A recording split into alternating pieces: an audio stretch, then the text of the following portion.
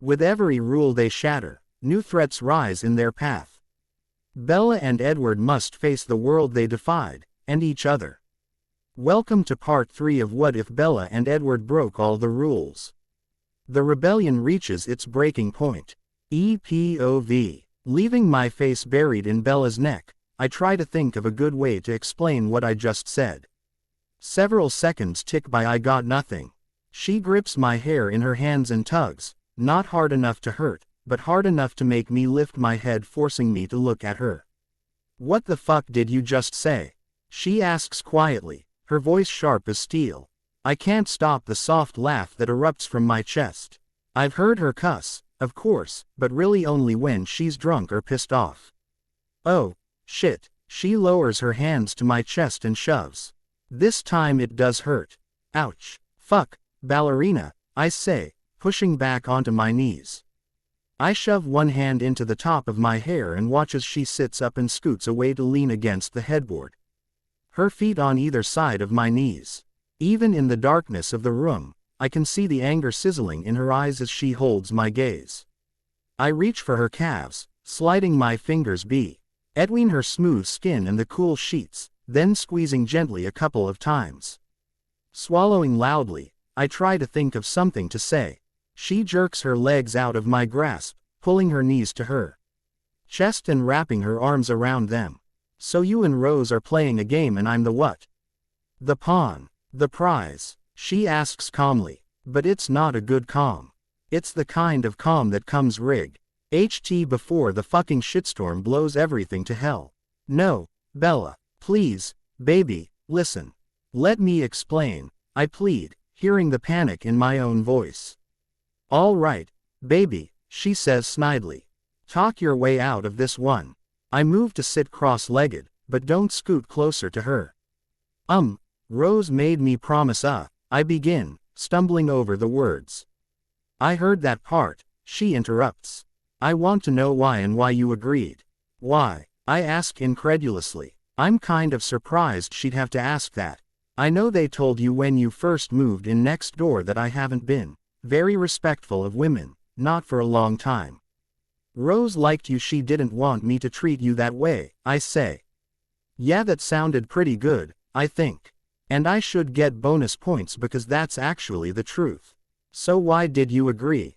She asks, tilting her head slightly. It doesn't sound like she was impressed with what I just said. Have you met my sister? I joke. Well, sort of. She is fierce, but that's not the only reason I agreed to her rules, or maybe it is, but it's not the only reason I'm still sticking to my promise. Bella isn't laughing, so, shrugging, I continue. Because I liked you, too. I didn't know if you would ever give me a shot, but if you did, I didn't want to fuck it up. What do you mean? She asks. I didn't want it to be a spur-of-the-moment thing that you'd regret in the morning, I explain. She's nodding. Wow, she says icily. What enormous egos both of you have. So I get no credit here. You don't think there's a chance that I wouldn't have let you talk me out of my clothes? Ballerina, I would have. It's what I do, I say, then realizing what I said, I quickly backpedal. Did not do. She huffs out one chuckle at that statement and shakes her head. And even though I know I'm still in trouble, that's enough to make me feel a little better. So Rose thinks and you agree that I'm not capable of deciding when I want to have sex. No, ballerina, it's not like that. She was protecting you from me, I say urgently. Then, like it always does around her, the fucking truth comes spilling out. But it really isn't about her anymore, it's me. I'm trying to do this the right way with you. Sex. You're trying to do sex right with me? She asks sarcastically. No. Yes. But no, I say with a sigh. I'm not explaining myself well, that always seems to happen around her, too. I'm trying to do the relationship right, not skip all the steps. But you didn't tell me, she says, still glaring at me. I didn't think it was exactly a object for a first or second date conversation. I would have told you, would have talked to you about it, I reply, hoping I sound sincere. I am fucking sincere. She looks down at her knees and is quiet for a minute. I don't know if that's good or bad, so I swallow nervously and wait. How do you think it makes me feel that you screwed all those girls before and now you won't have sex with me? She finally whispers. I don't know how it makes you feel. I hope it makes you feel like you're different to me, I say. Christ, I've never had a conversation this intense and emotional with a woman without trying to run away. Different like a freak, she asks, her voice still hushed. Shit, it sounds like her feelings are hurt. No, Bella, I answer softly, but my tone is firm. She lifts her chin a little, her huge brown eyes looking at me again from under her brow. Different like. Sex with them didn't mean anything to me. It fucking does with you. It makes me feel like you wanted them more than you want me, she says. Dropping her eyes to her knees again and sniffling. Oh, Jesus. This is the shit girls come up with. Instantaneously, I'm frustrated that she doesn't understand how I feel about her. And I feel guilty for the way I've acted with girls in the past. That's fucking ridiculous, ballerina, I insist, using my arms to push myself closer to her and wishing she would let me touch her. I don't try though, not yet. I want you so fucking much that I can't stop thinking about it, can't stop thinking about you. But I want more than that with you. Since she didn't recoil, I think it might finally be safe to scoot closer. I shift around to sit next to her, leaning back against the headboard, my arm resting lightly against hers. I'm sorry for telling you the way I did. I honestly didn't think it would come up tonight, I explain, turning my head to look at her. Again, she chuckles. Her hair is hanging down, blocking my view of her face. I'd like to pull it back so I can see her. But I'm afraid she might pull away then. You know what I mean, I say, nudging her arm with my elbow. I think it should be our decision, Bella. I think we should talk about it. But I don't think we should decide in the middle of the fucking night once we're already aroused. You know, that's the best thing you've said since this whole conversation started, she says, looking over at me at last. Her face is serious, but she doesn't look as mad as she did a few minutes ago. Lowering her eyes again, she sighs loudly and scoots to the other side of the bed. Farther away than she started when we first got in bed a couple of hours ago. I'm going back to sleep. Want me to go sleep on the couch? I ask quietly. No, that's stupid. We're adults, she answers. She doesn't look at me though. Busying herself getting the covers straightened back out. She looks fucking good in my bed. Jesus, I can't wait to really roll around in the goddamn sheets with her. Yeah, but one of has trouble keeping her hands to herself, I tease, hoping it's safe to lighten things up now. She looks at me then, raising one eyebrow and smirking a little like she's trying not to laugh. At least she doesn't look more pissed off. You're not gonna have to worry about that again tonight, barman, she says coolly as she lies down on the far side of the bed with her back to me. I lie down, too, facing her, scooting as far as I can toward the middle without encroaching on her side. Are you breaking up with me? I ask softly. Am I what? She asks, sounding surprised as she peeks over her shoulder at me. Breaking up with me, I repeat. No, she says, drawing the word out and rolling over to face me. Are you going to break up with me the first time you get mad at me?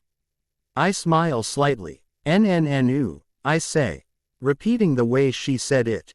Shit, ballerina, I don't know anything about relationships. I haven't been in one in 6 years. None at all, she asks, narrowing her eyes. None that lasted more than a couple of days. None with conversations and dates and sleepovers, I say, smiling at her. She says. Her eyes slide closed and she's smirking slightly again. Are you still mad? I whisper. Yes, she whispers back, her smirk breaking into more of a smile, but she rolls her lips together a second later to contain it. How mad? I ask. I'm probably pushing my luck. But I can't make myself shut up. Shish. Go to sleep, Edward, she says softly. I sigh, but I quit talking like she asked, thinking of the irony of this situation. The first time in 6 years that I ask a woman to come home with me, she wants to have sex and I don't. Well, I do, but I don't. I close my eyes and start to drift back to sleep, wondering how she'll surprise me next. The first time she stayed here she said my name in her sleep. Tonight, Jesus, if she gropes me like that again, there's no way I'll be able to stop. Just as I'm about to fall asleep, I feel her SCO. OT a little closer to me and then I feel one finger trace lightly across my lower lip. She pulls her finger away and sighs deeply. I don't open my eyes, but my lips curl up slightly into a smile. Surprise. Blank, underscore, blank. In the morning, I wake up first and shower, pulling on jeans before I leave the bathroom. I think Bella's still sleeping as I walk into the closet to get a t-shirt. Until I hear her voice behind me. I didn't know you had a tattoo, she says, still sounding groggy. I stop in the doorway and turn slowly, trying to be prepared for what I see. Fuck, it's worse than I thought. She's sitting up, the covers tangled around her feet, with her knees bent and her arms loosely draped around them. Her face is slightly flushed, her hair tousled. She's smiling shyly at me and I see the familiar pink tint flood her cheeks as she blushes under my gaze. She's so fucking sexy and adorable all at the same time. I can't stop myself from walking over to her. I also can't stop myself from noticing that the way she's sitting my boxers are loose around her thighs and I can see all the way up them. She's wearing black underwear, or maybe dark blue. All I want to do is run my hands up those long ass legs of hers and pull them off. But I don't. I won't. Yet. Morning, ballerina, I say, leaning down to kiss her. She slaps a hand over her mouth just before my lips touch hers. MRNGBRF. She mumbles behind her hand. I don't fucking care. Move your hand, I say, laughing. She lowers it and lets me kiss her once, with her lips clamped shut, before she pulls away. Do I have time to shower? She asks, swinging her legs over the side of the bed to stand up. Sure, I answer, then frown when she turns away from me. What the fuck are you doing? Making the bed. What does it look like I'm doing? She asks, looking over her shoulder at me as she bends over the bed, smoothing her hands across the sheets. Fucking teasing me, I think, but I'm not stupid enough to say it out loud for once. The way she's bent over and the way she's got my boxers rolled up around her waist give me a great view of her legs. Every time she moves, I can see the definition in her calves. The deep indentations on her outer thighs. I also get another glimpse of the underwear, they're definitely black and lacy. Jesus, Bella, you don't have to do that, I finally say. Hoping it's only taken a few seconds and not several minutes for me to respond. I really couldn't say for sure though. I walk around to the other side of the bed, mimicking her movements. This shit feels way too domestic. It should freak me the fuck out. It doesn't, but that freaks me the fuck out.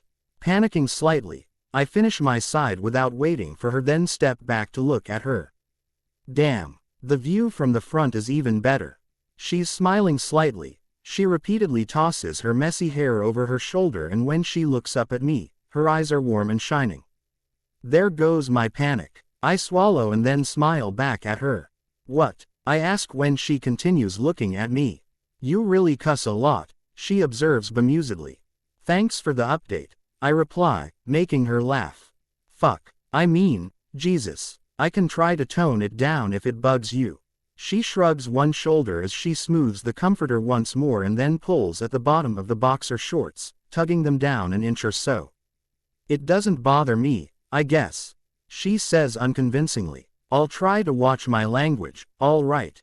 I'm not gonna fuck freaking promise any miracles or anything though. I've been talking this way a long time, I grumble. Smiling when she chuckles at my slip up. Thanks, Edward, she says. I see her eyes skim quickly down to my bare chest and then back up to my face. Am I still in trouble? I ask, trying to look remorseful. I feel it, I'm just not sure if I look it. I do my best impression of the sad eye look Rose gives my dad when she's in trouble. I guess I look fucking stupid because Bella laughs out loud at me. Her persistent giggles make it impossible for me to keep making the sad face. "Oh, Edward, you have no idea how much trouble you're still in," she manages to say between gaspy breaths. As I watch her turn to walk into the bathroom, I wish she wasn't still mad at me because I really want to hug her. I wish I hadn't made that promise because I really want to follow her into the shower. Groaning quietly as she shuts the door, I have to disagree with what she just said. I think I know exactly how much trouble I'm in. Blank, underscore, blank. When we get to the bar, I park next to Bella's studio door. She gets out immediately, wearing her dress from last night but carrying her shoes and stockings. I definitely want to see her in those again sometime. "I'm changing before I come over. Don't warn Rosalie," she says over her shoulder as she unlocks her studio door. I know she's still mad at me, too, but she's thawing out. She agreed to go eat lunch with me in a couple of hours and talk. After she walks inside the studio, I lean against my car for a minute and briefly consider going back home. In 20 minutes or less, one of these women is going to be mad at me. Well, matter if it's Bella. Jesus Christ. Women. Reluctantly, I walk across the parking lot to the bar and go in. I know Rose and Emmett are here, but when I get inside, it's quiet. The final cash register receipt for last night is laying on top of the bar, so I pick it up to look over the totals. They're good. We'll make money, which is not always a given when I have to pay a band, too. Well, there's the guy who disappeared so early last night, Emmett says, coming out of the back room carrying a box full of liquor bottles. It wasn't that early, I say, defending myself already. I think I'll be doing a lot of that today. It was after midnight when we left. He asks, feigning ignorance as he walks behind the bar. I continue studying the paper in my hand, refusing to look at him. "Oh, yes. I noticed that Tiny disappeared at the same time," he taunts, setting the box down on top of the bar in between us. Propping his forearms on top of the box, he leans across the bar to talk to me quietly. "I need to know if you broke your promise to Rosalie. Lauren and I have a bet." "It's none of your business, dickhead," I answer testily. "Look at me," he orders, smirking slightly when I do. "Nope, you didn't. You still look too tense." "Maybe I'm tense for another reason," I sneer, walking behind the bar to fix myself a soda. "Maybe, but you don't. You look like a guy who's recently been laid by the girl he's been hot for since August," he says. "Hold out as long as you can, okay? I've got the over and Lauren set the date at Thanksgiving." "Jesus fucking Christ, you asshole," I say, raising my voice at him. I know that neither Lauren nor Emmett or Rose for that matter know what Thanksgiving means to Bella, but it pisses me off anyway. Emmett is facing away from me now, restocking the back bar with full bottles and chuckling. Rose comes out of the kitchen carrying the garnish station, smiling, making me feel guilty all over again for the smackdown that I know is coming. "Hey, where did you and Bella disappear to last night?" she asks. Before I have a chance to answer, the side door opens and Bella walks in, her face set, her eyes shlee. Ding my way for just a second before she fixes her stare on Rosalie. "Hi, Bella," Rose says cheerfully. I don't feel sorry for my sister very often, but I want to jump in front of her right now and take all the blame. Bella looks just as mad as she did last night. "Rosalie, we need to talk. Here or at my place?" she asks. Rose looks shocked at Bella's terse tone, but suggests they go to a booth in the back, out of sight of where Emmett and I are standing. Bella takes off at a quick pace, not sparing me another glance. Rose looks questioningly at me. I half smile empathetically at her as she walks past me to follow Bella. I know exactly what she's in for. "Dude, do I need to ask what she's pissed about?" Emmett asks quietly, moving to stand next to me behind the bar. "Probably not," I answer with a sigh. Emmett chuckles quietly as he shakes his head at me. "Now they'll both be pissed at you. Want a shot?" "No, I'm taking Bella to lunch later. We have to talk, too," I say, raising my jaw. ND to drag through my hair a couple of times. Jesus, this is exactly why I never date. It was much easier to just get what I wanted and go home alone. Right, he says flatly, drumming his fingers on top of the bar. Right, I agree, nodding. So, you want to give up Bella and go back to whatever you had with Kate, or the redhead you let hang around last spring, or what's her name who came in all summer hoping you'd notice her. Didn't you end up screwing her in her car or some shit? He asks sharply. Fuck, now I feel sick. Thanks, M. I wasn't already feeling shitty enough, I remark acerbically. I have a point here, E. He says, turning sideways to face me. When I glance at him, his arms are crossed over his chest and he looks mad at me. Jesus, I can't win today. Don't keep me in suspense, I mumble. Turning to face him, I copy his stance, willing to play the pissed off tough guy game, too. You and I used to close down the damn bar every night, working or not. Now on my nights off, I'd rather hang out at home with Rose. You're finally with someone you really care about, too, he insists. Unfucking necessarily. I already know I care about her. You don't want to go back to those other girls for real.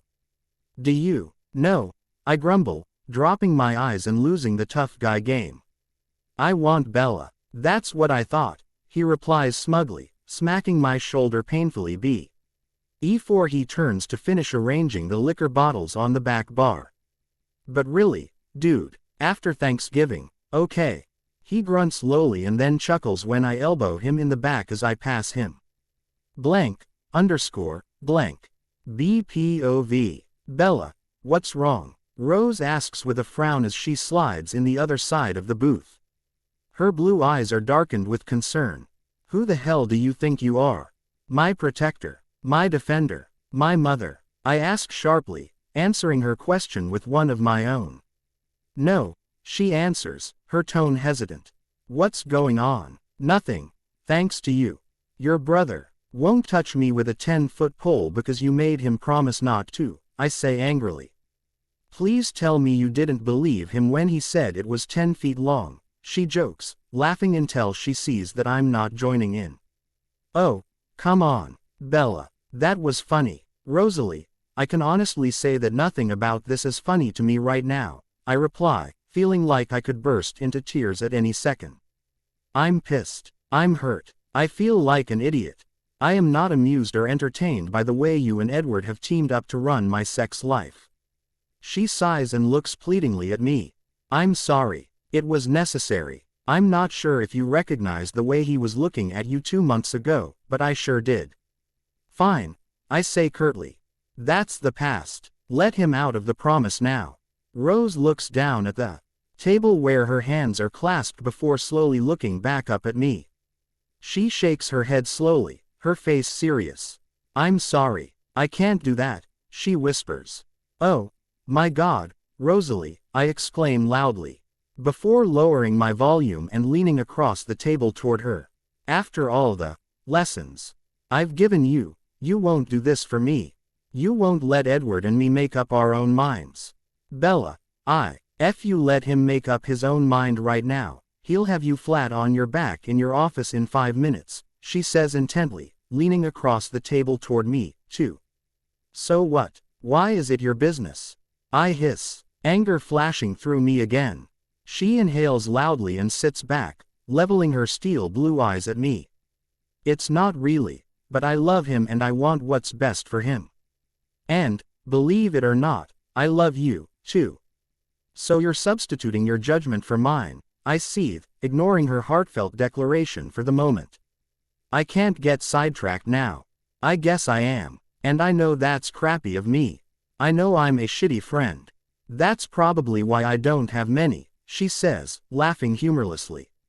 Still fuming, I stare at her and she calmly stares back, neither of us talking for a minute. Look, Bella, we haven't traded a lot of stories from our pasts, she remarks quietly.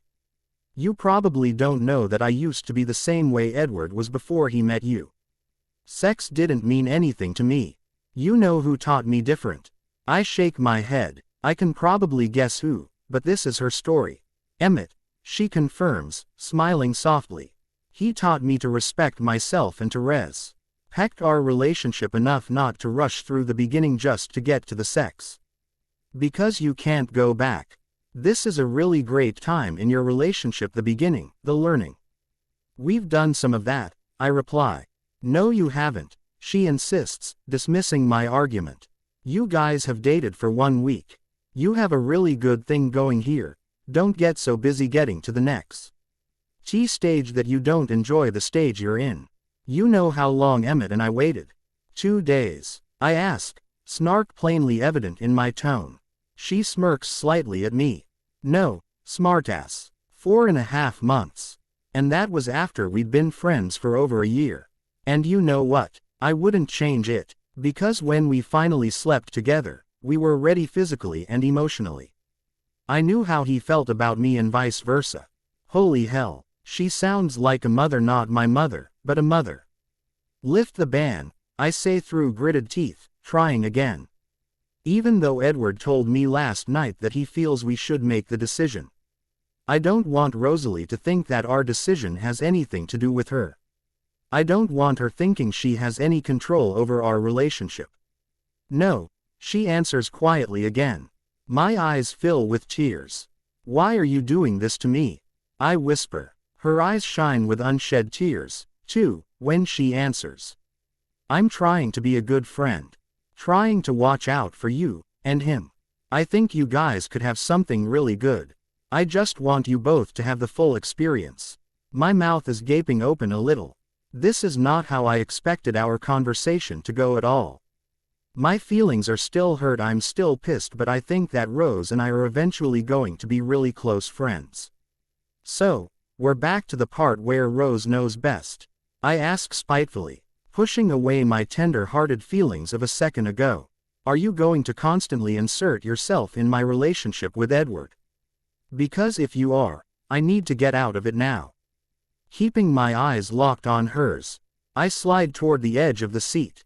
Bella, she pleads when she realizes I'm getting up. I don't have anything else to say to you, Rose, I say flatly, standing up. Her eyes are filled with tears again and she reaches for my wrist, grasping it in her hand. Please, Bella, try to understand. Wouldn't you do the same if you saw Alice or maybe even me rushing into something? She asks. A perfect, round teardrop hovers on her lower eyelashes, then finally slides in a perfect, straight line down her cheek. Yes, no, I lie. It changes everything when you take that step, Belle, she asserts. Cutting me to the quick with her expressive blue eyes. And if you wait until it's the right time, it will make you two closer, make everything even better. It adds to the relationship instead of becoming the relationship. I pull my arm away and she lets go easily, tears now streaking swiftly down her face. Jesus, I can't believe Rosalie cries.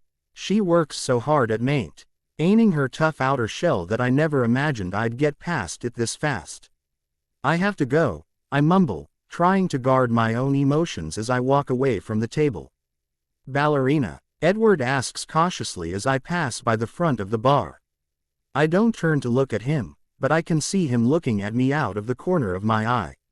Shaking my head briskly twice, I answer him. No. No, don't. I don't want to talk to any of you right now. I say, my voice cracking at the end. These people in this place have become such a big part of my life that my heart twists painfully as I walk out the door. Blank. I walk straight back to my studio, locking the door behind me. I don't feel like going home to wallow, so I call Alice, hoping she's not busy. Bella, spill it, sister. I want the deets, she chirps when she picks up the phone. There are no deets, I say, sniffling. What? He asked you to go home with him, she says. I hold the phone away from my ear. Her voice is quickly climbing into the screech zone. Can I come over? I ask. She offers to come and get me immediately and arrives 10 minutes later. As soon as I'm in her car, she interrogates me. I tell her what happened last night, all of it, and cringe when she giggles, looking over at me. Why would Rose think she'd get away with something like that? She laughs. I don't know, I mutter, SHR. Hugging my shoulders and tilting my head back against the headrest, looking up. Frowning, I swivel my head back and forth trying to figure out what the spot on the headliner is. I know someone else who thought she'd get away with it once. Alice says dryly. Me, I ask disbelievingly, snapping my head back down and turning toward her. I never imposed a random sex ban. You're right, you imposed a random groping ban, Alice laughs. She doesn't turn her head, but I see her eyes slide toward me briefly. One night. It was one night, and you were too drunk to make a decision about Jasper that night, I insist. Adamantly defending my actions. So you decided. And you scared Jasper so badly that he didn't try to touch me again for 2 months. She cries. You never told me that, I reply quietly, studying her amused profile. You always said you didn't want to hear it, she shrugs. There wasn't anything to hear, but you wouldn't even listen to that. But then you started telling me everything, I whine, chuckling, too. When he finally quit looking over his shoulder long enough to get down to business, yes. You're damn right I did, she says, then punctuates her comment with a satisfied sigh. Geez, guess I'm a hypocrite again. God, were the Cullens put on this earth just to point out my faults? Oh, there's another one. Assuming that other people were created just to teach me a lesson makes me the owner of my own massive ego. Edward and Rosalie aren't the only ones suffering from overimportance. I sigh, but I'm not satisfied. Now don't be a downer, Alice scolds lightly. Jasper's making us breakfast. Let's eat and talk about the groping again because, seriously, these are some great times you have ahead of you, Bella Swan. I roll my eyes, but I take the hand she reaches out toward me. Love you lots, she says, squeezing my hand. Love you lots, too, I reply, squeezing back. ___. 3 hours later, Jasper and Alice drop me off at the pizzeria where I agreed to meet Edward. Thanks for the ride, I say as I get out in the parking lot. Don't be too hard on him, Bella, Alice says, turning around to look at me. Okay, Mom, I'll be home by dark, too. I tease. He's a good guy, Bella, Jasper chimes in. Before I shut the door, I lean in to reply. I know, and I do. Inside, Edward is sitting in a booth, waiting for me. The booth behind my side is empty, but the booth behind his side holds a family: mom, dad, and 3 kids. After I slide in my side and we both say hello, we spend a few silent minutes studying the menu. So half meat with extra meat and half veggie? He asks, smiling at me. I narrow one eye and look at him suspiciously. Shrugging and looking sheepish, he explains. Rose told me that's what you like, the veggie. I nod. Damn, another point in Rosalie's favor. Even when she knows I'm mad at her, she's supportive of my relationship with her brother. I hate it when I feel petty. Our waitress is young and pretty and flirty. Edward doesn't seem to notice. Once he's ordered for us, I pick up the menus from the table to hand them back to her, dismissing her. That docen, please her, she'll probably spit on my half. After she walks away, Edward sighs and props his elbows on the table. So, Bella, I think we should wait, not have sex yet, he starts. Edward, I hiss, leaning across the table toward him to speak quietly. There are little kids sitting behind you. He turns to look, then turns back around, chuckling and turning slightly red. The man's back is to us, but his shoulders are shaking like he's laughing. Thank goodness I can't see his face. I know mine is turning red. What I meant to say was, you know how I feel about candy. I think we should wait to have the candy, Edward says, laughing when I cover my face with my hands and giggle. It takes a minute for me to regain my composure enough to lower my hands, but when I do, he's still staring at me, smiling at me. Yes, Edward, I think you were clear on your feelings about candy, I say, biting the inside of my cheek to try and control the laughter. I just don't see the point in waiting for the candy. That's not true anymore. After I spent the morning listening to Rose and then Alice, I began to see the potential benefit in waiting a little longer, in getting to know each other better, letting things develop at a slower pace. But I want to know that this is truly how Edward feels. I didn't look at him long enough last night to judge his sincerity. The candy will be there. We don't have to rush, he says, leaning forward slightly and fixing his bright green gaze on me. I'm wondering though, I want to know why you don't want the candy, I say, dropping my eyes to the table in front of me. Ballerina, he says insistently, waiting until I raise my eyes to continue, I want the candy. His gaze is intense as he stares at me. When he reaches one hand across the table toward me, I put my hand in it without hesitation. Are you afraid the candy won't be good? I ask nervously, biting my lip. Edward shakes his head, reaching his other hand across the table and cradling my hand in both of his. I think the candy will be the best freaking candy I've ever had. But I want to feel like I've earned the candy. He's looking at me seriously again and squeezing my fingers lightly. I spike an eyebrow. You want to pay for the candy? I ask. I don't think that's what he means, but I want to be sure. No, I want to deserve the candy. He's studying me intently again. What about you, Bella? Do you want to wait? 12 hours ago, I didn't. I start, looking down for a minute before lifting my eyes back up to his. But now, yeah, I'm glad we didn't have candy last night. I don't think I'm ready. I sigh, hating to admit that although I felt physically ready last night, I want to feel more connected to him emotionally before we take that step. But he smiles at me as if he suspected that already, and he nods like it's okay with him. That makes me sigh again. So candy later? I ask, butterflies fluttering wildly in my stomach. Jesus, I hope he doesn't say, no, thank you. Yeah, ballerina, definitely candy later, he says, his voice dropping down even lower until he almost sounds like he's growling. Under the table, he slides his feet forward and traps one of my legs between his. At the same time, he scratches his thumbnail slowly back and forth across my palm, tickling me, sending tingles of desire coursing through my body. Oh, our waitress arrives with drinks and plates then, eyeing Edward a little longer than she should as she sets everything down in front of us. I start to roll my eyes, then think better of it. I guess I'll have to get used to Edward getting this kind of attention if we are going to be a couple. A couple who will eat at restaurants, go to the movies, shop in the art district, and eventually have candy.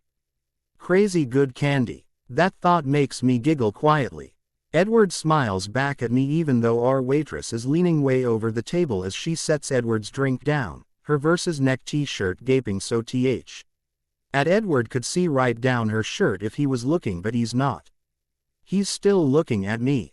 Once the waitress walks away, swinging her hips exaggeratedly even though Edward's not watching, and to get one other point straight with him. This waiting has nothing to do with your sister trying to shut down the candy store. I ask, serious but smiling as I lean across the table to talk quietly. He chuckles, but answers right away. Not anymore, he says, his eyes shining. He tightens his legs around mine for a second under the table. I mean, yeah, at first. She's fucking mean, you know. I look sternly across the table at him, having to bite the inside of my lip to keep from laughing out loud. Jesus, he's so fucking cute. Jesus, I'm starting to sound like him. What? He asks, frowning back at me. Language, Edward, I reply, then laugh when his face settles into his trademark smirk. Behind him, the family is getting up from their booth. Mr. Eavesdropper tosses some money down on the tabletop as his family heads toward the door. He starts to walk away, then turns and walks back toward us, stopping at the edge of our booth. You know, he says, capturing both of our attention immediately. Edward and I both look up at him expectantly. They have these little mini candy bars, fun size. They're pretty good at giving you a taste before you have the full-size candy. Embarrassed, I drop my head down toward the table, not raising it again until Edward laughingly tells me the man is gone. When I look at him, his cheeks are flushed, too, but he looks happy. So fun size? He asks, linking our fingers together. Nodding my head and laughing again, I agree. Fun size. Blank, underscore, blank. For the next few days, Edward is so busy that we barely see each other. Even though the Halloween party is over, Halloween is not. He says he doesn't know if it's because his bar is called Full Moon or if people are just always crazy around Halloween, but the bar is packed every night until Thursday, which is actually Halloween night. Each night, I go over to the bar before my classes and I go back after classes are over, but Edward has to close every night. So I'm asleep by the time he gets off work. We don't have much time alone, but we make out in his office or mine every night for a few stolen minutes. There is absolutely no groping though. Damn it. And Rose, even though I'm not really talking to her, speaks to me every time she sees me. Luckily, she only works 2 nights this week, so I don't see her very much.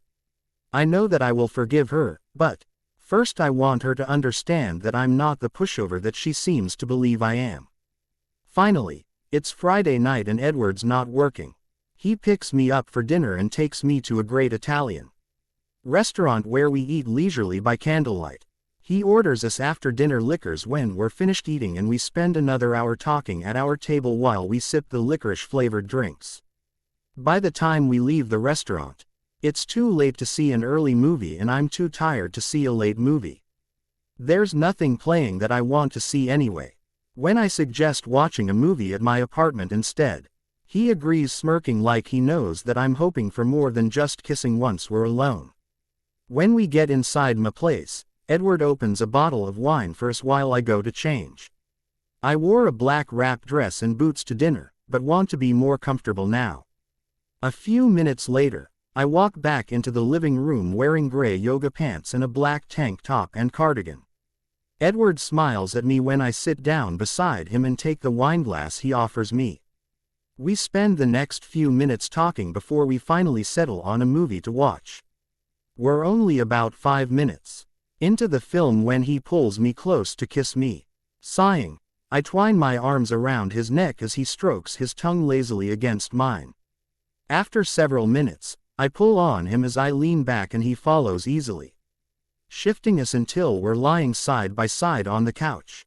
His hands roam all the safe zones, grazing the side of my breast a few times without stopping to really touch me. Suddenly, gunfire erupts in the movie and Edward pulls away from my mouth and lifts his head to look at the TV. He keeps his hands on me, but his eyes on the screen for the next couple of minutes. Shaking my head in amusement, I lower my arms from around his neck and roll over to watch the movie, content to be held in Edward's arms while he indulges his inner 14-year-old boy. Tightening the arm he has around my waist, he pulls me tightly against him so my back is pressed to his front. He leaves his hand on my stomach, eventually sliding it up under my tank top to rest skin on skin. For the next 15 minutes, the movie consists of bad acting, car chases and unrealistic gun battles, but Edward seems to be watching intently as he glides his fingers distractedly back and forth across my abdomen, tickling me lightly. I snuggle back a little farther into his chest and sigh contentedly, despite the awful film. As I press myself closer to him, he lowers his face to my neck, kissing me through the strands of hair resting there. And his hand wanders upward slightly to rest right under my breasts. "Ballerina, this movie sucks," he murmurs against my ear. "Let's make out instead." My heart rate spikes, and I'm internally grateful that he doesn't think the movie is good, either. "What? I like the movie," I tease, trying to sound serious, but I feel his chest rumble behind me as he laughs. "Liar," he accuses, removing his hand from my stomach and lifting it up to gather my hair out of his way. Once he has unfettered access to my neck, he settles his mouth again, kissing and licking his way from my ear down toward my shoulder at the same time he slides his hand back up my shirt, sliding up to cup my breast immediately this time. I shiver involuntarily as a jolt of desire shoots down my spine. Inhaling sharply, I arch into his touch, pushing my hips back against his at the same time. He grunts quietly against my skin and uses his index finger to circle my hardened nipple through the lace of my bra. Reaching up behind me, I bury my hand in the top of Edward's hair, gripping lightly, and then gasp quietly when he pulls the cup of my bra down and captures my nipple with his warm fingers. Sighing at the touch of his hand on my bare skin, I close my eyes and enjoy the tingling sensations racing across my skin, the fire rushing through my blood.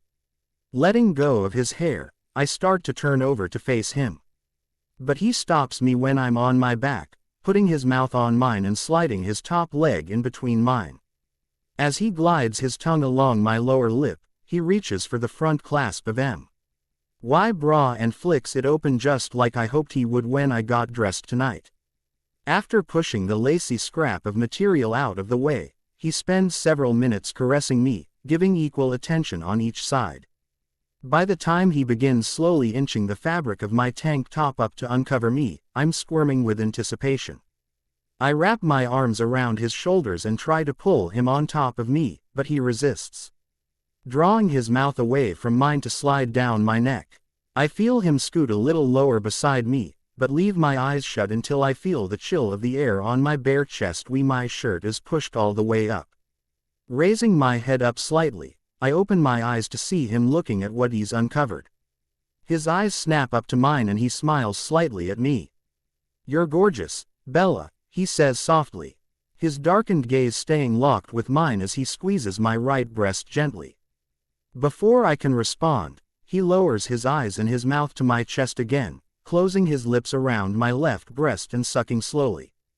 "Oh, God, Edward," I moan as he continues to pull on me, alternating the suction with deliberate, swirling strokes of his tongue across my nipple. Burying both hands in his hair, I hold him to me, only letting him move when he releases my left breast and moves to the right. The delicious torture goes on for several minutes, and then he finally pushes up to put his lips on mine again. As our tongues tangle together once more, I lift my hips seeking, and Edward places his thigh more firmly between my legs, letting me press myself against him as I whimper quietly. "Jesus, ballerina, I want to touch you." He breathes into my mouth. "I want you to," I pant, granting the permission that I understand he wants before we go farther.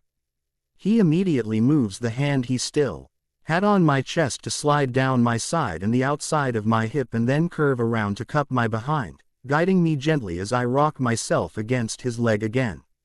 "Fuck, Bella," he says hoarsely, pulling my hips against his leg roughly and pushing his thigh right up against me. Suddenly, his leg is gone and I feel his hand glide across my stomach and down the front of my pants.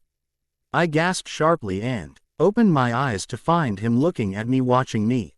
As he uses his index finger to slowly circle my clit, my eyes begin to slide closed on their own. "Look at me, baby," he says softly, lowering his lips to mine for a brief instant before he raises back up enough to see my face. I do as he asks, even though I'm a little embarrassed. My hips jerk against his fingers as he finally touches me and I can't stop the low moan that escapes my lips. "Edward, Edward," I whisper. Smiling slightly at me, he lowers his mouth to mine again, closing his eyes and grunting into my mouth when I dig my nails into his shoulders. Finally, he pushes a finger inside me, going slowly, giving me time to adjust. When he finally begins to move his fingers on me, I wrench my mouth away from his, trying to catch my breath. He shifts his mouth to my neck, never slowing his fingers. It doesn't take long for me to be on the edge of what I'm sure will be the greatest pleasure I've ever had. It's so close and then it's gone. What happened? It was so close I could practically touch it and then poof. Edward raises his head to look at me, stilling his fingers and then smiling again as he bends down to kiss me. "Relax, ballerina," he says, nibbling and licking at my lips for a minute until I respond to him, gripping his shirt with my fingers. Despite our awkward position, I try to slide my hand down his chest from his shoulder. But I can't get past his arm. I huff in frustration. "What, baby?" he asks, retreating from my mouth to study me. "I want to touch you, too," I whisper, forcing myself to look at him. Groaning quietly, he leans over my chest, lowering his forehead to the swell of my breasts. "You're gonna fucking kill me," he says gruffly, but he gently removes his hand from me and shifts our arms around so that I can reach him. He unbuttons and unzips his jeans and guides my hand down to him, covering my hand with his when I wrap my fingers around him. I see him looking down, but I'm not feeling that brave. So I close my eyes, but smirk a little when I hear him inhale sharply. He keeps his hand over mine for a minute, teaching me how he likes to be touched, helping me find the right rhythm. Releasing my hand after a moment, he glides his hand up my inner thigh, grazing the spots aching for his touch. When he slips his hand inside my pants again, I bite my bottom lip and lift my hips toward his touch. This time when I feel the pressure rising, I try to stay relaxed and ride it out while continuing to stroke him, too. As I get closer, I feel my lips part and drop open, my hips rock faster against his touch until the pleasure shoots through me, radiating out from my spine in wave after wave. "Oh, God, Edward," I gasp. "Oh, my God." Arching my back, I cry out one more time. Then Edward's hips jerk and I feel the warm rush of liquid coat my hand as he groans loudly. "Bella, Bella, Jesus," he says, leaning in to kiss me, slowly pulling his hand away from me and grabbing my hand from him. "Sorry, baby, just wipe that on me." He rubs my hand across the untucked tail of his shirt. "It's okay," I sigh dreamily, smiling at him. I'm so happy that I made Edward come that I could care less that he did it all over my hand and my side. "Can we do that again?" He laughs, sliding his arm around me and pulling me close. "Definitely," he replies, kissing the top of my head. "I just need to recover first from the fun-size candy," I ask cheekily, giddy and sated at the same time. Smiling when I hear him laugh, I pull away a bit so I can look up at him, and then stretch toward him to kiss him. "Stay here tonight," I murmur. "Yeah," he answers, smiling against my lips. After we both clean up, we snuggle into my bed. Edward's wearing his boxers, which were luckily spared from any overflow, and the t-shirt he wore under his button-down shirt. I have on flannel pajama pants and a t-shirt. He gathers me close, kissing me goodnight, and it occurs to me that even though we've slept in the same bed before, this is the first time we've been like this at bedtime. Wrapped in his arms, I fall asleep quickly, but wake several times during the night. Every single time, even if we've moved around in the bed. Edward's hands are on me. If I try to scoot away, he either tightens his grip and pulls me back or follows me. When the room begins to lighten a bit with the sunrise, his hands and lips begin to roam to the good spots again, eventually resulting in a repeat performance of last night. We kiss lazily even though we have morning breath, his isn't even bad. And he eventually curls up behind me to go back to sleep. He pushes his hand up my shirt to cup the underside of my breast, stroking his fingers across my skin slowly. As he drifts off, his movements slow and then he reflexively grips me in his sleep. I smile tiredly as he sighs into my hair. I freaking love it, and I think I might also love him. Over the next few days, Edward and I spend a lot of time together. But he doesn't sleep over again. He has to work Saturday and Sunday nights, so we hang out during the day instead. We spend Saturday afternoon at his condo and I help him decide where to hang his copper sculpture. On Sunday, we go to lunch at the waterfront with his parents. Monday night after classes are over at the studio, I stop at the bar and he takes me upstairs to the storage area. Even though he tries to act cool, I can see the excitement in his eyes as he shows me the tentative drawings for the renovations starting this week. In a couple of months, the whole second floor of this building will be converted into a game room and additional bar area. Then he shuts the door of the small storage area we're standing in so he can kiss me, long and slow, before I go home. After classes on Wednesday night, I spend a few minutes straightening up the studio, wiping off the mirrors. I chuckle to myself thinking of the 4-year-old ballet class one taught in here tonight. You're so cute and they love watching themselves in the mirror and touching the mirror, and breathing on the mirror. Kneeling down, I spray and wipe the spot where 2 girls in pink tutus repeatedly practiced writing their names in the fog from their breath. When I hear the side door creak open, I frown, wondering who's coming in.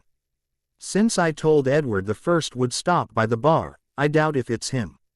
Bella, Rosalie calls. Crap. It's been almost 2 weeks since our argument, almost 2 weeks since I found out that she unilaterally ordered a sex ban on my relationship with Edward. I haven't really spoken to her since, and I don't answer her now. I continue wiping the mirrors, even when I hear her footsteps stop in the doorway and see her image reflected in front of me. Although I wipe over her several times, neither she nor her reflection disappears. Bella, sighing loudly, I stand and turn to face her. Hi, Rose. She's uncharacteristically timid, shifting her weight from side to side and looking everywhere except at me. I know you're still mad at me, but tomorrow is Emmett's birthday and I really don't want to screw this up, she says, her voice quiet and hesitant. Finally, she shifts her gaze to meet mine. Will you help me rehearse? Please. I eye her warily for a minute and then nod slowly. Surprise crosses her face before she smiles in relief. Really? She thought I'd say no. That makes me happy in a weird way. Maybe she thinks I'm tougher than I actually am. I'll do it because I like her and I think we'll get past this eventually. But even if I didn't like her, I'd still do it because I'm the one who taught her the dance. I would never say no to a student who asked for help. Thanks, Bella. I still have the playlist on my iPod, so I start it on the sound system. While Rosalie takes off her jacket and lays it on the chair at the front of the room. Once the music starts, I sit in the chair and watch her, not able to stop the smile that spreads across my face. She does well, and Emmett will definitely like his present. When she's finished with the 2 songs Alice and I choreographed, she turns to look at me. So, she asks, wrinkling her face up slightly as she waits for my evaluation. It was good. You just need a couple of pointers, I answer, standing up. I start the playlist over and stand beside her in the center of the room. We aren't even through the first song when she tries to start a conversation. You and Edward are spending a lot of time together, she remarks, meeting my eyes in the mirror for an instant before sliding hers away. She Oak's almost scared of me. I've never seen Rose display this lack of self-confidence before. She's usually I do what I want and I don't care what you think, kind of girl. It's one of the things I admire about her. Although I wouldn't tell her that right now. I think that's what you're supposed to do when you date, I answer, purposefully using the same tone Alice uses with me when I make a comment about something that's obvious. He seems really happy, Bella. You're very good for him, she says, smiling slightly. I stop dancing and turn to face her, resting my hands on either side of my waist and jutting one hip out to the side. Are you trying to butter me up, Rose? I ask coldly. It won't work. The only way for me to stop being mad is if you take yourself out of the middle of this relationship. If either of you had any relationship experience, I would, she argues, facing me, too. But you guys are both new to this. Just relax, get to know each other. Easy for you to say, I scoff, narrowing my eyes angrily. You're shacking up every night with your boyfriend. She crosses her arms over her chest and looks snottily at me. Well, I happen to know that my brother didn't sleep at his condo the other night either, she retorts. Luckily for you both, Edward's still being a dick to me, so I know there's no way he's getting laid. Our relationship is not about you, I yell, mimicking her stance and glaring at her.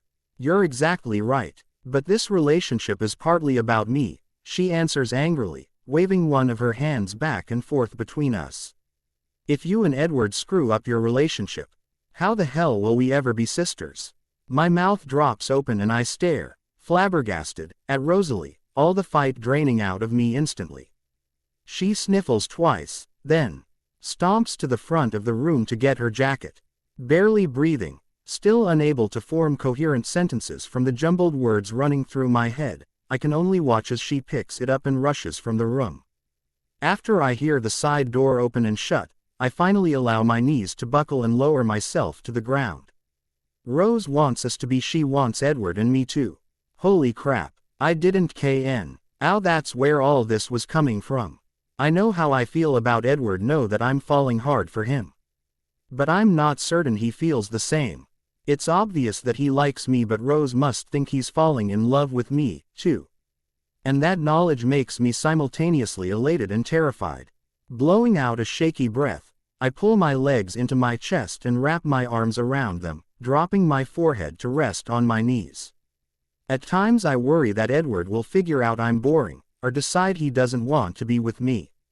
I don't know anything about the girls he used to date, or what led to his 6-year period of not dating at all. I think there was probably a girl involved in that somehow, but he hasn't told me yet. Sighing, I twist my head from side to side against my knees, trying to be away the throbbing in the middle of my forehead as I turn my thoughts to myself. Sometimes I feel like I don't know what I'm doing with Edward. I've never dated anyone seriously. I have no idea what it takes to make a lasting relationship work. In a way, Rose is right.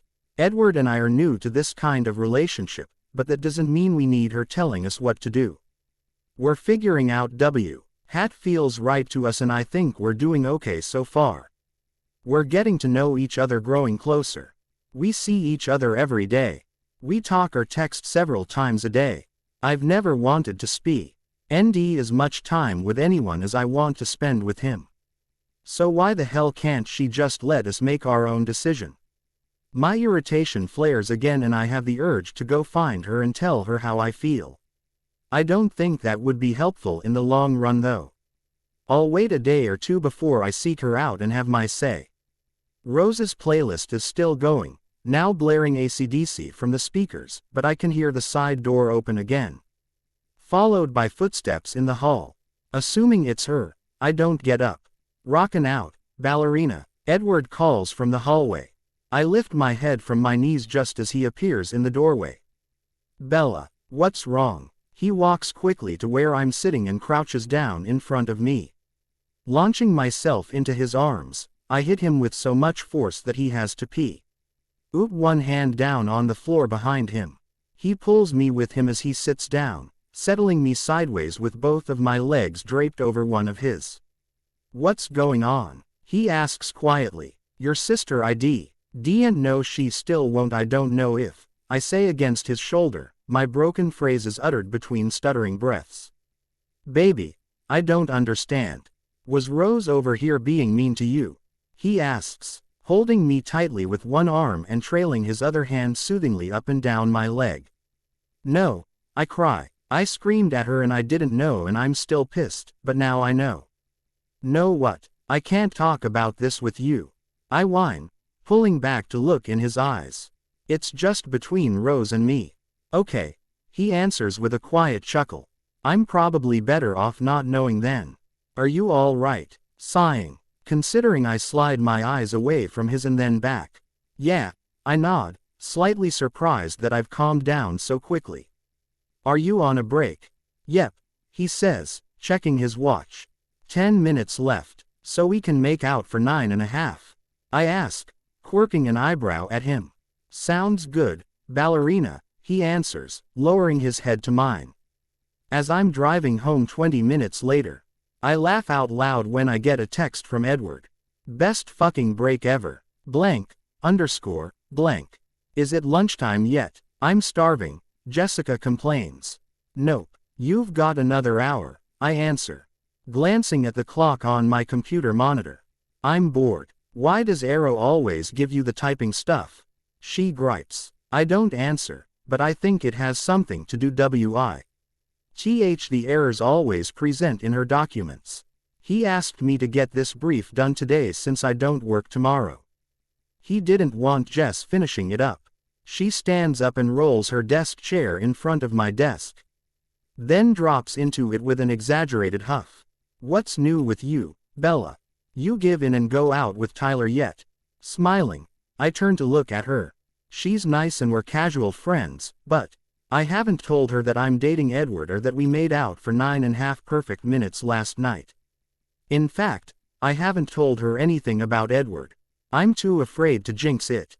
But when she kept hinting about Tyler last month, I told her that he asked me out and that I turned him down. Nothing's new, I answer with a shrug.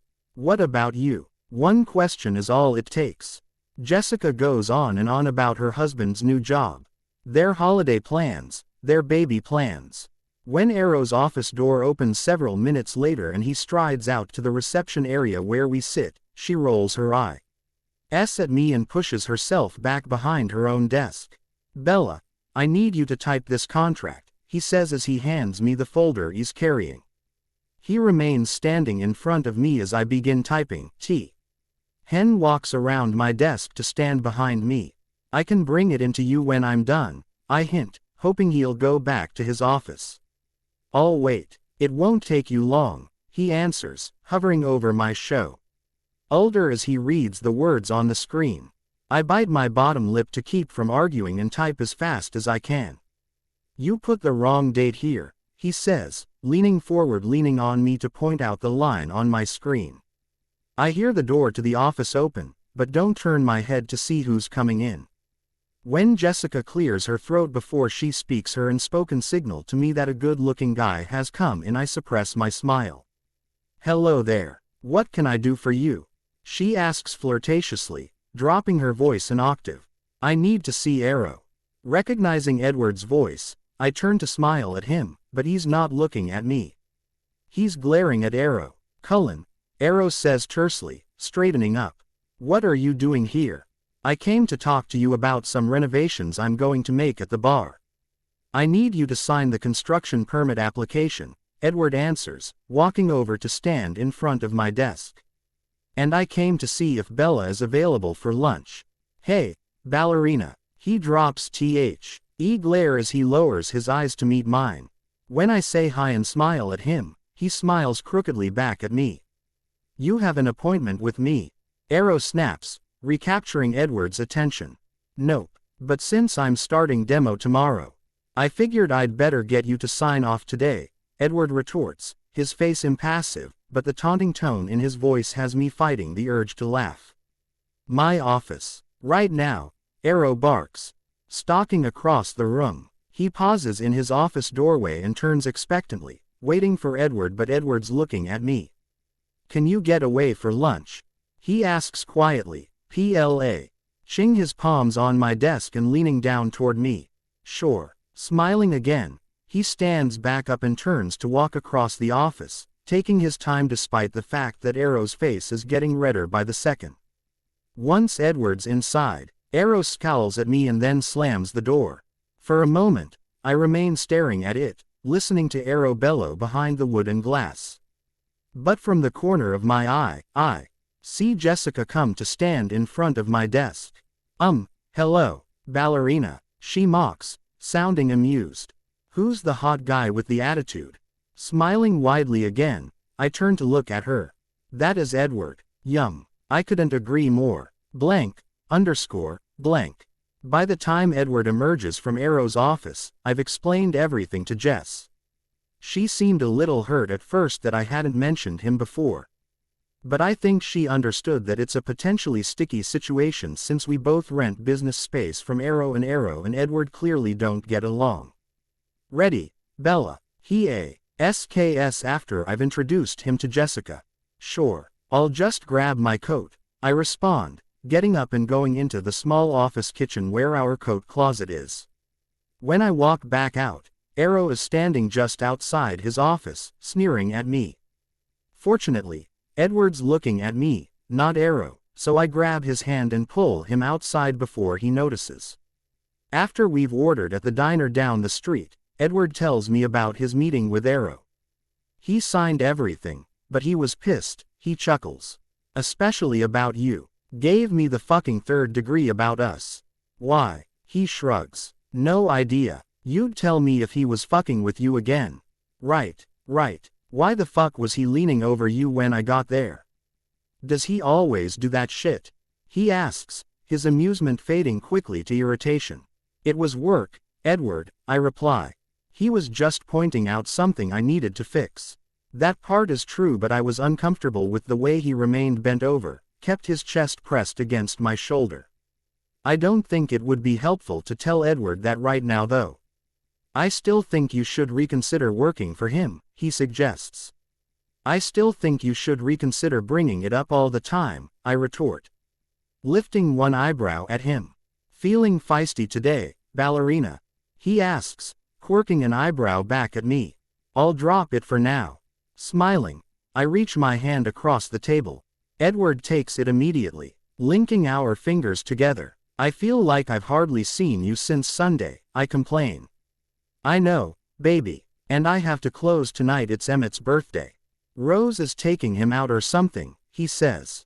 Okay. I nod before looking down at the table, willing my face to remain pale despite the fact that I feel my cheeks heating at the thought of roses, or something. Although I'm still mad at her. I hope that her gift-giving goes well. Emmett will like it either way, but Rose worked hard. She'll be disappointed if it doesn't go according to plan. But since you don't have to work tomorrow and I won't have to go in until noon, I could if you want, it'll be late, he stammers.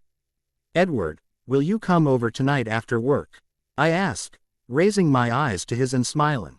Gee, when I see the nervous look on his face. He grins. That's what I was trying to say. But I didn't want to be rude and invite myself, he says.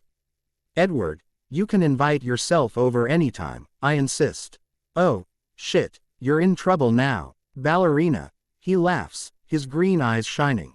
You'll never get rid of me if I have an open invitation. He squeezes my fingers as I laugh, too hoping it's true. Blank, _ blank. Jessica meets me at the door when I return to work, already wearing her coat and holding her purse.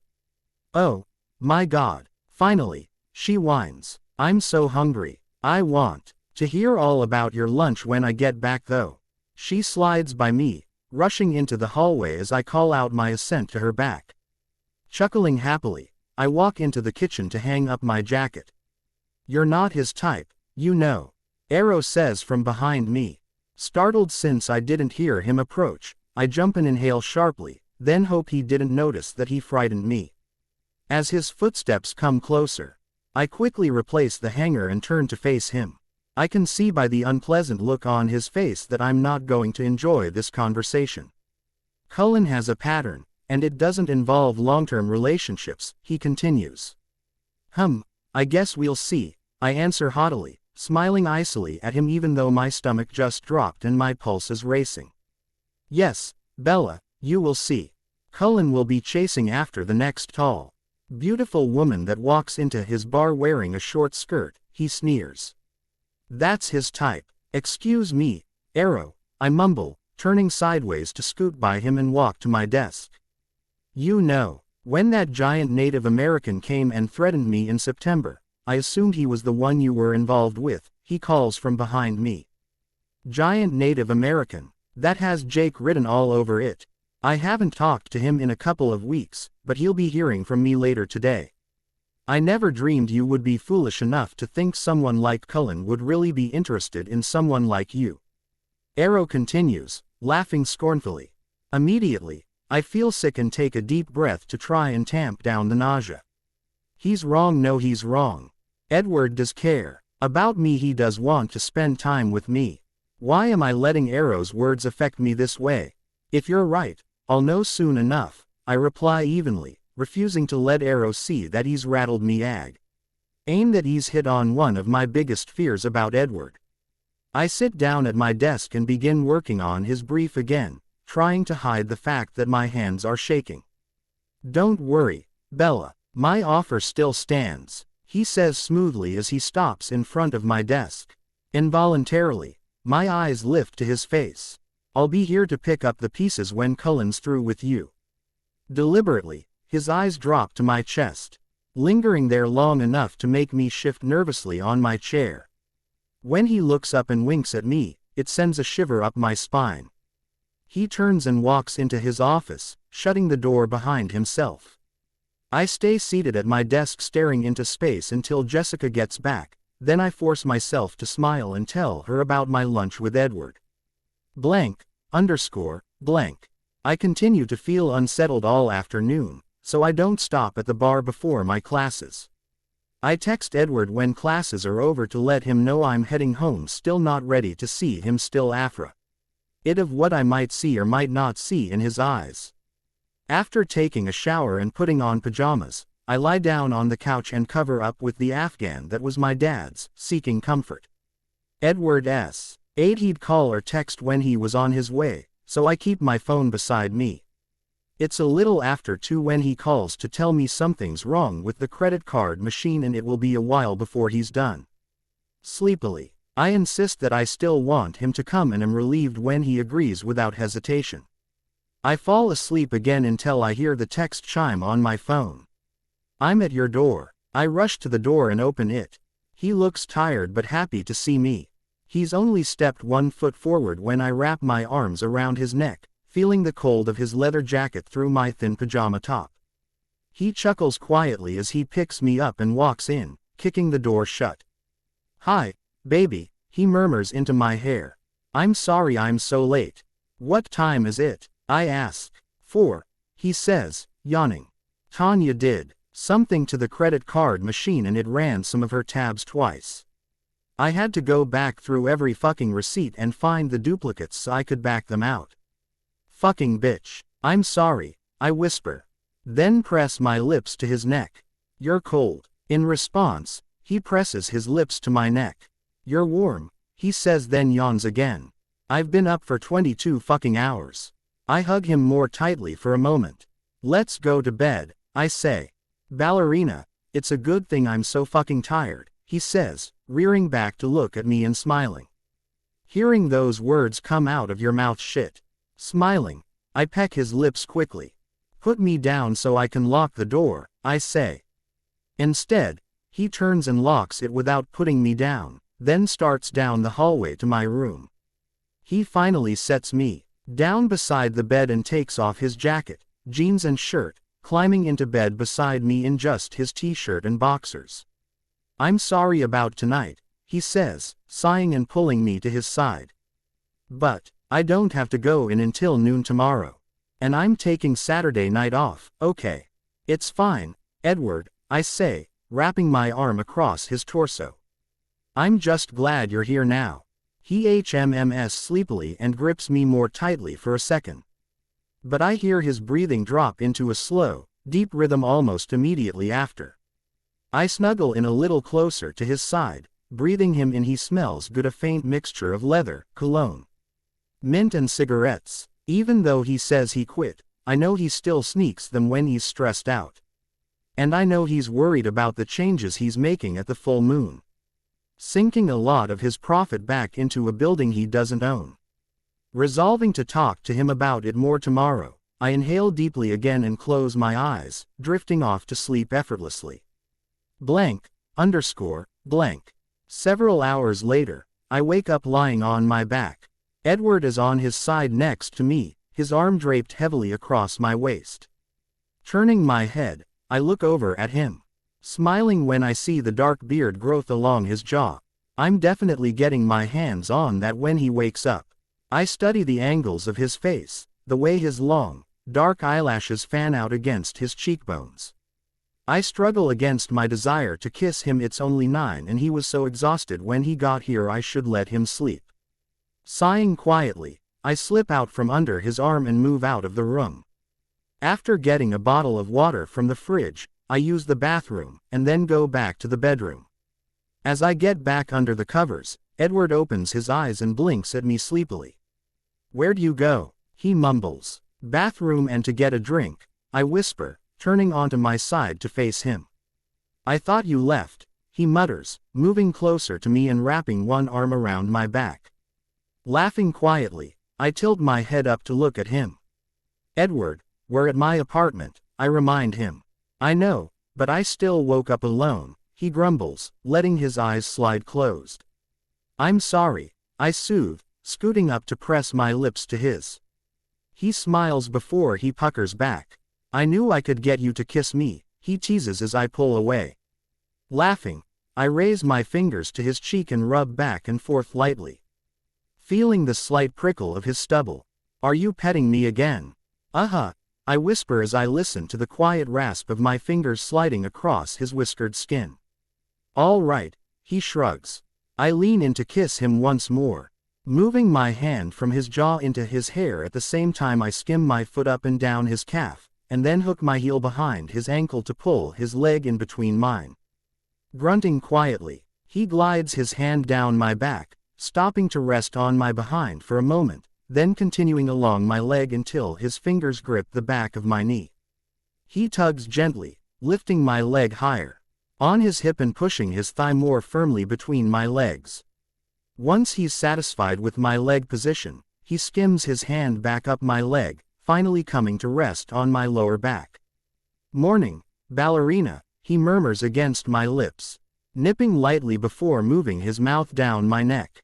Before I can answer, he presses gently against my lower back as he rocks his hips against mine. "Edward," I manage to say, embarrassed when it sounds more like a gasp. But I can feel him and he feels really good. Also, I'm surprised because Edward has blatantly kept our hips from meeting like this since the night I found out about the sex ban. He groans softly into the spot on my neck where he's sucking as I clutch at his shoulder. He moves his hips lazily against mine several times, holding me in place with his hand. Once I begin moving with him, he slides his hand up to my chest, covering my breast and squeezing lightly. "Jesus, Bella," he growls, lifting his head and pressing his lips to mine again. As we kiss, both of us breathing hard, he pulls the strap of my cami down until I bend my elbow and pull my arm free. He pushes the fabric down, cupping my bare breast with his hand and gripping my nipple between his thumb and forefinger. Gasping again, I pull my mouth away from his, and he kisses down my neck until he reaches my chest and covers me with his mouth. Still thrusting his hips against mine, he swirls his tongue around my nipple, then begins to suck. When my hips move faster against his, he pulls on me more vigorously and slides his hand down to my ass, squeezing as he rocks more forcefully against me. Suddenly, the shrill ring of Edward's phone fills the room. He ignores it, not stopping the motion of his hips or mouth. After 6 rings, it stops, but starts again a few seconds later. He pulls his face away from my chest. "Don't move," he orders hoarsely, kissing my lips quickly before he twists his upper body away to grab his phone from the nightstand. "Fuck, it's my mom." I pull my leg down from his hip, even though he frowns at me as I do. I can't hear what Renesmee says after he answers, but Edward sits up and moves to the side of the bed. As I pull my top up, I watch Edward reach for his hair, first running his flat hand across the top to check it and then pulling at individual pieces to fix it. Smiling, I roll my eyes at his back. "Is she okay? How long? Tell Rose not to worry about it. I'll cover her until you get back." Okay, Mom." "Jesus," he says, finally chuckling after sounding upset at first. "Love you, too. Bye." He sets the phone down and lies back, throwing one arm across his eyes and reaching for me with the other. I scoot close to his side and wrap my arm across his chest. "Everything all right?" I ask hesitantly. "Yeah, my Aunt Maggie is getting ready to have another freaking kid and she has to go on bed rest or some shit. Mom and Rose are flying to Chicago to help her until the kid's born," he explains. "For how long?" I ask, propping myself up on my elbow so I can look at him. "I don't know, a week or 2, I guess," he answers. He moves his arm from across his eyes, lifting his hand to touch the side of my face. "Sorry, ballerina, my mom sure knows how to kill a fucking mood, huh?" He pulls my head down toward his until our lips meet gently. It's not passionate like a few minutes ago when he kisses me though. "It's all right. I like this, too," I answer, burying my face in his neck and hugging him with the arm I have across his chest. "Me, too, baby," he agrees, wrapping me tightly in his arms. We lie silently for a minute until he sighs deeply. "Well, I guess I should get up," he says. "Now I have to fucking work for Rose today. I swear to God she does this shit on purpose." Laughing, I push myself up again to look at his face. "Language, Edward," I say sternly, trying to look serious. But when his lips start to curl upward, mine do, too. "Come on. I'll fix you breakfast before you go. It's the most important meal of the day, you know. I like the meal I was having before my mom called, he says, laughing when I duck my head into his chest in embarrassment. Come on, baby, I'll make my grandma's special pancakes for you. Why were they special? I ask, sitting up and watching him as he gets out of bed. Because they were the only fucking thing she could make without burning, he says, smiling when I laugh and reaching a hand toward me to pull me up. Wonderful woman, terrible cook. Blank, blank. When I walk into the full moon late that afternoon, Edward isn't behind the bar, Lauren is. As I make my way toward her, I continue scanning the happy hour crowd for him. Hi, Bella, she says, coming to stand in front of me when I sit on a bar stool. Looking for Edward. Yeah, is he around? Upstairs with the architect. They should be down soon, she smiles. Or you can go up. I'll go up, I shrug, smiling back. As I climb the stairs, I hear Edward's voice but I can't make out what he's saying. When I'm near the top, the room comes into view. I'm surprised at the amount of change up here in just one day. All the walls that divided this space into separate storage rooms are gone, leaving a large open space with support poles placed sporadically throughout the area. As I step onto the plywood floor, I turn in the direction of Edward's voice and see a red-dead woman with her arm around Edward's shoulders. Their backs are to me, but she's tall and wearing stiletto heels, a short skirt, and a strapless top. She's standing behind him with one hand on his holder as she points at something on the blueprint he's holding in front of them. I hesitate. I'd like to turn around and hightail it back downstairs, but it's too late. I'm wearing boots and have already taken 3 noisy steps. The woman turns to look at me but doesn't remove her hand from my what? Is he my boyfriend? I guess I think of him that way now, but we haven't discussed whether or not we have official titles. May we help you with something, hun? She asks condescendingly. I'm immediately intimidated. She's beautiful, and tall and wearing a short skirt. She tilts her head slightly and smiles frostily at me, probably recognizing that I'm feeling uncertain about coming up here now. I was just looking for Edward, I finally say, only pausing to swallow uncomfortably once. When he hears my voice, Edward turns to face me, dislodging Ginger's hand from his back. Hey, he smiles. Is it 5 already? Almost, I say, feeling a little better when our eyes meet. I smile back at him. I'm a little early. Do you want me to wait downstairs?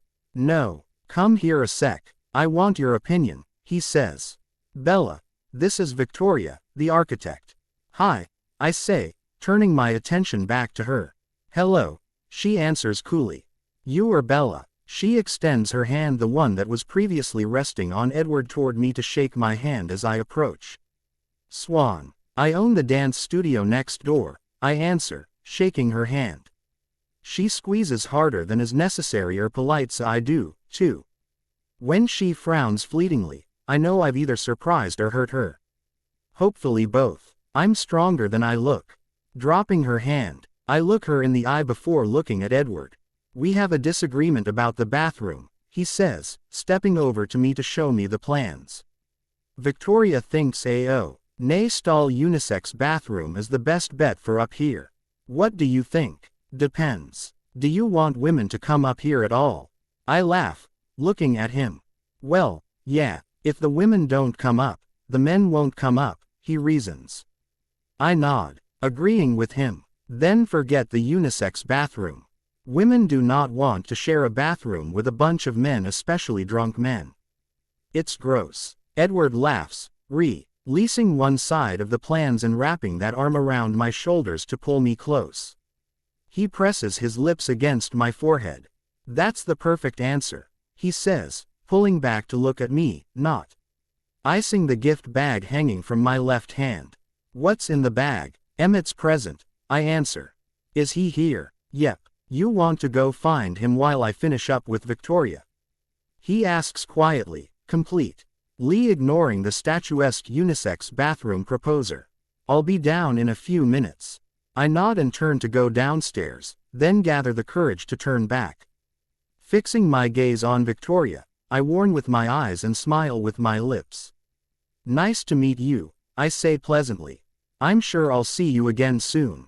Without waiting for her to reply, I walk toward the steps, listening as Edward tells her he agrees with me about the bathrooms and she's just going to have to find a way to make them fit. Satisfied with myself, I hasten down the stairs smiling. I hear Emmett before I see him just as I reach the bottom of the stairs. Tiny, get over here woman, he calls loudly, walking around from behind the bar to greet me. He scoops me up and hugs me tightly. Emmett, I can't breathe, I laugh, hugging him back. He loosens his hold slightly. Thank you. Rose said you and Alice helped her taught her. That's the best birthday I've ever had, he says. I'm glad. I laugh as he sets me down, then hand him his gift. Happy birthday. His eyes light up when he looks in the bag and finds brownies and cookies. Tiny, you know how I love the shit you bake, he sighs, shaking his head. Rose can't bake. He looks up at me, pursing his lips and pulling them to the right slightly so that his deep dimple appears in that cheek. Please forgive her soon. This is killing her. She knows what she has to do for me to forgive her, I say, lifting my chin to look up at him. He nods. I know. I don't agree with what she's doing, but there's no changing her mind once she's determined that she's right about something, he states, pulling me into another hug. He chuckles quietly and whispers in my ear. Edward's giving me the dirtiest look right now. I try to pull away and turn around, but Emmett won't let me go. Hey, dickhead, Edward says from behind me. My sister's only been gone 4 hours. You probably shouldn't be trying to pick up someone else's date already. I'm just thanking her, Emmett says. She helped Rose with my birthday gift. What did you get? Edward asks curiously. Private, dude, Emmett replies, turning red as he relieves me. Say no more please, Edward laughs as I turn to look at him with a smile, which fades when I see that Victoria is still with him but she has her suit jacket on and is carrying her briefcase. You ready to go, ballerina? We can walk out with Victoria, Edward suggests. I nod, taking the hand he holds out toward me. I'll be back in a couple of hours, Emmett. Bella and I are going downtown for dinner. Victoria ignores me, talking only to Edward on our way out to the parking lot.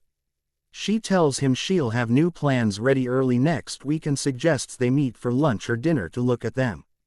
Just come by, Edward says, shrugging. Edwin the construction and my sister being out of town, I won't be able to get away for lunch or dinner meetings for a while. I almost laugh as Victoria's eyes slide toward me, clearly noting that he has time for dinner with me. Edward unlocks the doors of his car with the remote and opens the passenger door for me. Meanwhile, Victoria wrenches the door of her red sports car open and tosses her portfolio into the back before getting in and slamming the door. Pausing before I sit, I look up at Edward. He's standing on the outside of the open door and I'm on the inside. I don't think she likes that answer or me, I say quietly. She's a bitch, Edward answers, leaning in to whisper in my ear. I don't fucking care what she likes and neither should you. He leans back to smile at me, kisses me across the top of the door as Victoria drives away. Ah, that feels so good, Alice moans, lowering her feet into the hot, soapy water below. I follow suit without the moaning and sink my feet down into the little tub at the foot of my chair. So, Bella, we haven't really had a chance to talk without a bunch of little ears around. Give me the scoop on the beautiful one.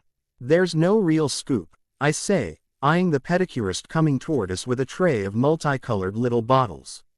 I see him every day, but with Rose gone for last 2 weeks and construction going on at the bar, we haven't really been out on a date in a while. But he's sleeping over, she leads, pointing at the bright blue polish for her toes. Alice, I hiss, glaring at her and jerking my head toward the woman standing in front of us. What? She could care less if you have a guy spend the night, she laughs. Red-faced, I point to the dark purple bow. TTLE of polish and the pedicurist walks away. He is sleeping over regularly, isn't he? 5 times in the last 2 weeks, I whisper. Weekends mostly. Any. She pauses to clear her throat dramatically. Progress. Oh. My God. Are you trying to embarrass the heck out of me, or is this just normal Alice? I groan, quietly, covering my face with my hands. This is normal Alice, she quips. They just never had consistent Bella groping to discuss at length before. Laughing, partly because I am pretty happy about the consistent groping, I lower my hands and turn to look at her. She's lookin' back and she wiggles her eyebrows and motions for me to talk with her hand. It's basically the same, I say. And it is. And that's fine with me. Since the morning we were interrupted by Renesmee, there hasn't been any more of that. But I'm content with the kissing and the fun-size candy for now. But you're spending time together, getting to know each other better, right? She asks. I nod. And you still really like him? Yeah, I really like him, I answer, smiling and looking down at my lap. I guess our feet have been soaking long enough because the pedicurists approach and sit down in front of us. Bella, are you in love with him? Alice asks softly, reaching over to touch my forearm. I think so, I answer quietly, looking at her. She rolls her lips together and looks a little teary when she answers. I think you are, too. Quote, we're both quiet for a couple of minutes as our feet are scrubbed until the skin is pink and new. When Alice starts talking again, she tells me everything she still has to do tonight to be ready to leave for Texas in the morning. Her commentary is interlaced with complaints about having to be there 5 days before Thanksgiving. I know Jasper's going to La Avenue me with his mother while he goes hunting or something for 3 days, she gripes. I love my mother-in-law, but I don't want to listen to her extol the joys of motherhood for the next 7 days straight. But you'll do it for Jasper, I remind her, smiling at her when she nods and smiles. Yeah, she grudgingly agrees, picking up her phone when it buzzes and rolling her eyes as she reads the text. It's him. He's at the full moon with Emmett and Edward. Can you give me a ride there when we're done here? Yep, I answer. I'm heading there anyway. Edward's going to try to leave by midnight tonight. Are you freaking about next week? She asks quietly. I swallow down the lump in my throat. No, I'm sure I'll be sad, but I miss him every day. I don't think that one particular day will be any worse just because it's been a year since he died, I answer. And I'm looking forward to spending the day with the Cullens. Even Rose, Alice asks, isn't she coming back tomorrow? Yes and yes, I answer. I'm going to have to let it go. Edward says we'll make our own decision anyway. I just don't want her to think she can push me around. I think she knows that. And I'm impressed with the tightrope walking Edward's doing between you and his sister, she observes, clearly trying to steer our conversation in a less serious direction. I think it's harder on him than on me, I agree. She giggles. In lots of ways. So really, are you getting any bolder, in the bedroom? She asks, getting my attention again. When I look at her, wide-eyed and horrified, she shrugs and tries to look innocent. What? I'm leaving town tomorrow for a week. I just want to know that you're in good hands. I am, I hiss, turning to look at my pedicurist. She's talking to the other pedicurist in I'm not sure what language and seemingly not paying any attention to the conversation Alice is trying to have with me. In fact, I'm thinking that I might be ready to move forward. Really? Alice asks. When I turn to her, her head is tilted to the side and her eyes are narrowed into blue slits capable of detecting even the smallest lie. Have you looked at it yet? Looked at what? I frown. It, she says, exasperated with me for not getting it. Him. With one finger she points down. Oh, no, not yet, I mumble, clasping my hands in my lap. I drop my gaze to my fingernails and begin picking at the chipping, pale pink polish. I really wish we had time for manicures, too. But Alice still has to pack. She bites her nails anyway, so she never wants to pay to have them done. Then you're not ready, she pronounces, undeterred by my obvious discomfort. When I look at her, She reaches over to touch my arm again. I mean it, Bella. Get more comfortable with yourself and with him. When it's time, you'll know. Rolling my eyes at her, I turn away, convinced that the pedicurists silent now are listening to us. Can we talk about something else? I beg. Yes. Let's talk about famous explorers. B. Christopher Columbus, Lewis and Clark. Who else is there? She asks. Laughing in relief and having no idea what brought this on, I chime in. Don't forget Sacagawea. Right. She gets extra points for carrying a kid on her back the whole way, too. Alice laughs. Who else? Who else? She taps her chin with one finger, still thinking. Cortez, I suggest, still mentally running through the highlights of my world history high school class. Marco Polo Magellan. Her eyes light up. Magellan, that's a good one. Wasn't he the first sail around the world guy? She asks curiously. I think so, I answer. I don't remember that much from high school history. Then channel him while you explore. I want you to Magellan Edward, she orders. I want you to Magellan the hell out of him. In spite of my embarrassment, I can't stop the giggle that escapes, and neither can the pedicurists. IKNW, they were listening. As my face heats once again, I shake my head at Alice and then lean it back against the headrest, closing my eyes. Just the thought of what she wants makes me nervous as hell. I don't know if I'll be brave enough to do it. But I know this. I can never get my toenails done here again. Blank, blank. Thanksgiving morning dawned sunny and unseasonably warm. Esme finally relented and agreed that I could bring a salad for dinner. So I make that and bake a loaf of banana bread to take her, too. I didn't ask Edward to come over last night, wanting to be alone for a little while today. Jake's mom, Sue, already called this morning to check on me. Alice texted me. I assured them both that I'm okay.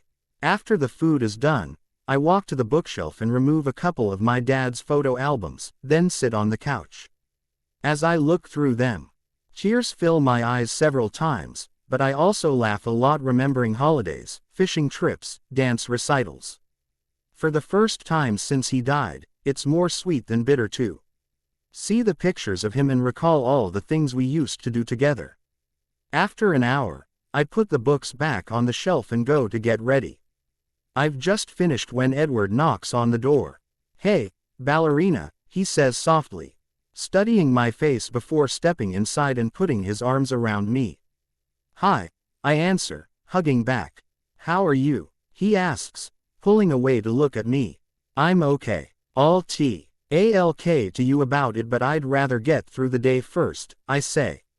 He nods and smiles, reaching up to cup my face. You look great, he says. So do you, especially your hair, I tease, lifting my hand toward the top of his head. As I expected, he ducks away, making me laugh. He's so particular about the hair. Well, during the day, he doesn't seem to mind if I put my hands in it when we're making out at night. He carries the dishes out to the car and holds my hand during the drive to his parents' house. He's always attentive with me, but I know he's making an extra effort today, and I know. Alice was lecturing him the other night. When we were at the full moon after our pedicures last week, I saw Alice corner Edward on her way back from the bathroom. When I tried to go save him, Jasper stopped me and told me to let Alice have her say. She seemed happy about whatever Edward saw. Neither of them would tell me what they talked about, and she even hugged him goodbye when they left. As we pull into Carlisle and Esme's driveway, I'm a little nervous. I've never spent a holiday with anyone except my dad and Jake's family. But I'm pretty comfortable with Edward's parents, and I'm glad that I told them about my dad a few weeks ago when Edward and I ate lunch with them. Emmett and Rose don't know though. Hopefully the subject of my family won't come up. I'm afraid I'll lose it if someone asks about it right now. Edward seems to sense my unease, so he stays close to me, even hanging out in the kitchen with Esme, Rose and me until Esme tells him to beat it so we can have girl talk. He leans in to kiss me before grumbling about being kicked out and leaving the room with a grin. When I turn around to look at Esme, she's smiling, looking down at the gravy she's stirring on the stove. He's so different with you, Bella, she remarks. He's never been very verbal with me about his feelings even when he was a little boy. But it's obvious that he cares very deeply for you. I smile at her when she looks up at me. But I'm not very verbal about my feelings either, so I don't reply. Luckily, Emmett appears in the kitchen doorway, so the silence doesn't stretch too long.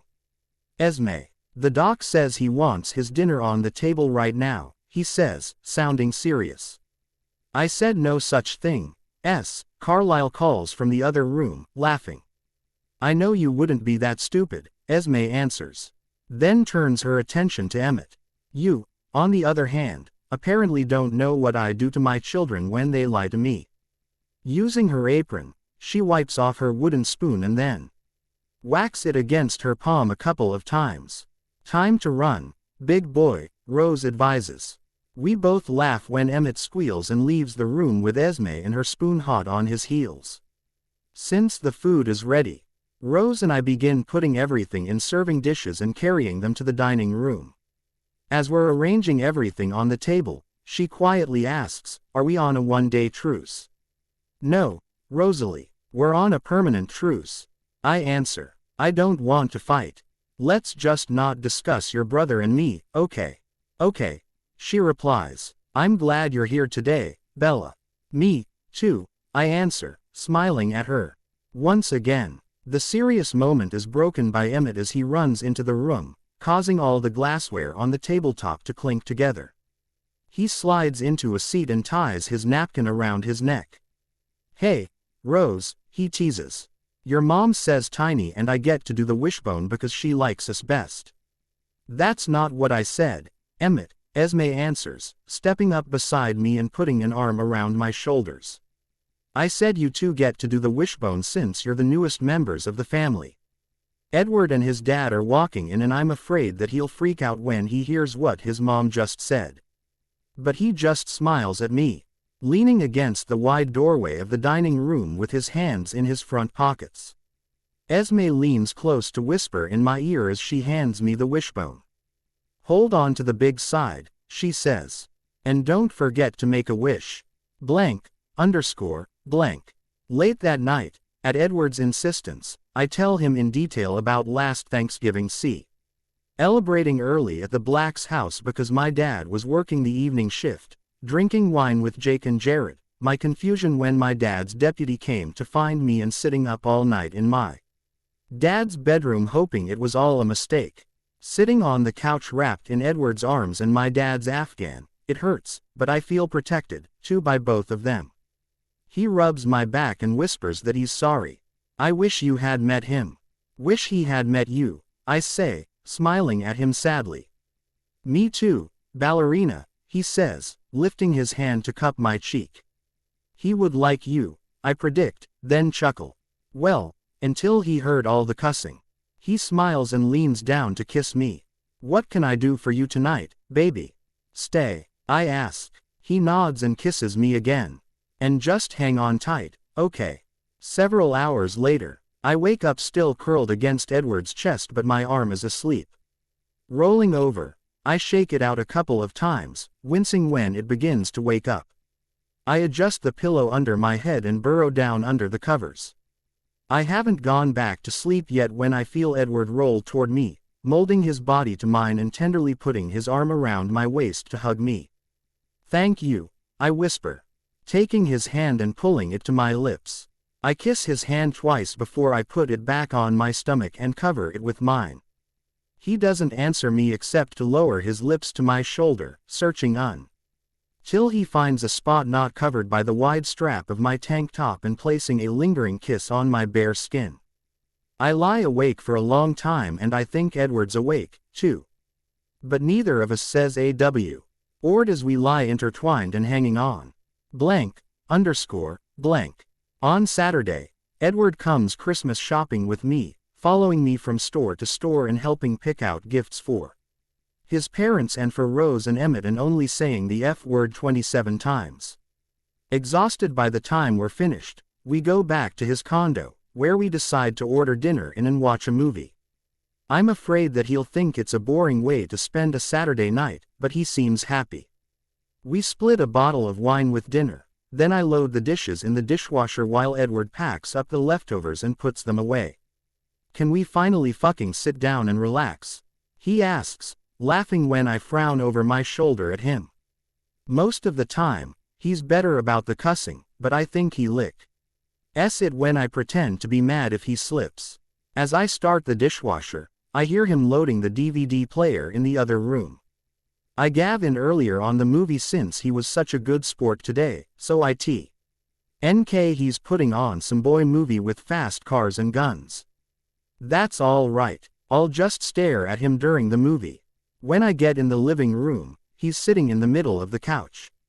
He holds his hand out to me and pulls me down beside him after I grasp his fingers.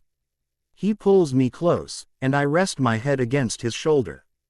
It's not the kind of movie I thought it would be, it's a guy comedy.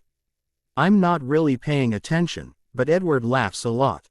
That fact alone makes me smile. Twisting my body toward him, I wrap both of my arms around his and cross my legs, then sling the top leg over Edward's knee.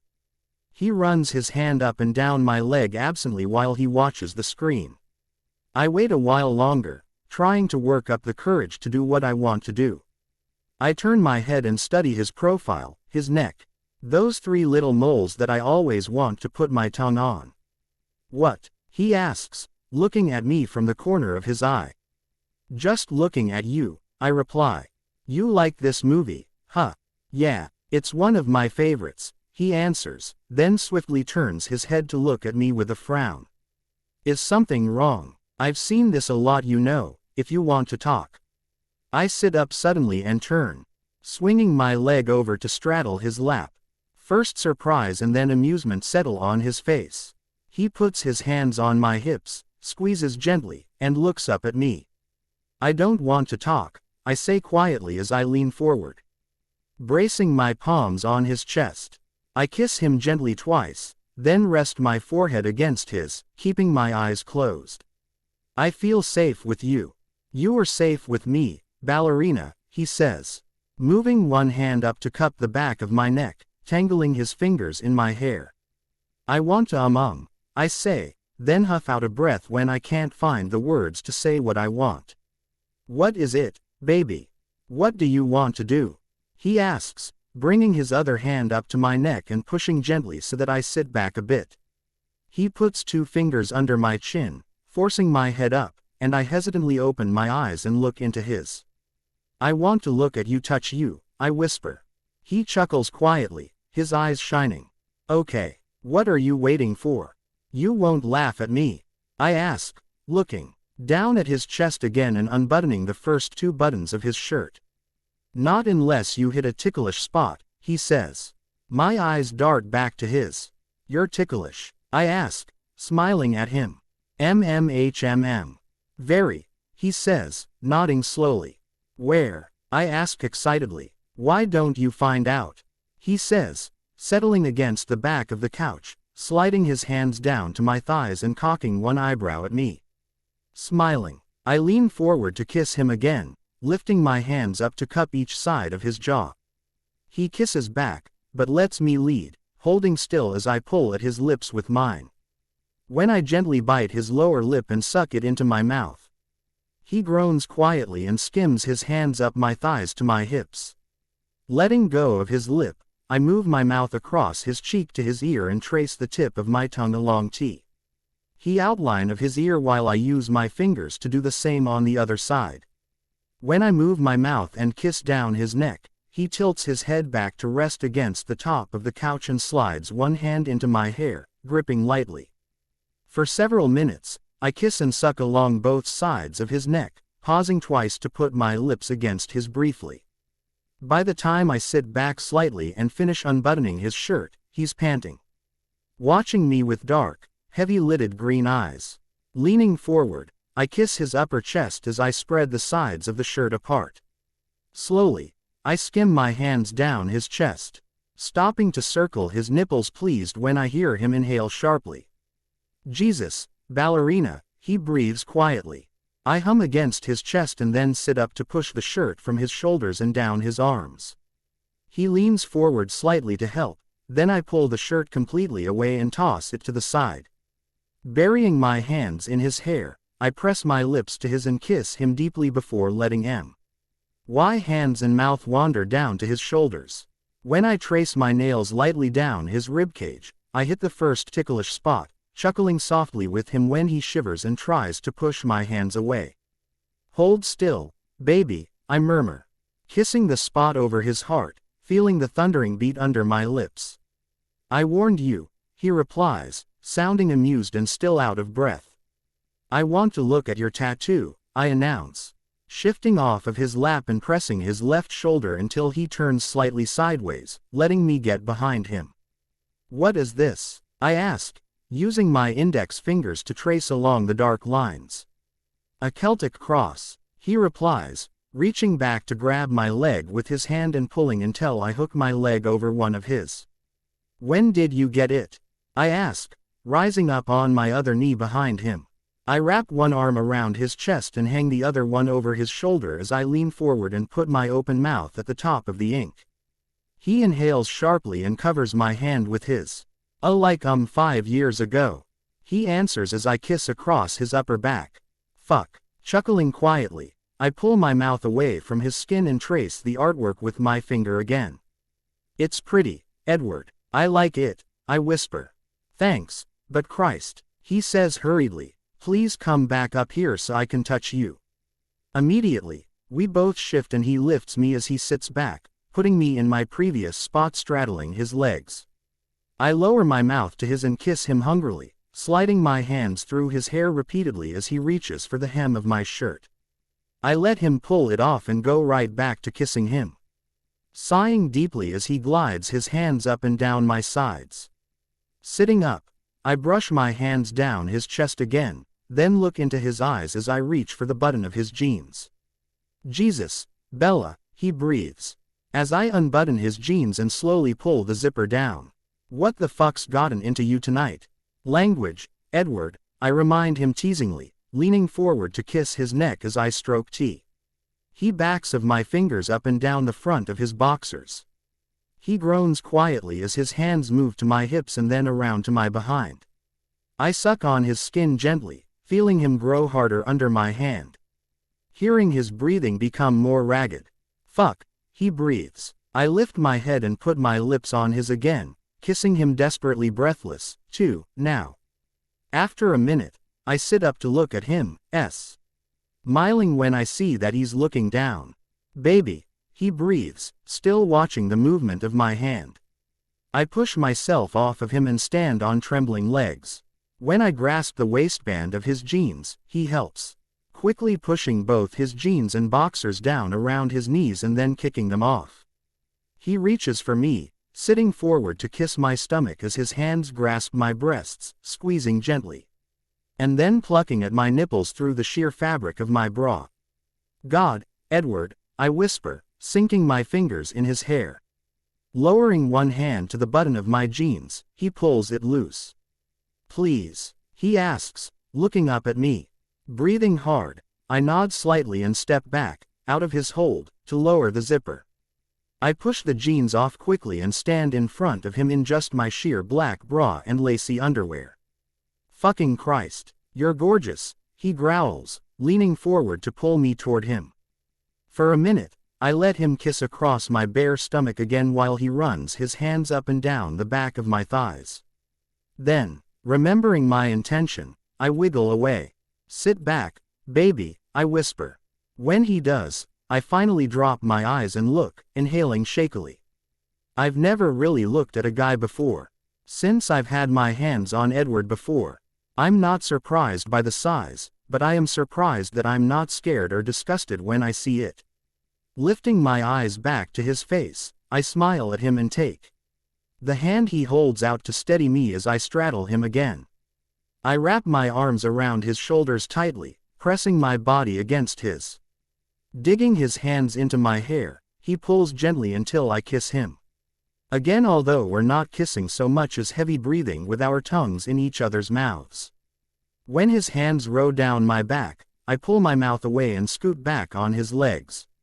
Slowly, I trail my hands down from his shoulders. across his chest and then lower, finally wrapping my hand around him. Show me what feels good, I whisper. Fuck, ballerina, it all feels good, he groans, but he takes my wrist. Lifting my hand up to his mouth. Keeping his eyes on mine, he kisses across my palm, then uses his tongue to coat my hand. He leads my hand back down and I grip him again. He's still holding my wrist, guiding my hand up and down and twisting slightly. A moment later, he stills my hand and takes my thumb, using it to trace around and over the tip.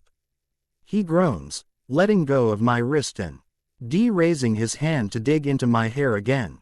Knowing what he wants, I put my lips on his, tracing his lips with my tongue.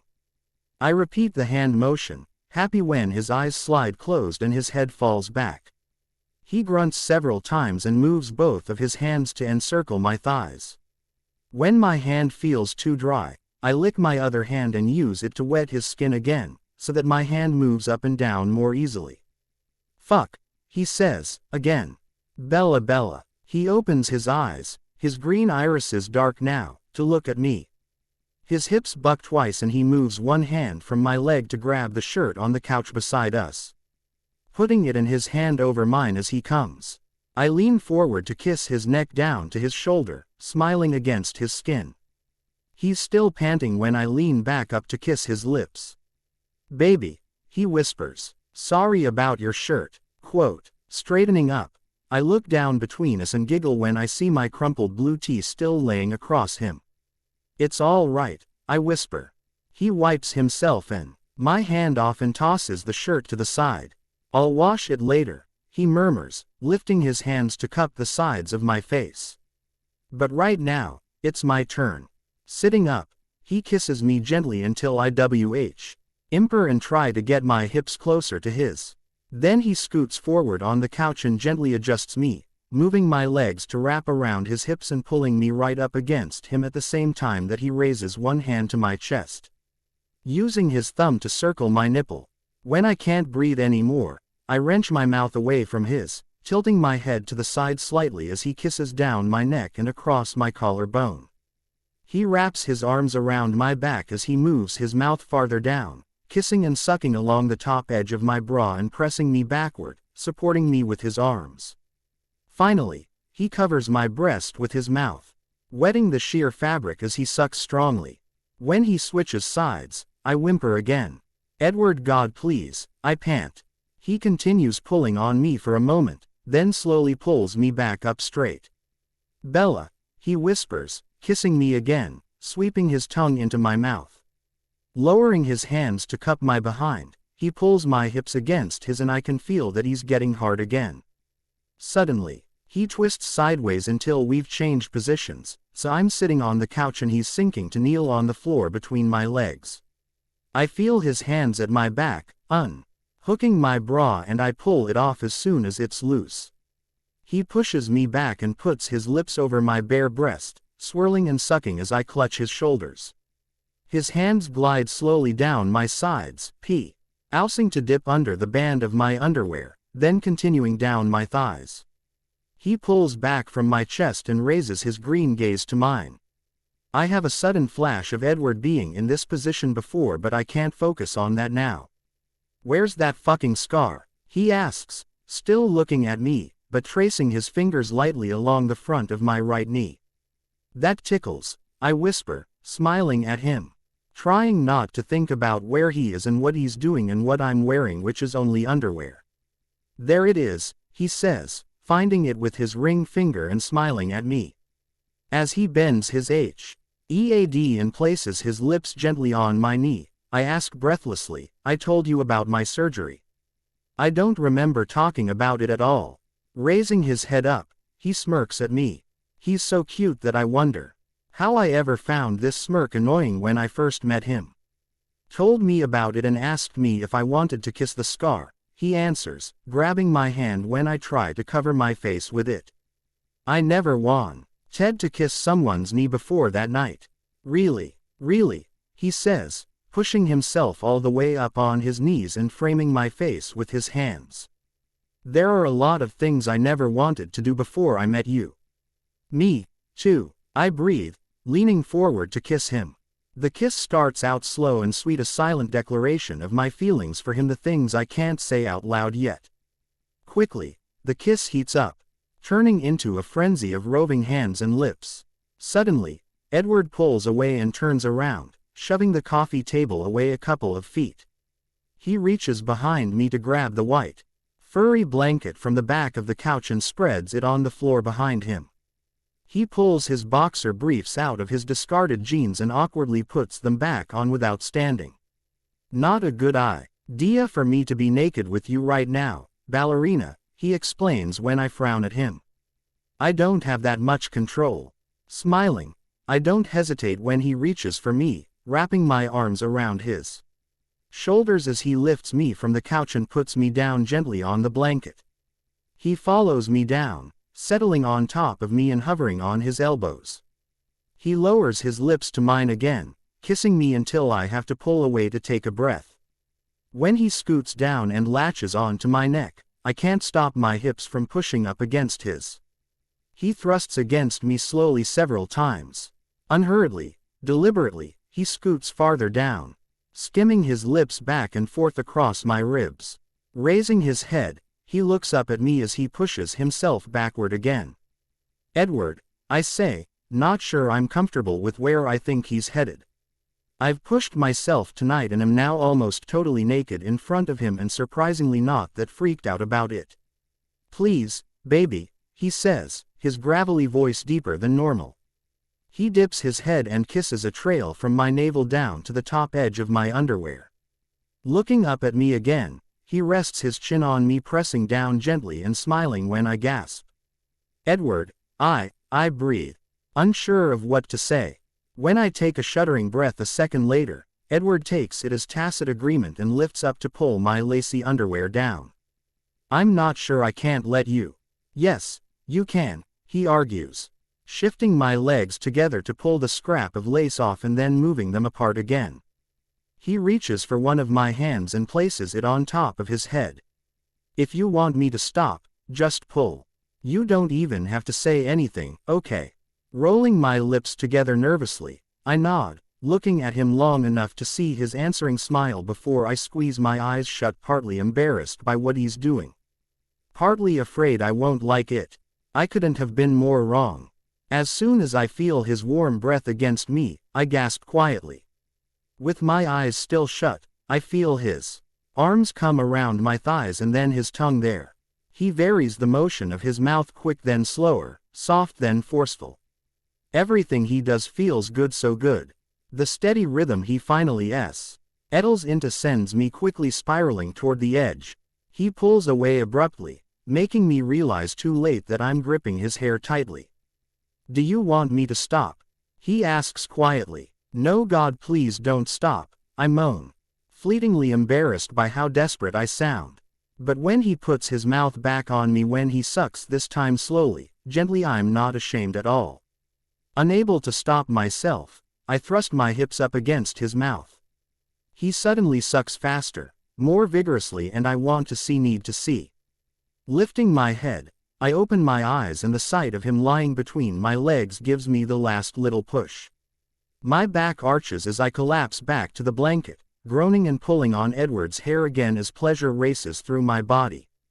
It takes several seconds for him to pull his mouth off me. He kisses down along the inside of my right thigh and then up my left as I lie gasping for breath, my heart still beating wildly. Please come up here, I beg hoarsely, needing to feel his arms around me, his weight on me. He crawls up my body, pausing to drop kisses in several more spots. Finally, his face is right above mine, and I raise up to put my arms around him, my lips against his. Sighing when he puts one arm around my shoulders and presses me back to the ground with his weight. We kiss several times before he rests his head on the floor beside mine. Edward, I think I'm ready, I whisper a few minutes later, stroking my fingers through the hair at the nape of his neck. Several seconds tick by before he answers me. Finally, he moves his head, kissing my shoulder before raising up on his elbows to look at me. He smiles and places a lingering kiss against my lips.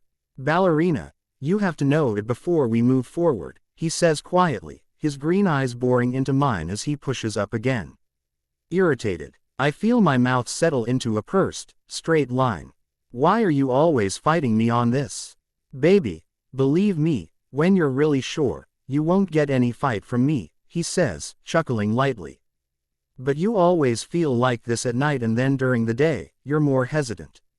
You have to be sure during the day, too. I roll my eyes, turning my head away from him when he smiles smugly. He's right and he knows it, but I'm still annoyed with him until he kisses across my cheek and then traces the tip of his tongue along the shell of my ear. Bella, I want you, he says. But this is a big step and I don't think this is the best time to make a decision about it. You've been so emotional the last few days. Now I'm miffed again and I turn to look at him. What the hell is that supposed to mean? I demand. It's supposed to mean that you've been upset about your dad, understandably, he says gently, making me feel guilty immediately because he's been so attentive and careful with me the last couple of days. Oh, I reply, dropping my eyes to his neck. When we're together, I want you to only be thinking of us, he says, raising his fingers to stroke along my cheek. Not your dad, not my fucking sister. It's kind of weird that he's mostly naked and I'm totally naked and he's bringing up our relatives. But I get his point. Us, I repeat, swinging my eyes back to his. Sighing, I smile as I pull him down to me. You're staying here tonight, right? He murmurs against my lips. If you want me to, I answer. You know I want you to, he insists, rearing back to frown slightly at me.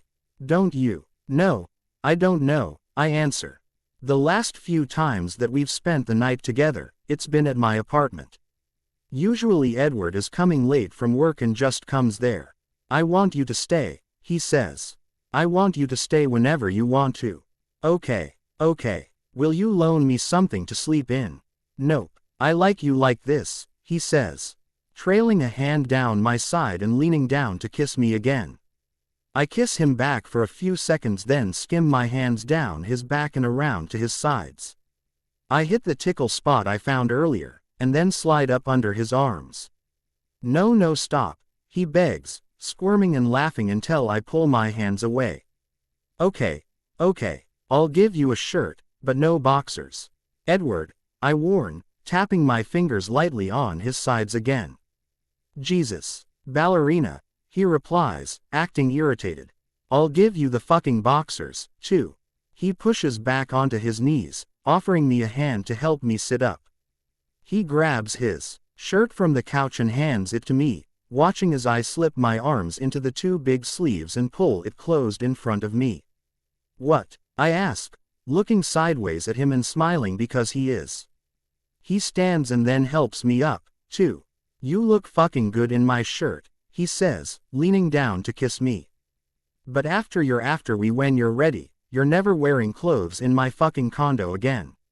As I wrap my arms around his neck and feel his hand snake up under his shirt to rest at the small of my back, I think I might be okay with that. Yep, I resolve as he breathes my name into my neck and hugs me tightly. I think that sounds just fine. EPOV. Blank, underscore, blank. Fuck, I can't sleep. Turning my head, I look at Bella, burrowed down under the covers of her bed, her eyes closed. Her lips slightly parted. She sighs intermittently all night long. She probably doesn't know that, but I do, since we've spent the last 10 nights every night since Thanksgiving together at either her apartment or my condo. As if she knows what I'm thinking, she exhales deeply. It's fucking cute. She reaches toward me in her sleep, resting her hand on my chest and then sighing once more when I cover her fingers with mine. The last 7 weeks have been pretty fucking perfect. It's been easy to fall into this relationship with her, talking to her, hanging out with her, sleeping with her. Sleeping, not fucking sleeping. We haven't done that yet and I don't even mind much. I mean, Christ, I want to, but not until she's ready. Plus, I actually like this part. Not that I'm going around bragging about the fact that I'm not getting laid, but I like being next to her at night, like having my hands on her while she's sleeping. And the nights aren't completely innocent. She's getting more comfortable with me with herself physically. She gives me a certain look, a shy little smile, when she wants to fool around. I'm getting pretty fucking good at reading those signals. But I'm trying to control myself and not be all over her all the time, not make her think she has to get me off every night. I try to show affection in other ways. I hug her, rub her back, kiss her without trying anything more. It seems like it makes her happy, and for 8 nights, it's made me happy, too. But the last 2 nights, I can't fucking sleep. Bella's room is just starting to get light as I reach toward the nightstand and pick up my phone to check the time. It's not quite 7 o'clock on a Sunday morning. Silently, I set it back down. I know I won't be able to go back to sleep. Turning to look at her again, I start to feel it, the same thing I've felt off and on for the last couple of days. It's a slight tightening in my chest, a twisted knot in my stomach, and suddenly, I want to leave. Swallowing uncomfortably, I lift her hand off my chest and gently lay it down as I scoot out and sit on the side of the bed. I pull my jeans on and stand up to button and zip them, then pick up my wallet, phone and keys from the nightstand. I'll grab my shoes and hoodie from the living room on the way out. Behind me, I hear Bella moving around in the bed and know I'm going to have to face her. She'll have to get up and lock the door behind me anyway. "Where are you going?" she asks hesitantly, her voice rough with sleep. Turning around, I smile at her, hoping it's convincing. "Hey, ballerina, I can't sleep. I've got some shit to do at home anyway, so I thought I'd go," I say. It's not exactly a lie. I really haven't been home in 3 days except to shower and change clothes. "Oh, okay," she says, half smiling back at me and pushing herself up to sit propped on one arm. "I know we planned on hanging out today, but I think I'd better go into work. Emmett probably won't be in good shape today. He went to his fraternity alumni Christmas party last night. Last year he didn't recover for 2 days," I say, forcing a laugh. "Okay," she repeats, her smile fading, her eyes studying mine. "Do you want me to stop by later?" Fuck, she's catching on that something's wrong with me. Her big, brown eyes widen as she waits and waits for my answer. Yeah, sure, of course," I finally stammer. Then, because I know she sees right through me, I do the most obvious fucking thing in the world and close my eyes, scrubbing across my face with my hands. "You want to come lock the door behind me? There's a key on the counter. I was going to give it to you anyway. You might as well take it now," she says. My eyes pop open to meet hers, her gaze as wary as she watches for my reaction. "If you want it, I mean." Finally losing her nerve, she drops her eyes, ooking down as she picks at the covers with her fingers. "Shit." I sit down on the bed and lean toward her. "I want it," I say. Then kiss her gently. I do want it. I want her. I just don't know what else is going on with me. Don't know why I can't sleep, why my chest inexplicably tightens up around her the last 2 days. She moves her lips with mine, raising her hand to cup the side of my face. "Is something wrong?" she asks quietly when I pull away. "No, baby, I just need to take care of some stuff I've been putting off," I insist, kissing her lips again and then her forehead before I stand up. "I'll see you later, okay?" "Yeah," she answers, but her usually animated voice falls flat. I know I'm responsible for that. I just don't know how to fix it right now. After saying goodbye, I walk out to the kitchen, find the key and then let myself out, locking the deadbolt from outside. I turn away from the door and lean back against the wall beside it, looking down at the key in my hand. Fuck, should I put it on my keychain or in my pocket? If I put it on my keychain, what does that mean? That I'm planning to use it regularly, that it's not just for occasional or emergency use. With my other hand, I pull my keychain from my pocket and study the keys attached to it. Car, bar, office, safe, condo. That's it. I have a key to my parents' house. It's in a drawer in my kitchen. I have a key to Emmett's. It's in the same drawer. I haven't had a key to a girl's place since sophomore year of college. Sighing, I close my eyes and swallow. I usually try to avoid thinking about that shit, about her. It's not fair to Bella that I compare them, even if it's only in my head and only for a minute. The way I feel about Bella is so much different and I know her so much better, but still. Fuck. Now my chest hurts again.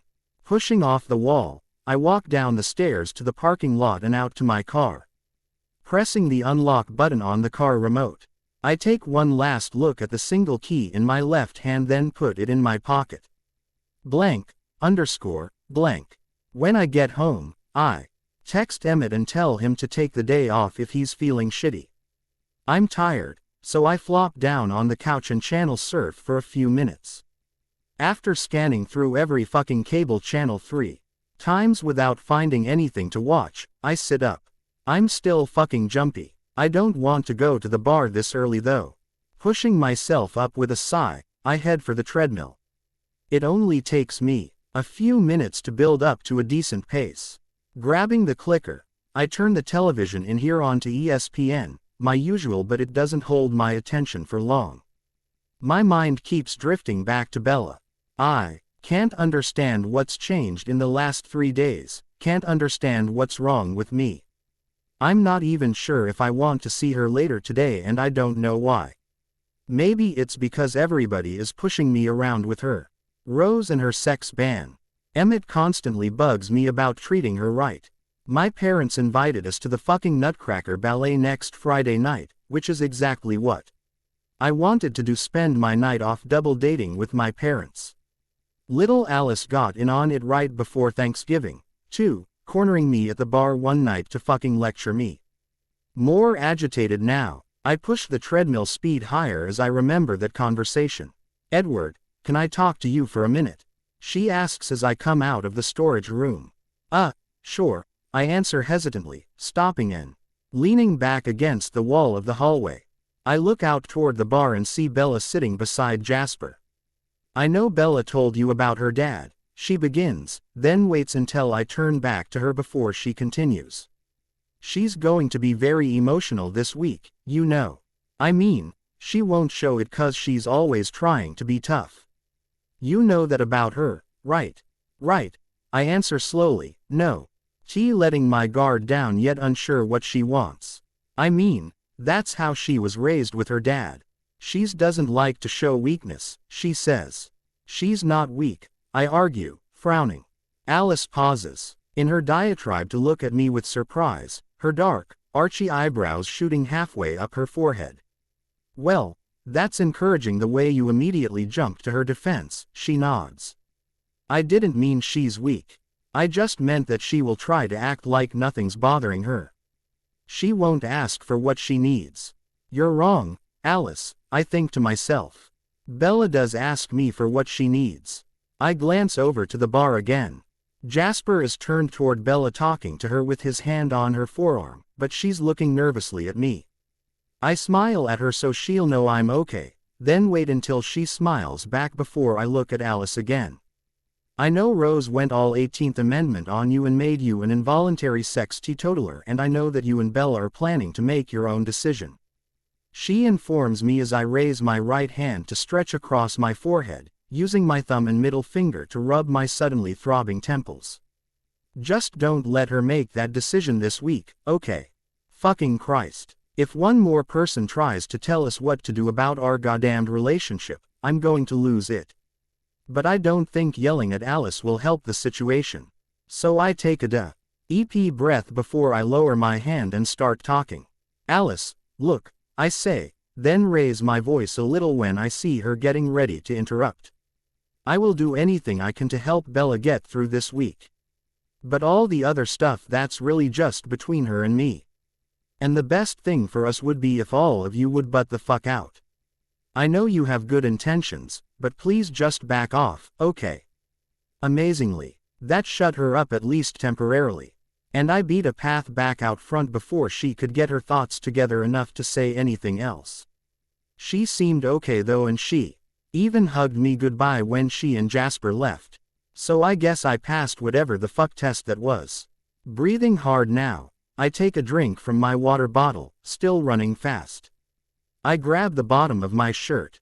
lifting it to wipe my sweaty face and then pulling it off completely and hanging it from the handrail.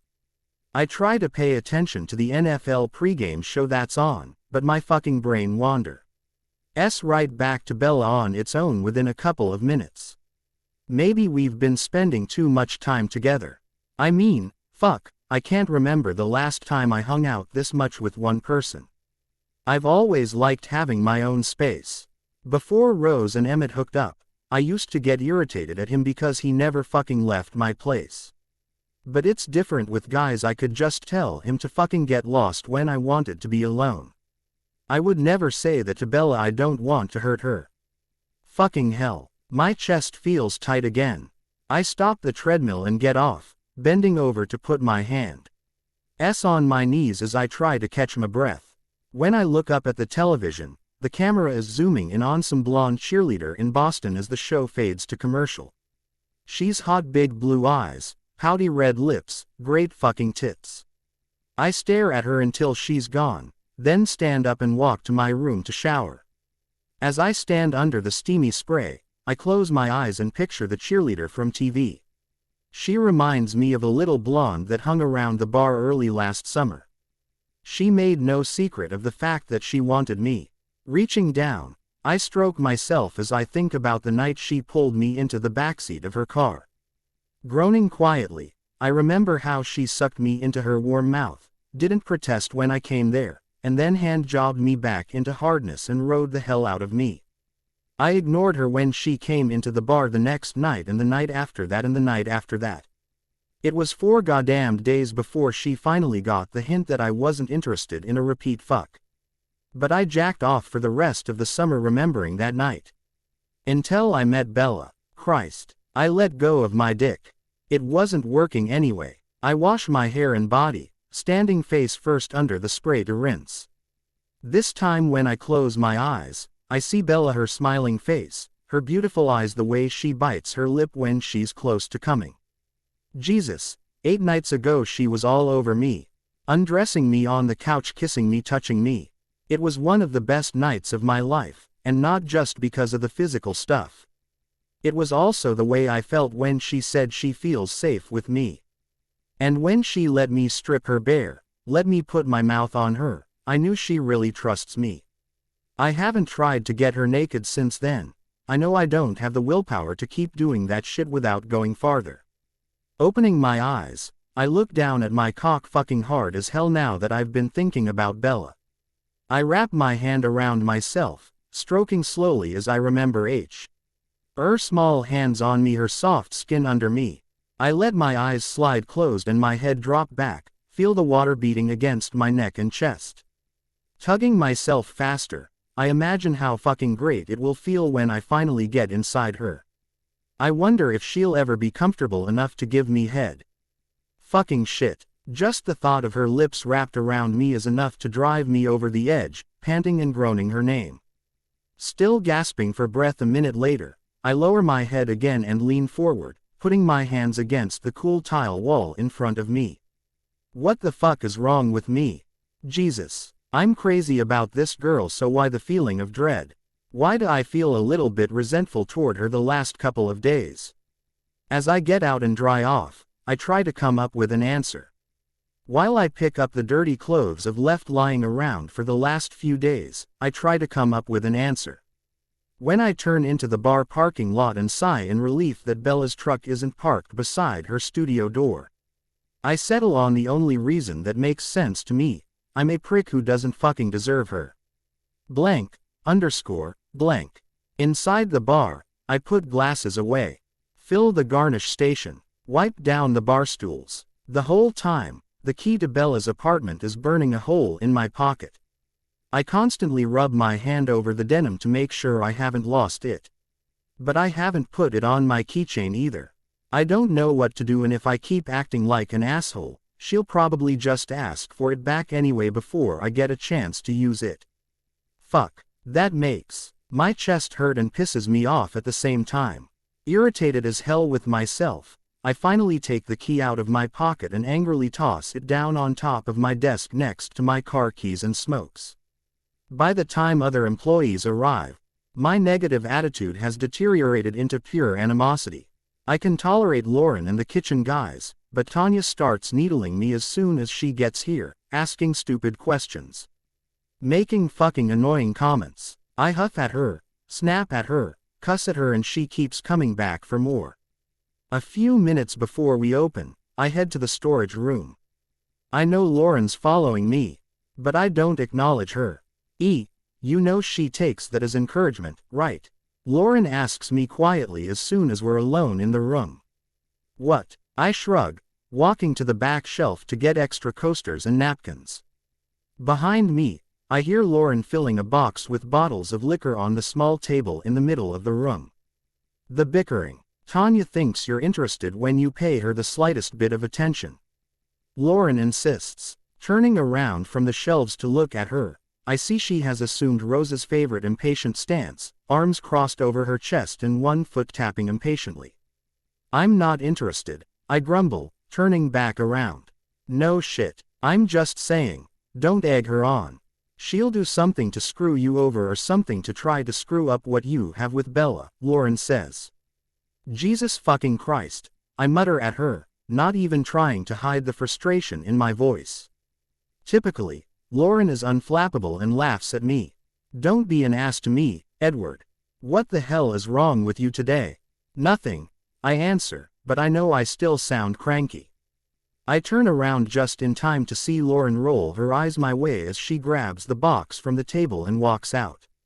She gives me a wide berth for the first hour that we're open, not really ignoring me, but clearly staying out of my way. Tanya continues trying to start shit with me, trying to provoke me into reacting to whatever idiotic statement she makes. Although it takes a lot of effort, I stop reacting to anything she does. An hour into the Seahawks game, the crowd is happy since we're ahead, but I'm still in a shitty mood. Wanting to get away from everyone, I step over the yellow caution tape on the stairs and go up to the construction area on the second floor. It doesn't look a lot different than it did last week, but I haven't had a chance to be up here alone to really try to get a visual of how the upstairs will look when it's finished.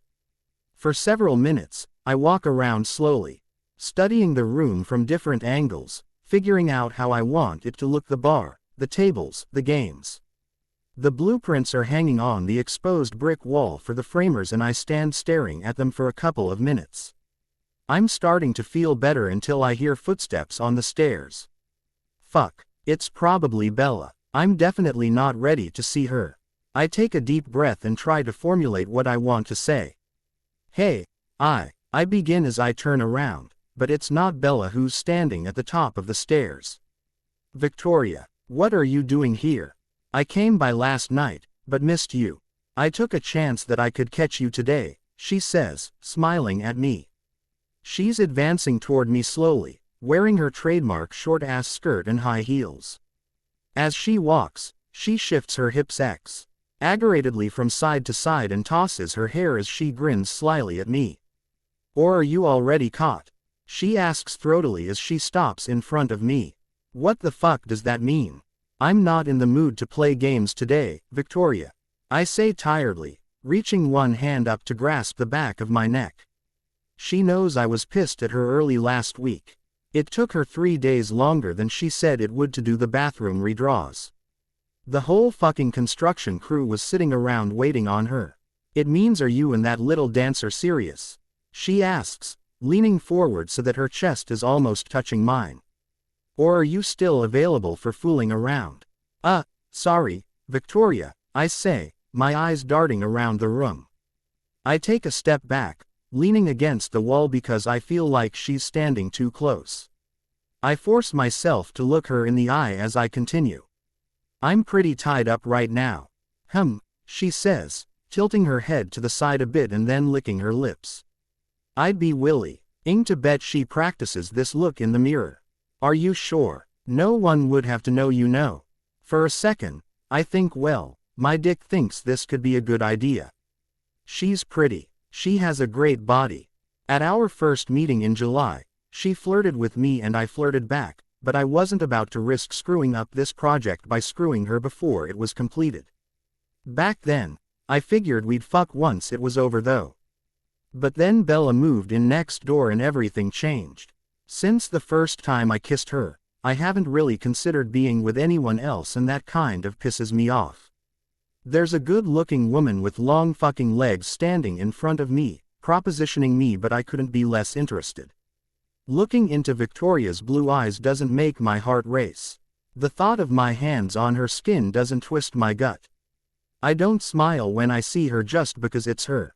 I could fuck Victoria, but that's all it would be. It wouldn't be dinners and hanging out and watching movies and laughing.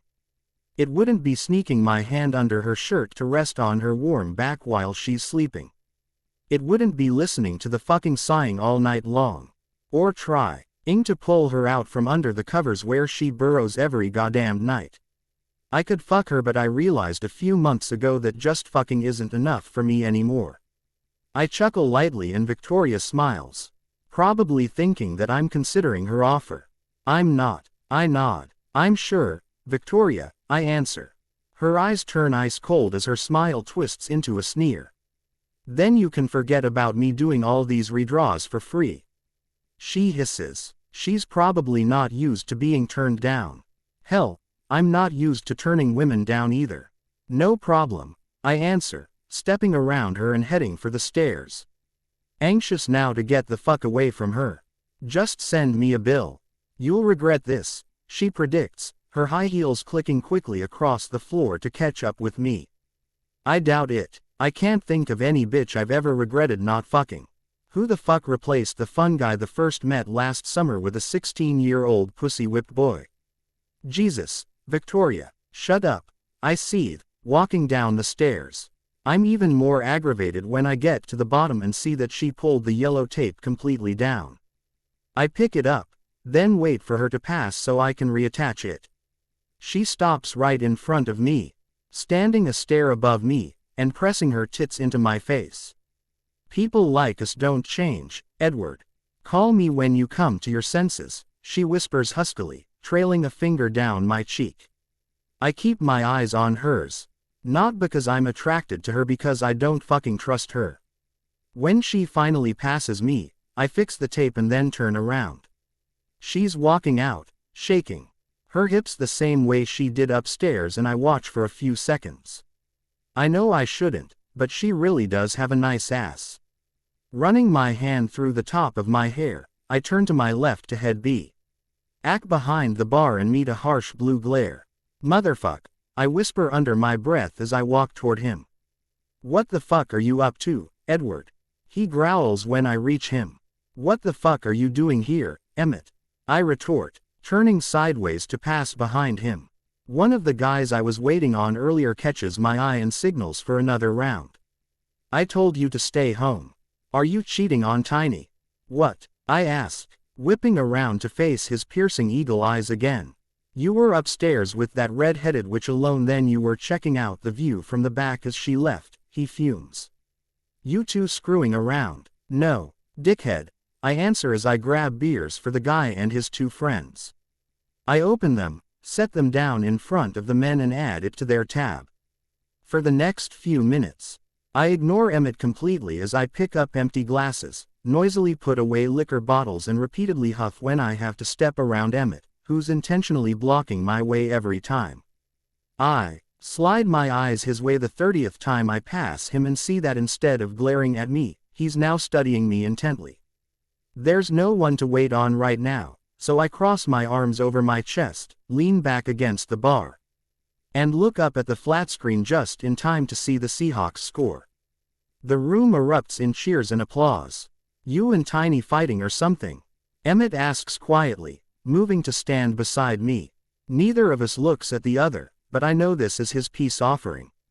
No, I respond, then change the subject. I don't want to talk about Bella right now. You and Rose have a good time last night? I ask as my peace offering.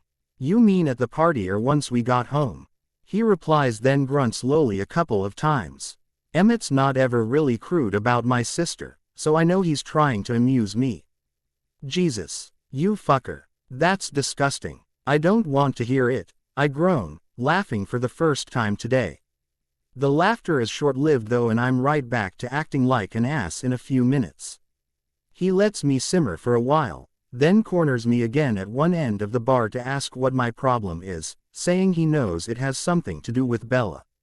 Exhaling loudly, I give in and spill it.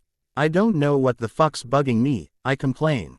I feel weird kind of mad at her even though there's no reason for me to be. I can't fucking sleep the last 2 nights and I couldn't get away from her fast enough this morning. He's nodding along with me by the time I'm done talking.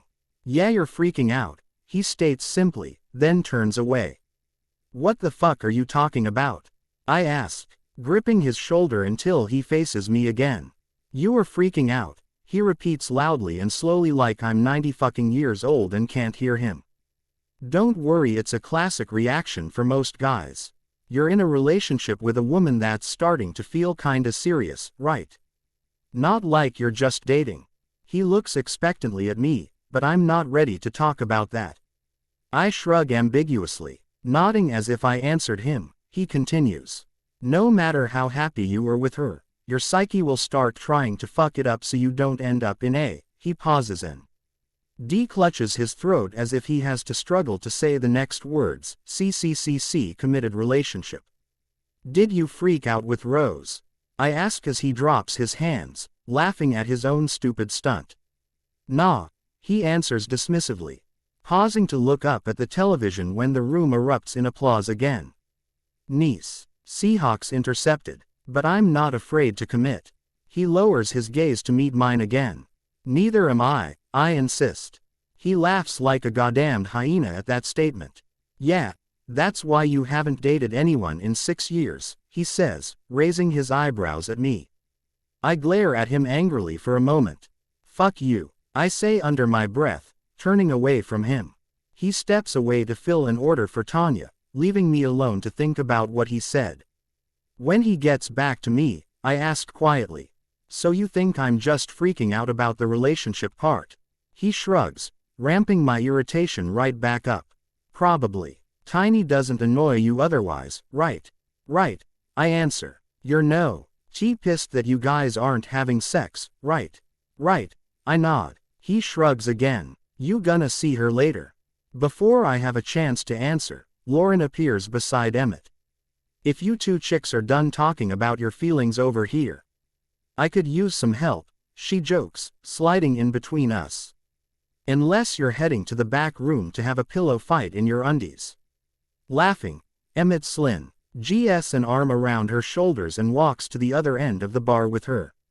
I wait on the guys at my end of the bar and I fill a couple of orders for Tanya, still trying to ignore all her snide comments until she starts in on Bella. Haven't seen what's her face around today, she says as I set beers on her tray. I put ice in 2 glasses and grab the bottle of Jack, pouring it into the glasses. With one hand while I shoot Coke from the beverage gun with the other. Did you finally come to your senses? What? I huff, setting the drinks down on the tray and then looking at her. Oh, come on, Edward, she chuckles. Everyone knows you're not boyfriend material, well, everyone except the naive girl next door. What a dumb bitch. I'm looking at the only dumb bitch I know, I say angrily. Pushing the tray across the bar toward her.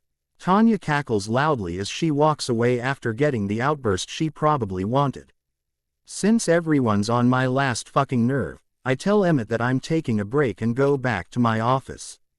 Shutting the door behind myself, I sit at my desk and turn on the laptop, then notice my cigarettes and keys laying on top of the desk where I left them hours ago. Picking up the key to Bella's apartment, I turn it over and over in my hand, not surprised when the chest-tightening, gut-twisting feeling appears again. Opening the drawer in front of me, I sweep my smokes and car keys in and then drop Bella's key in, too. Out of sight, out of mind, I think as I slam the drawer shut. Determined to do something productive today, I get started on all the year-end stuff the accountant will need and try not to think about Bella anymore. An hour later, I'm pretty engrossed in the profit and loss statement I'm working on, so I barely glance at the door when it opens. I shift my eyes long enough to see my sister come in, but I don't make eye contact. What the fuck is she doing here? She's not scheduled to work today. She stands in front of my desk and waits. Since I'm still in a bad fucking mood, I don't speak, or even acknowledge her presence.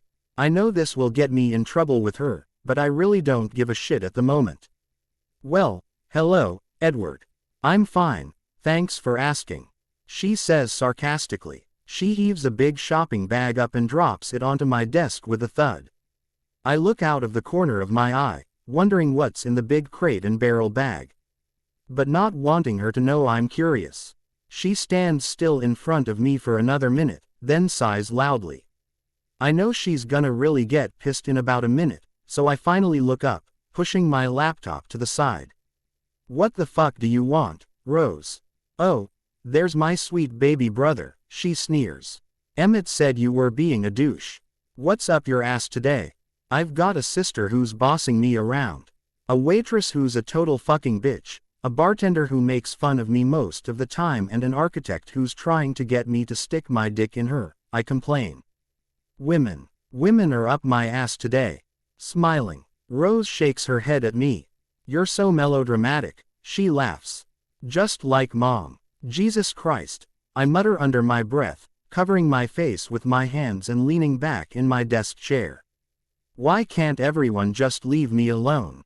It's a conspiracy, she says flatly. Everyone's trying to ruin your day because it's all about you in your little world, isn't it? Jesus, you're an arrogant prick. That's not really news to me. I hear the crinkle of the paper bag and drop my hands. Rose is picking it up from the top of my desk.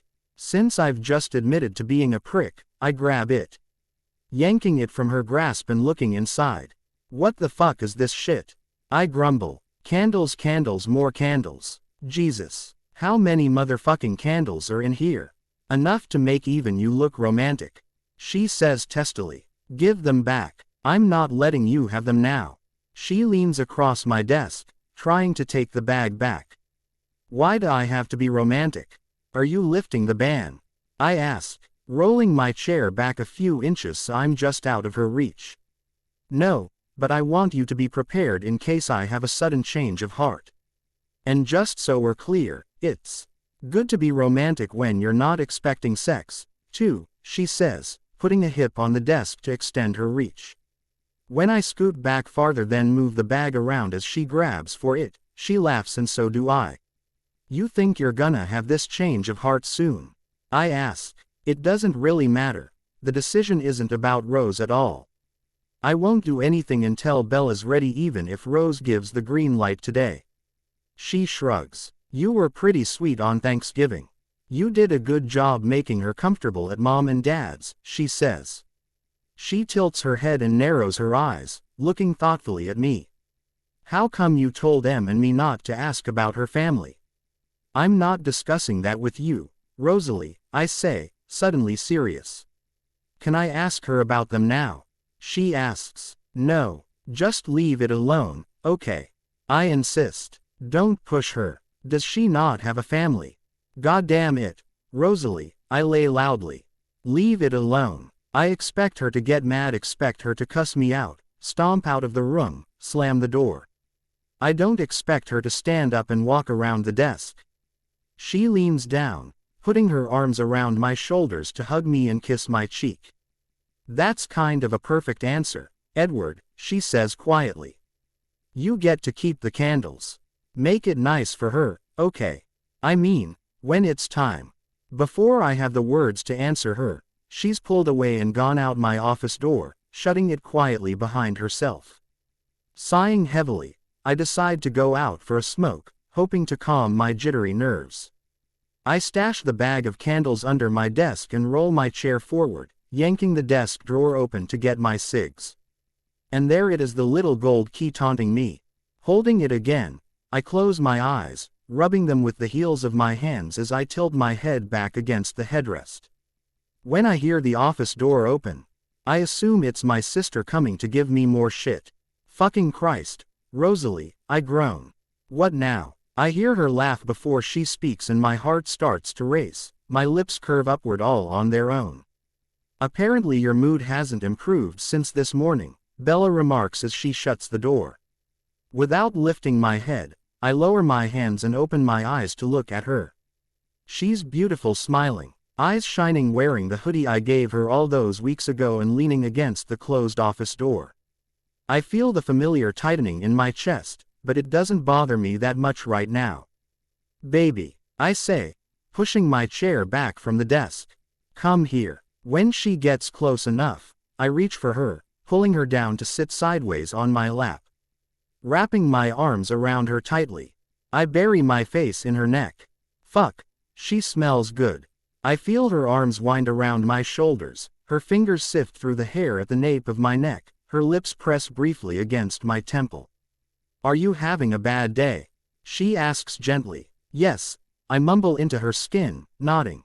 Then I lift my head to look at her. I was. Until now. I feel better now. I raise one hand, the hand holding her key to her jaw. Keeping my fingers curled around the key while stroking my thumb along her cheek. I chuckle once as I look at her, amazed at how much calmer I feel now that she's here. It's strange that she's both the problem and the solution. Maybe this is what it feels like when you date someone who's also become one of your best friends. What are you smiling about? She asks, frowning and smirking at the same time. Fuck, she's adorable. I answer, leaning in to kiss her lips gently, and once I start, I can't stop. I nibble at her lips until she finally opens up and deepens the kiss. She HMMs into my mouth and grips my hair more tightly as she slides her tongue against mine. By the time we break apart minutes later, we're both breathing heavily. I press my lips against her neck as she sighs quietly. You sigh all night long, I say quietly, smiling against her skin. She laughs lightly before she answers. I do. Does it drive you crazy? Yeah, it does, but not in the way she means. All the little fucking noises she makes in bed drive me crazy. No, ballerina, I answer, not ready to confess that to her. Lifting my head, I stare into her warm, brown eyes. She smiles as she reaches up to grasp the hand I still have resting against her jaw. I'm looking at her and not really paying attention to what she's doing until she's pried my fingers open and is staring at the single gold key. Why are you holding my key? She asks, frowning at it, not looking at me. I didn't take time to put it on my keychain yet, I answer, scrambling to not look like the asshole I've acted like all day. I'll do it right now. Swallowing audibly, I reach around her to lift my other keys out of the desk drawer. Nervously, I slide her key into place next to my condo key. I wait for the tension to return. Anticipate the pressure I assume I'll feel in my chest, but it doesn't come. As I study all the keys in my hand, I decide hers looks pretty fucking good next to mine. It's like I'm holding all the things that are the most important to me in the palm of my hand: my business, my condo, my ballerina. And my car. I still fucking love that car. Now my goddamn chest feels tight again, but not because of the Mustang and not because I'm scared. Looking up, I find Bella smiling at me and I smile back. As I toss the keys into the air and catch them when they come back down. Only one thought crosses my mind. What was I so afraid of? EPOV. Just before 6:30 on Wednesday night, I grab a to-go cup and fix Bella a Diet Coke as Emmett eyes me from a couple of feet away. When I glance at him, he's smirking. I can tell he's got something to say, but he stays quiet until I put the straw through the lid and pick up the cup. Going to see Tiny? Yeah, I respond. I just want to say hi. She won't have long to talk because she still has 2 more classes to teach. But I wasn't at the bar when she got to the studio tonight, and I played poker and drank tequila last night until almost 3. So I crashed at my own place. Meep meep, he says as I pass him. What the fuck is that? I laugh curiously, turning to face him. It's the sound of the minivan you'll be driving in 5 years, he grins. Slinging the bar towel in his hand over his shoulder. You're a goner. Jesus. I knew by his smirk that he was going to make fun of me, but I didn't think it would be about this. Shut the fuck up, dickhead. I grouse. How long until you're hauling a carload of whiners around? Probably 3 years, he says with a shrug. I feel my mouth drop open. That answer genuinely surprises me. Emmett and I have never talked about this shit before. It will have to be an SUV though. Can you see Rose in a Mini? He laughs and shakes his head. She'd try to run me over with it if I bought one. I'm still standing with my mouth hanging open, staring at him. You think I'm just fucking around with your sister? He asks, apparently insulted by my silence. He yanks the towel from his shoulder and slaps it down on top of the bar. I love her. I'd ask her to marry me today if she would say yes. But she wants to finish school first. Finally, I snap my teeth together. Emmett, we're gonna have to drink whiskey if you want to continue this conversation, I mumble. Jesus, my best friend wants to marry my fucking sister and have kids. Fuck. I know he loves her, but fuck. Grinning once more, he chuckles and shakes his head. No, we'll do it another time. Go see your girl. I'm still half stunned as I walk across the parking lot to Bella's studio. I go in through the side door, it's still never locked, and walk past her dark office toward the front of the building, then belatedly remember why I don't come over here this early in the evening. There are 150 fucking tiny, pink wearing ballerinas twirling around in the lobby, or at least 20 of them. It's a lot of fucking pink. I spot Bella by the front door, standing with her back to me and talking to another woman. She's dressed exactly like the little girls, except her stuff is all black. I see her wearing dance clothes almost every day, but I don't usually get to look at her from the back. Standing still, I stare at her long legs, her sculpted shoulders, her exposed neck until the little pinkies start looking at me and giggling. Bella turns around to peek at the laughing girls, and then smiles when she sees me. She holds a finger up for me to wait and I nod at her. The mini ballerinas are all still staring at me with their beady eyes, making me nervous. I shift uncomfortably from foot to foot and put my empty hand in my front pocket. A minute later, Bella turns around and walks toward me. Hey, what are you doing here? She smiles, taking the cup and immediately drinking from the straw. I haven't seen you since early last night, I shrug, both hands now stuffed in my front pockets. And, she asks, and I wanted to see you, I say quietly. Can I kiss you in here? No, she laughs, looking down at the little girls still around us. Hug you. She shakes her head, but reaches for my forearm, squeezing gently. I pull that hand from my pocket and grasp hers, holding it loosely. And swiping my thumb across the backs of her fingers. I talked to Emmett and he's gonna cover the bar for the weekend, I say. Are you going somewhere? She asks, frowning slightly. We have that thing with my parents Friday night. I remind her. You know there are going to be men dancing around in tights, right? She asks gently, but she's smirking at me. Are you sure you want to go? Fuck, no, I don't want to go. But as my dad pointed out the other day when he called, this is the kind of shit you do when you're dating someone. When I saw the way her eyes lit up after I told her they had invited us to the ballet, I felt that goddamn tightness in my chest again. But I'm starting to accept that my chest is tight for another reason besides freaking out. Yeah, ballerina, I answer. Maybe we can go out afterwards since we'll already be downtown. She nods and takes another sip of her soda. I'm taking the rest of the weekend off, too, and I want to spend it with you. She holds the straw between her teeth as her lips slowly curve up into a slight smile. Then she puckers to take one more drink before she answers. I'm baking cookies this weekend for all the dance classes. We have holiday parties next week. She stalls, not really agreeing but not turning me down flat either. Encouraged, I shrug one shoulder and smirk at her. I have a pretty big kitchen, I remark, squeezing her hand. You could use it if you stay with me. My fucking heart is pounding as I wait for some indication that she's going to say yes. I can't tell from her face she doesn't look convinced. Are you sure? She asks uncertainly. Last weekend I acted like a I rush to explain, and then remember there are a bunch of kids in the room. Smiling sheepishly, I stop and try to think of a different word to describe myself. Dick, asshole, shithead, douche, motherfucker. Jesus. They're all true, but I can't say any of them in here. Finally, I come up with a G-rated version. Jerk. I'm sorry. I say it quietly, looking at her and hoping she can see how sincere I am. I don't want to be all up in your space, she says teasingly, but I know there's some underlying truth in her statement. I never explained what was going on Sunday, only saying I woke up in a bad mood. She probably gets that it was somehow related to her. She almost always sees through my bullshit explanations. But I spent Sunday and Monday nights at her apartment without freaking out again. I want you in my space, I counter, sliding my fingers in between hers.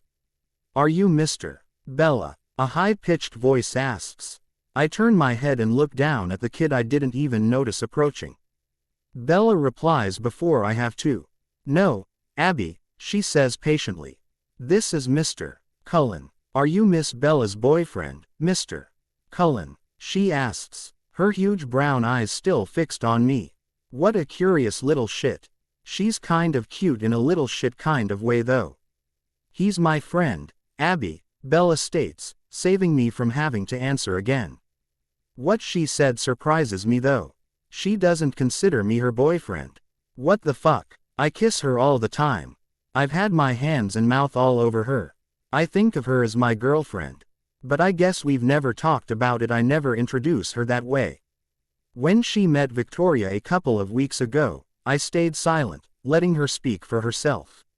When she stopped in to see me last night before I left for poker, a couple of my buddies were at the bar to pick me up and I introduced her as the owner of the dance studio next door. I'm gonna need to fix that shit. Bella, I begin. I'll think about the weekend, okay? She says, smiling slightly at me. I gotta go. She squeezes my fingers before releasing my hand. I watch as she herds all the pinkies into a room and then shuts the door. I'm turning to go back out the way I came in when the studio door opens a crack and Bella sticks her head through. Thanks for the drink, Edward, she says softly as I walk toward her. If you want, you can use your key later.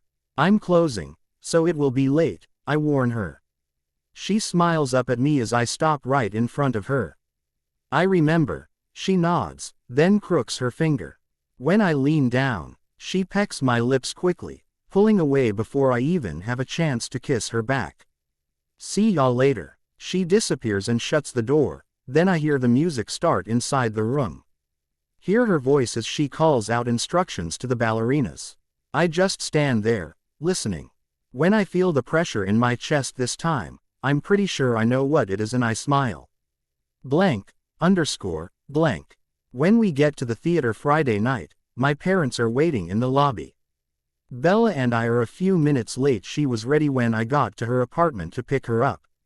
But she looked so fucking good that I couldn't help kissing her and then I couldn't stop kissing her.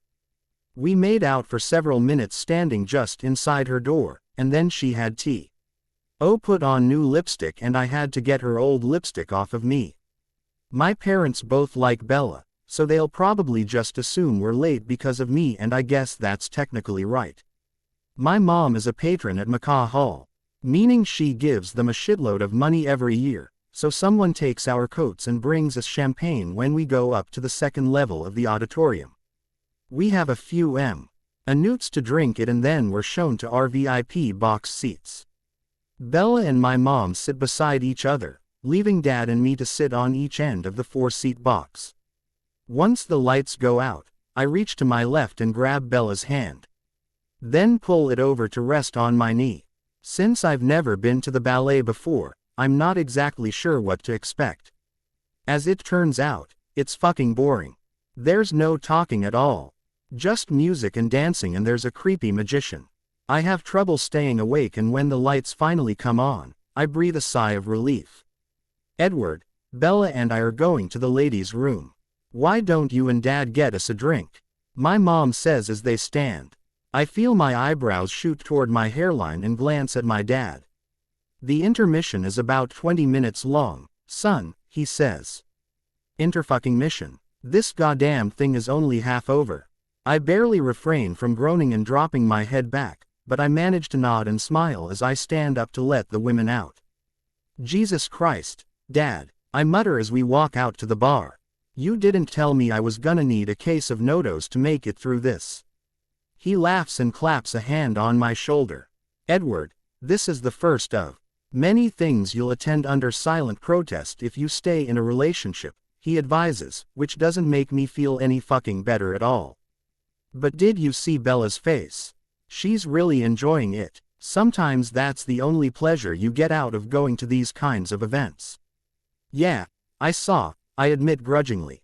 I watched her some during the dancing and it was better than what was happening on stage. She loved it. She loved it so much that I'll probably bring her to see something else sometime. But I'll definitely remember to drink a shitload of Red Bull first. Your mom and I are going to a jazz club when the ballet is over. Would you and Bella like to join us? He asks. Thanks, Dad, but I think we're gonna go somewhere else. I haven't been very good about taking her out lately, I shrug. There are some cool bars down here. He nods and smiles. See, you're learning already, he says as we step up to the bar. Something she likes, then something you like. Everybody wins. 2 white, 2 red. I tell the bartender, then turn back to my dad. Maybe I'll drag her to a Mariners game in the spring. He shakes his head. I wouldn't recommend it, son, unless she already likes sports. I took your mom once. He shares. Once. She talked the whole time, asked questions about every single thing, gave a commentary on the uniforms and was afraid the manager was being mean to the umpire when they argued about a call. It was torture. I'm still laughing as I see Mom and Bella approaching from my left. Turning my head toward them, I watch Bella, watch the way the black silk fabric of her dress moves around her legs as she walks. The dress has long sleeves that are split open from shoulder to wrist, exposing her smooth, ivory skin every time she moves her arm. She looks fucking fantastic. Inhaling sharply, I pick up my red wine and Bella's white and walk to her, completely ignoring my parents. As she takes her wineglass from me, I bend down to kiss her, sliding my hand inside the sleeve of her dress to cup her elbow. You look great, I murmur against her lips. Did I already tell you that tonight? Yes, she smiles against my lips, holding her glass between us. But it's okay if you keep saying it. Quote, you're better than all those other dancers, too, I continue, looking straight into her eyes. Laughing quietly, she reaches one hand to my neck and holds me in place while she kisses me again. No, I'm not, but it's sweet of you to say that. It's true, I insist, linking our free hands together and turning toward my parents who are both staring at us and smiling.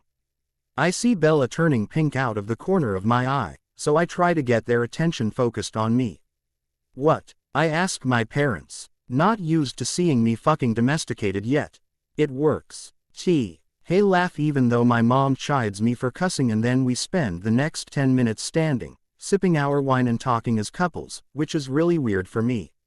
After we set the glass aside and begin walking back toward our seats, Dad asks Bella several questions about her studio. I can't stop staring at her as she answers, captivated by the way she smiles when she talks about the kids. By the sound of her voice as it rises with excitement, by the feeling of her hand as it moves to wrap around my bicep. Squeezing lightly, she tells my parents about my panic at being surrounded by the little ballerinas a couple of nights ago. Mom and Dad think that's pretty fucking funny. They're scary, I shrug as we step into the box. Edward, you're always very good with Aunt Maggie's kids, my mom remarks. Aunt Maggie has boys, I reply. I can play sports and wrestle around with them. It's little girls that scare me. Well, you'll have to be brave because they're coming for Christmas, she says, taking her seat. You remember the new baby is a girl, right? They're bringing the whole fucking brat factory west. I groan, but I'm kidding. I like it when they're all here for the holidays. Edward, my mom warns. Sorry, I chuckle, glancing over at her apologetically, but she doesn't seem appeased. She's staring me down, looking directly at me as I sit, before sliding her eyes to Bella and then back to me. Bella has gone quiet in her seat and is reading through her program. Oh, fuck, The holidays, we haven't even discussed that yet. Ballerina, I whisper, putting my arm around the back of her chair and sliding my fingers inside her sleeve to rest on the bare skin of her upper arm. Are you going to Forks for Christmas? No, she whispers without looking up. Then will you spend it with me? I know it's still 10 days away and you could decide to dump my ass by then, I say lowly, smiling when she turns to look at me after that statement. And you'll have to put up with my fucking sister and all my little cousins, but I really want my Aunt Maggie to meet you. It's the truth. Aunt Maggie and I have always been close. I've always wanted her approval on the big things. And Bella is starting to feel like a pretty big thing. You do. She smiles. Yeah, of course. She's my favorite aunt. I want her to meet my girlfriend, I say, then swallow. I feel Lee. I can't fucking breathe as I wait for her to say something. She licks her lower lip, which makes me want to kiss her. She clears her throat quietly before she answers. Won't that be awkward? I'm there and your girlfriend is there, too. She whispers. Chuckling, I tighten my arm around her shoulder and lean down. I was talking about you, Bella, I whisper in her ear. But you knew that, didn't you? You just like screwing with me. I like everything with you, Edward, she whispers back, putting her lips against my ear, fucking turning me on with her low, husky voice and warm breath. I can't imagine that screwing will be an exception to that rule. She kisses the spot right in front of my ear and then turns toward the stage as the lights go down for the next act. Fucking hell, he definitely knows how to knock the goddamned wind out of me. I look at her profile, at her smug, satisfied smirk and realize that she knows exactly what she did. My dick anted up as soon as she breathed in my ear. And after the screwing talk, he's all in. I don't think I'll have trouble staying awake now. Still uncomfortable several minutes later, I decide to give her a taste of her own medicine. Sliding my hand down from her upper arm, I touch the inside curve of her elbow with my thumb, skimming lightly across the pulse point several times. After I hear her breath hitch, I curl my fingers in and brush the backs of my fingers up her arm slowly. When I reach her shoulder, I wrap my whole hand around the top of her arm, working my index and middle fingers under the strap of her bra, and sliding them down little by little until they rest at the top of her left breast. She inhales deeply, and my fingers fall a little lower. Now I'm the one with the smug smirk. This certainly makes the fucking ballet more enjoyable. I don't try to move my hand any lower, content to sweep my fingertips across her skin so lightly that I barely touch her. I can feel her heart pounding in her chest. I see her lips part as her breaths come faster, so I tease a little more, stopping the movement of my fingers for a minute or two until I feel her breathing return to normal, and then starting again. She wiggles around a bit, but I know she's not going to make a big fuss with my mom sitting next to her. I'm still fucking aroused, but at least now she is, too. When the audience applauds for Psalm Ethan, I have no fucking idea what, since I'm watching her instead of the dancing. She leans toward me. Your mom is going to notice, she whispers, breathing rapidly in my ear. You started it, baby, I answer, putting my lips right against her ear and then touching my tongue to her earlobe before she pulls away. Stop, she mouths at me. I shake my head, smiling. She smiles back and I think she's a little amused. But then she mouths, please. Damn, that gets to me. Defeated, I move my hand up to her shoulder, squeezing gently, and then slide back down to her upper arm. She leans over me for a minute before whatever's happening on stage captures her attention again and she sits up, leaning forward slightly. For most of the rest of the show, I watch her, only briefly sparing glances for the performance. Occasionally, she turns to look at me, but the rest of the time, she's focused on the dancing and she never stops smiling. When the fucking ballet is finally over, I'm out of my seat quickly, applauding along with everyone else, although I'm sure Bella and I are clapping for different reasons. Once we have our coats, we both thank my parents and then get the hell out of there. 20 minutes later, we're seated at a table in a loud, dark club. Now that we're alone, I can't keep my fucking hands off of her. Sitting close to her, I keep touching her arms, her back. I lean in to kiss her often. Twice I drag her onto the dance floor, keeping her out there for several songs, until she tells me her feet hurt from dancing in high heels. It's almost 2 o'clock when we get to my building. As I get out my side of the car, I reach into the backseat to get her duffel bag. She finally agreed to stay for the weekend after I said I'd help make the cookies. On the elevator, she winds her arms around my neck to hug me. "Thank you, Edward. I had so much fun tonight," she says, then yawns. My dick can see the writing on this wall. She's tired. We're not getting any attention tonight. "Me, too, baby," I say, holding her close. Laughing, she leans back and looks up at me. "You did not," she says. "I did," I insist. "I had fun being with you. But if we go to the ballet again, we're getting a private fucking box and not going with my parents." Sinking one of her hands in my hair, she pulls until I bend down, and then she kisses me until the elevator stops on my floor. When we get inside my condo, she gets ready for bed while I text Emmett to see how things went at the bar tonight. As I expected, by the time I get to the bedroom 10 minutes later, she's asleep under the covers. She sighs when I get in beside her and push my hand under the material of her tank top, resting my hand on her waist. As I close my eyes, I feel her burrowing down deeper into the covers and tugging my pillow with me. I scoot down, to blank. "Jesus, ballerina, how many fucking," I begin, then chuckle when she looks sternly over her shoulder at me. "Freaking dozens of cookies are you baking?" I didn't slip up on purpose this time, but sometimes I do. It amuses her and I fucking love the way she pretends to get mad. Shit, the frowning just about kills me in my dick. "I already told you how many, Edward," she answers patiently. "Besides, this batch is for you and Emmett." She only added the Emmett part to piss me off. She knows there's no way I'm sharing these cookies. "Ballerina," I warn teasingly, turning back around to continue my job and smiling when I hear her laughing behind me.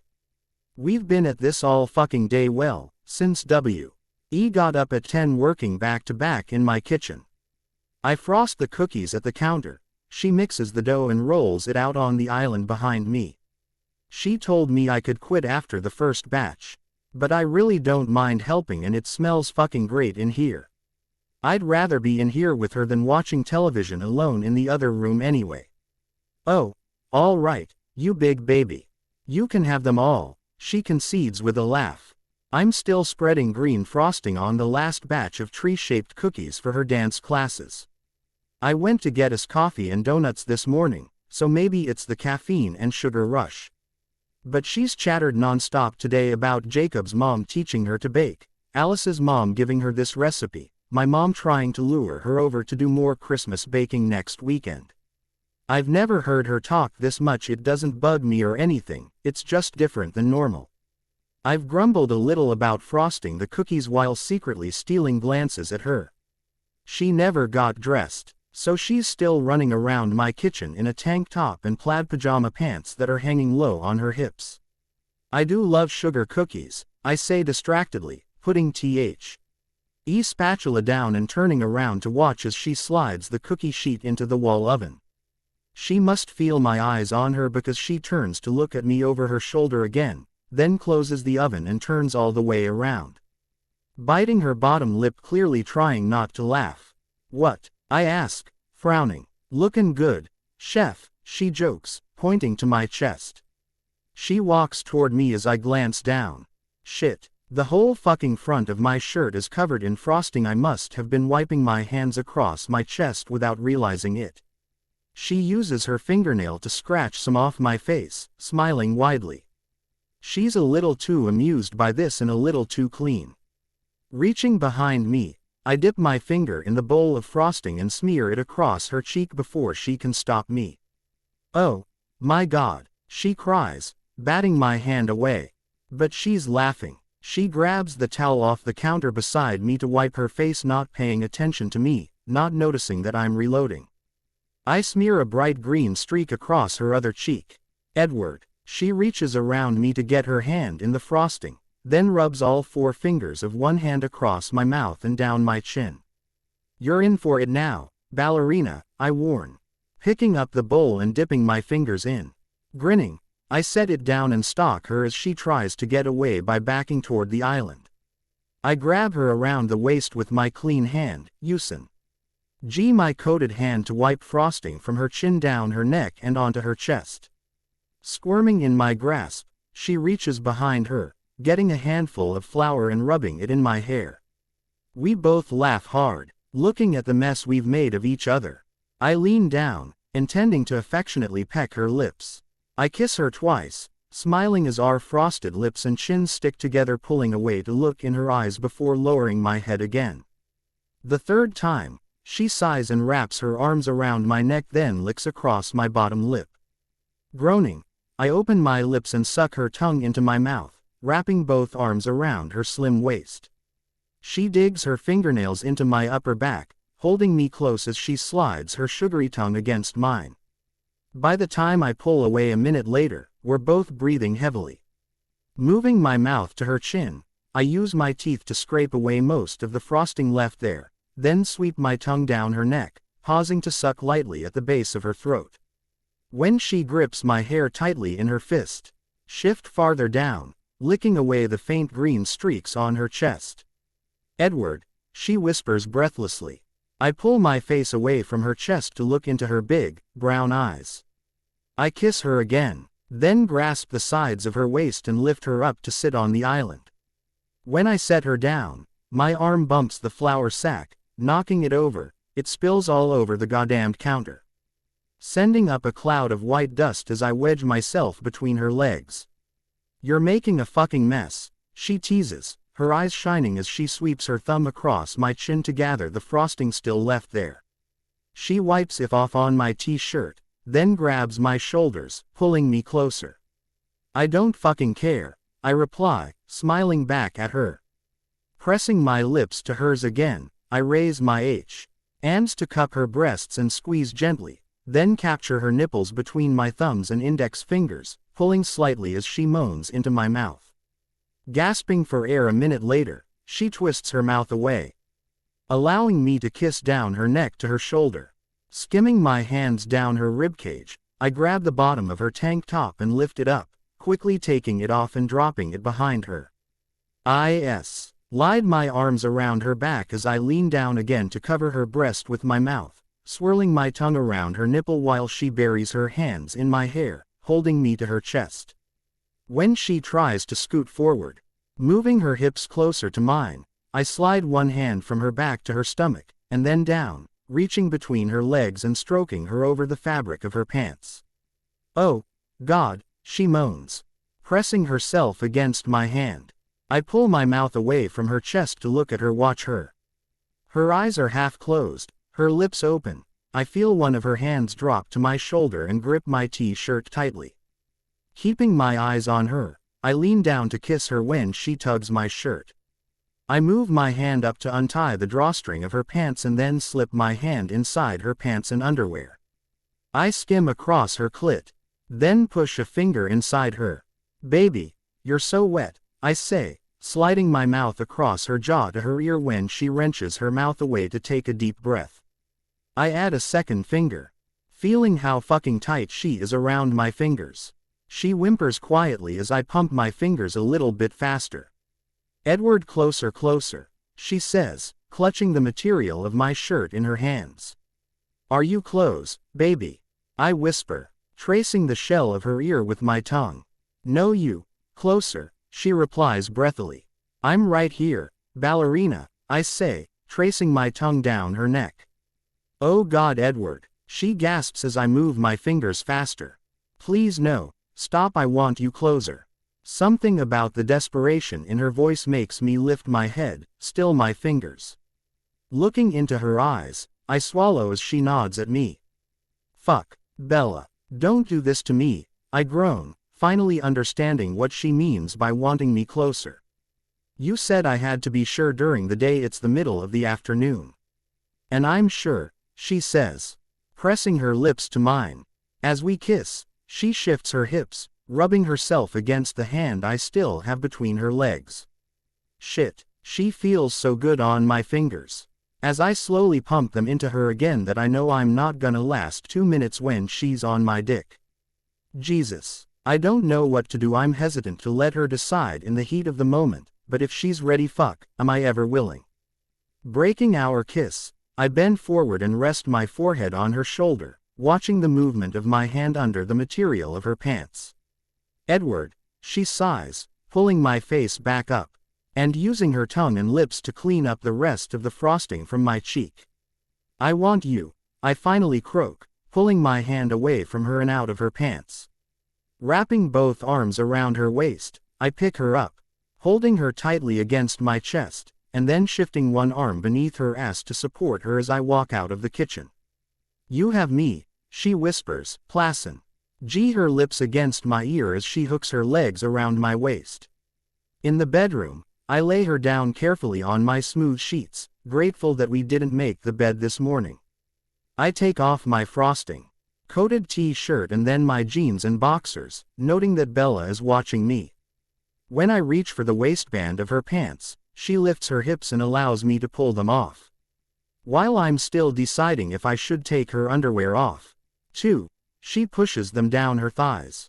I slide them the rest of the way down her legs and drop them to the floor with the rest of our clothes. Looking down at her, I put one knee on the bed and climb up. Settling between her legs, she raises her head slightly and pulls out the band holding her ponytail, throwing it to the side as her hair tumbles down to the pillow. Smiling, she crooks her arm around my neck, putting her lips on mine and taking me with her as she lies back. I follow her down, kissing her unhurriedly, stroking my tongue against hers slowly. Propping myself on one elbow, I glide my hand down the length of her arm before lifting it to her chest.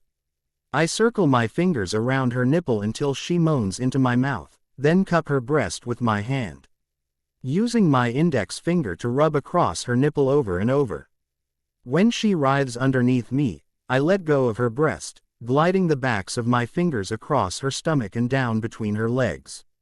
I slip 2 fingers and then 3 inside her, making sure she's ready.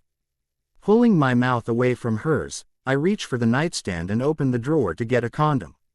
I sit back on my knees to roll it on, then lie back down on top of her, holding myself above her. Outside of her, I look into her eyes again. Ballerina, I ask nervously. I think she's sure I feel like we're ready, but I know it will change things between us. I'm not thinking about anyone else, Edward. Are you? She asks, her eyes clear and bright, her gaze steady. I smile at her. No, just you, I reply, pausing to swallow around the sudden lump in my throat. Just us. Us, she echoes quietly, smiling. She raises one hand to my face, grazing my cheek with the back of her hand, then moving it up to grip my hair again. Taking a deep breath, I slowly push inside, trying to let her body adjust to mine even though she feels so good that I'm fucking overwhelmed with the urge to go hard and fast at her. Groaning, I feel my abs contract as her eyes slide closed, her hips lift to take me all the way in. Holding myself up with one arm, I wrap the other around her shoulders and lean down to kiss her gently. Bella, I mumble against her lips. She flutters her heavy-lidded eyes open to look up at me, her eyes soft and warm. Oh, fuck. As soon as I look into her eyes, my fucking chest tightens up and I have to fight He desire to profess all kinds of shit I'm not ready to say. I pull back and push in again with a quiet grunt. Jesus, she feels incredible. You're beautiful, I say, my voice cracking with emotion. No, you're the beautiful one, she murmurs, sliding her eyes closed again and pushing her hips against me. I thrust a little more forcefully into her as I lean down to press my lips to hers again. A minute later, I readjust my arms so I can slide one hand in between us, moving to circle her clit. She gasps and bucks against me. I kiss across her cheek to her ear, breathing raggedly. You're perfect, I whisper. Ah, Edward, Edward, she cries loudly as I feel her convulse around me. I hold still for a moment, letting her clutch my shoulders tightly as she arches up against me. When her body relaxes, I rise up to look at her and she opens her eyes to look dazedly at me. I smile, moving my hand from in between us and reaching for hers. I intertwine our fingers and slide our hands up above her head. Put your legs around me, ballerina, I say as I press into her again. As her legs wrap around me, I pull almost all the way out, then sink back into her as she tilts her hips and uses her legs to draw me closer.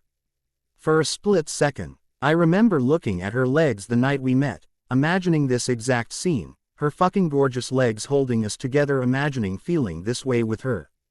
But never imagining I would feel this way about her. Burying my face in her neck, I know I can't wait anymore and begin thrusting steadily into her, increasing my pace when I feel the orgasm coming in. Finally grunting out her name as I come inside her. Neither of us moves much as we catch our breath. Bella slides her fingers gently through the hair at the back of my neck while I stroke my thumb lightly along hers. Finally, afraid I'm too heavy, I lift up on my elbows to look at her. Her eyes are closed, but she's smiling, so I kiss her, sliding my tongue against hers lazily, pulling my mouth back from hers often to nip at her jaw. Eventually, I have to get up, even though I'd like nothing better than to leave my dick right where it is until it's ready for round 2, because there's definitely going to be a round 2. But I need to get rid of the condom first.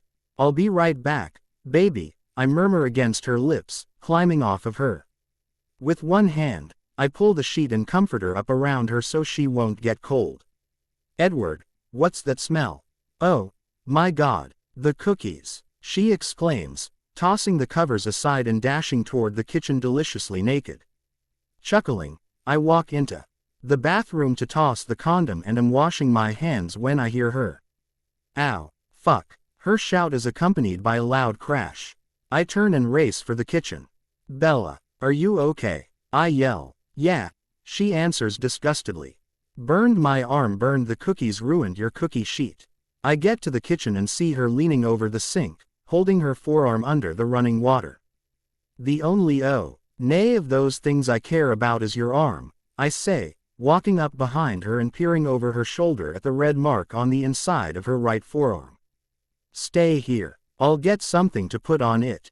I press a kiss against the back of her shoulder and walk back to the bathroom to get the burn ointment.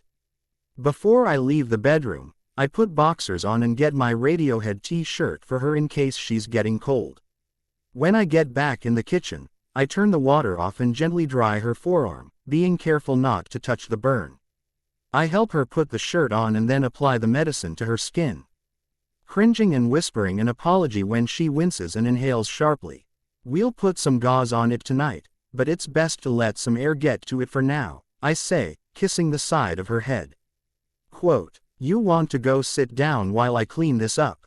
She turns and looks around the wrecked kitchen, probably taking it in for the first time. The counters are sticky, the island is covered in flour except for the spot where Bella's perfect ass sat. Her tank top is hanging half in, half out of the mixing bowl, and the floor is dotted with globs of green frosting accompanied by white flour footprints. And she dropped the baking sheet on the tile floor. Some of the Christmas tree-shaped and burned beyond edibility cookies must have gone flying. They're scattered among the green and white. Oh, my God, she muses, raising a hand to cover her mouth. We destroyed your kitchen. We did, I confirm, smirking, shifting to stand behind her. I slide my hands around her waist and rest my chin lightly on her shoulder. She moves her hand to cup the side of my face and leans her head against mine. Totally fucking worth it, she says. Laughing, I turn my head to kiss her cheek, then hug her when she turns around in my arms. I agree, baby, totally fucking worth it, blank. Once we've cleaned up the kitchen, I order Chinese food while Bella takes a shower. She comes back out just after it's delivered, wearing jeans and one of my full moon t-shirts. Why are you dressed? I ask, disappointed. Why are you dressed? She retorts, grinning at me. I had to answer the door. I explain seriously as we sit down. You have no excuse. Shaking her head, she laughs at me and tells me I'm overreacting. I probably am, but I continue grumbling about it while we eat, mostly to amuse her. It gets dark so goddamned early now that it feels like midnight, but I think it's only about 6 when we finish. Geez, Edward, why did you order so much food? She asks, looking at all the leftovers on the table in front of us. For later. I figure we'll be hungry again later, I say suggestively, quirking an eyebrow at her and nudging her foot with mine under the table. She blushes slightly, but laughs. You going for a run or something? She teases. Think you're going to work up an appetite? Sliding my chair back from the table, I crook my finger and wait for her to walk over to me.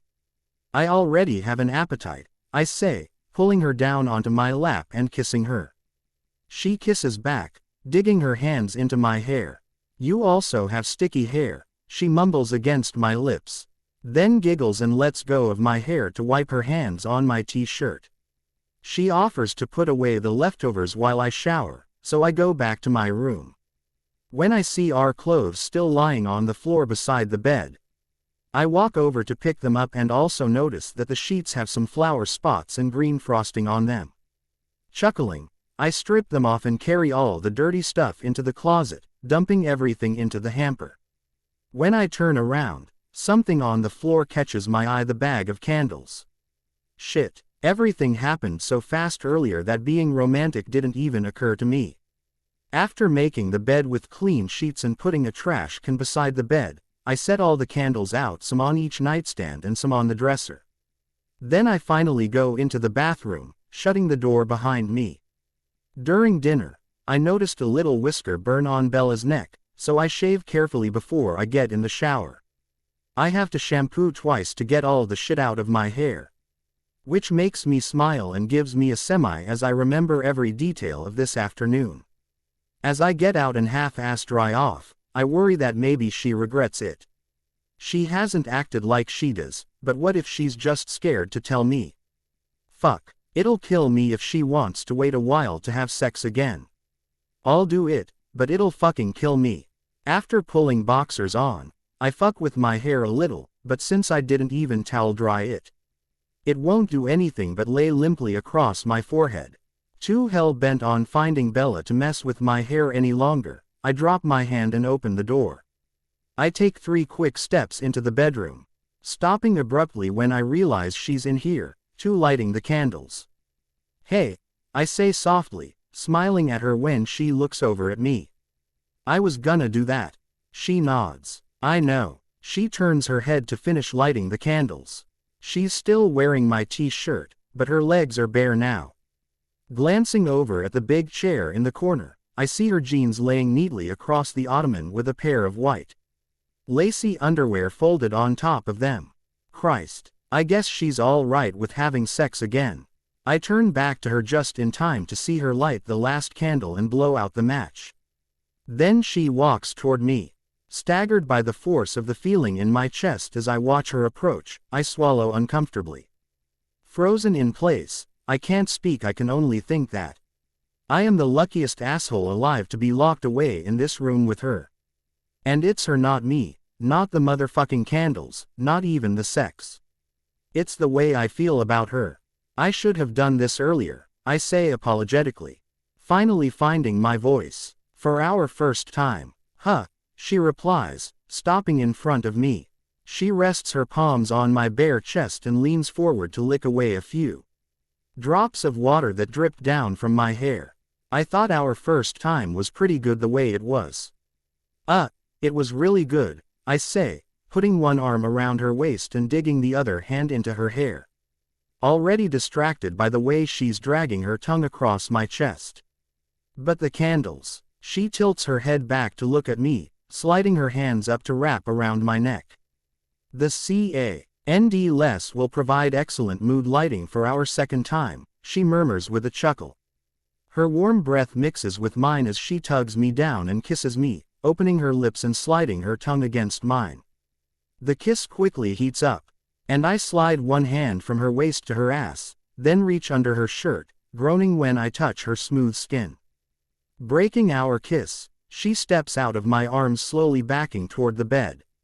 Crossing her arms at her waist, she grasps the t-shirt and lifts it gradually, revealing her bare body underneath a little at a time. Jesus, Ballerina, are you trying to kill me? I groan. No, definitely not, she replies, smiling softly at me.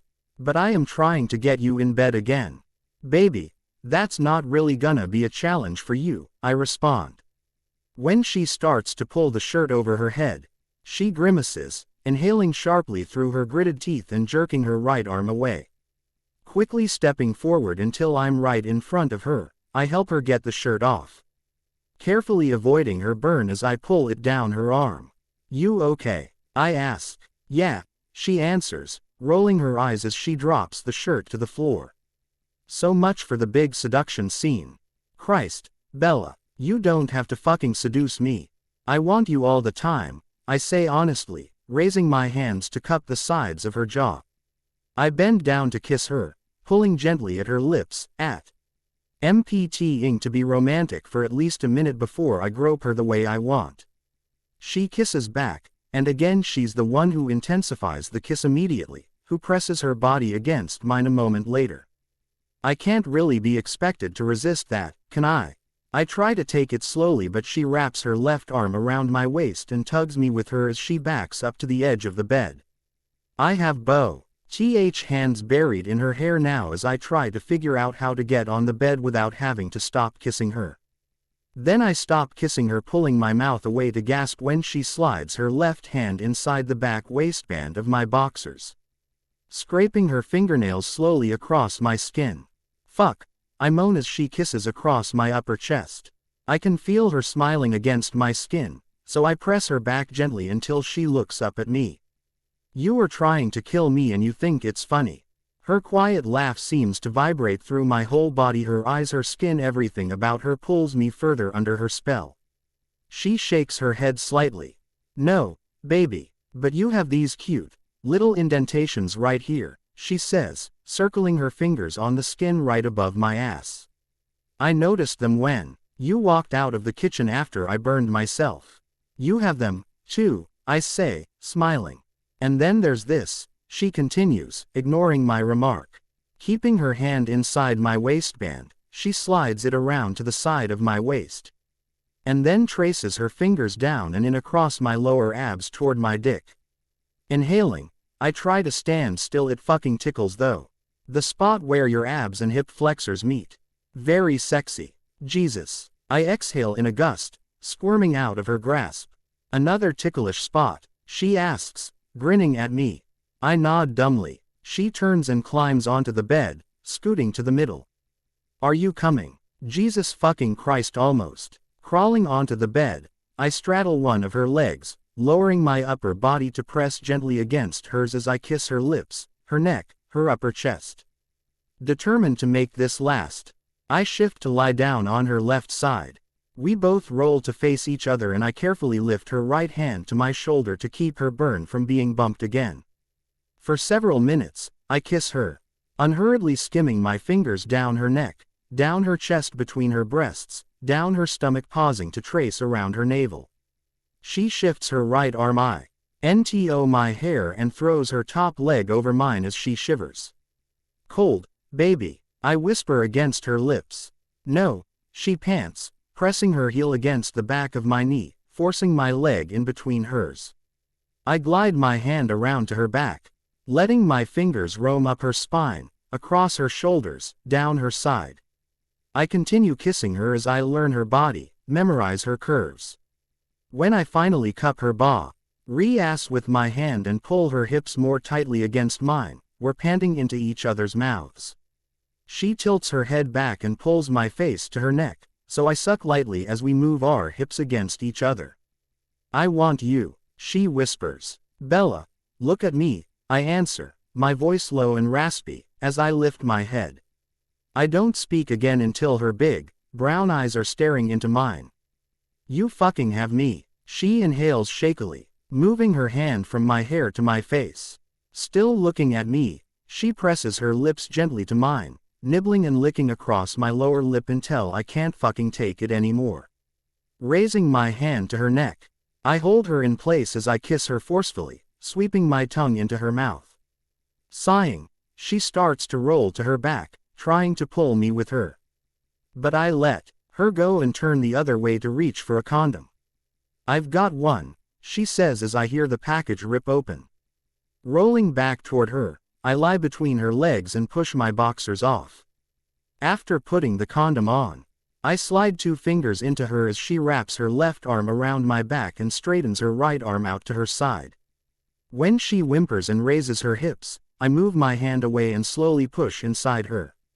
Once I'm all the way in, I hold still and look at her, balancing on my elbows and sliding my hands underneath her shoulders. Kissing her, I begin to move slowly, but I can't hold back for long. I speed up, keeping my thrusts shallow, angling my hips down slightly to put pressure on her clit with every stroke. It works. She bucks her hips underneath me within a couple of minutes. "Oh God, Edward," she pants, moving her right hand to push at the pillow under her head. I pull it away gently, laying her flat and kissing her cheek before raising back up to watch her. "Oh God, God," she bites her lip, so I know she's close. I keep my pace steady, but push a little more forcefully into her, grunting quietly. When she comes, she lets go of her bottom lip, letting her mouth drop open, her eyes close. She digs her fingernails into the middle of my back as I lean down to skim my lips along her jawline. When her fingers relax, I prop myself up on my arms to look down at her, Allah. RMED when I see a tear leak from the outside corner of her left eye. "Ballerina," I ask, stilling immediately. "What's wrong?" "I didn't know it was going to feel like this," she whispers, wiping the wetness away with her left hand and opening her eyes. "Am I hurting you?" Jesus. I didn't even think about the fact that she could be getting sore, but she shakes her head and smiles slightly at me. Quote, "I didn't know it was going to feel like this here," she says, pulling her hand away from her eye and laying it over her heart. I smile back at her as I gently lower myself to my left elbow, placing my right hand over her left. Leaning down, I kiss her, plucking at her lips softly, wanting her to know that I feel it, too.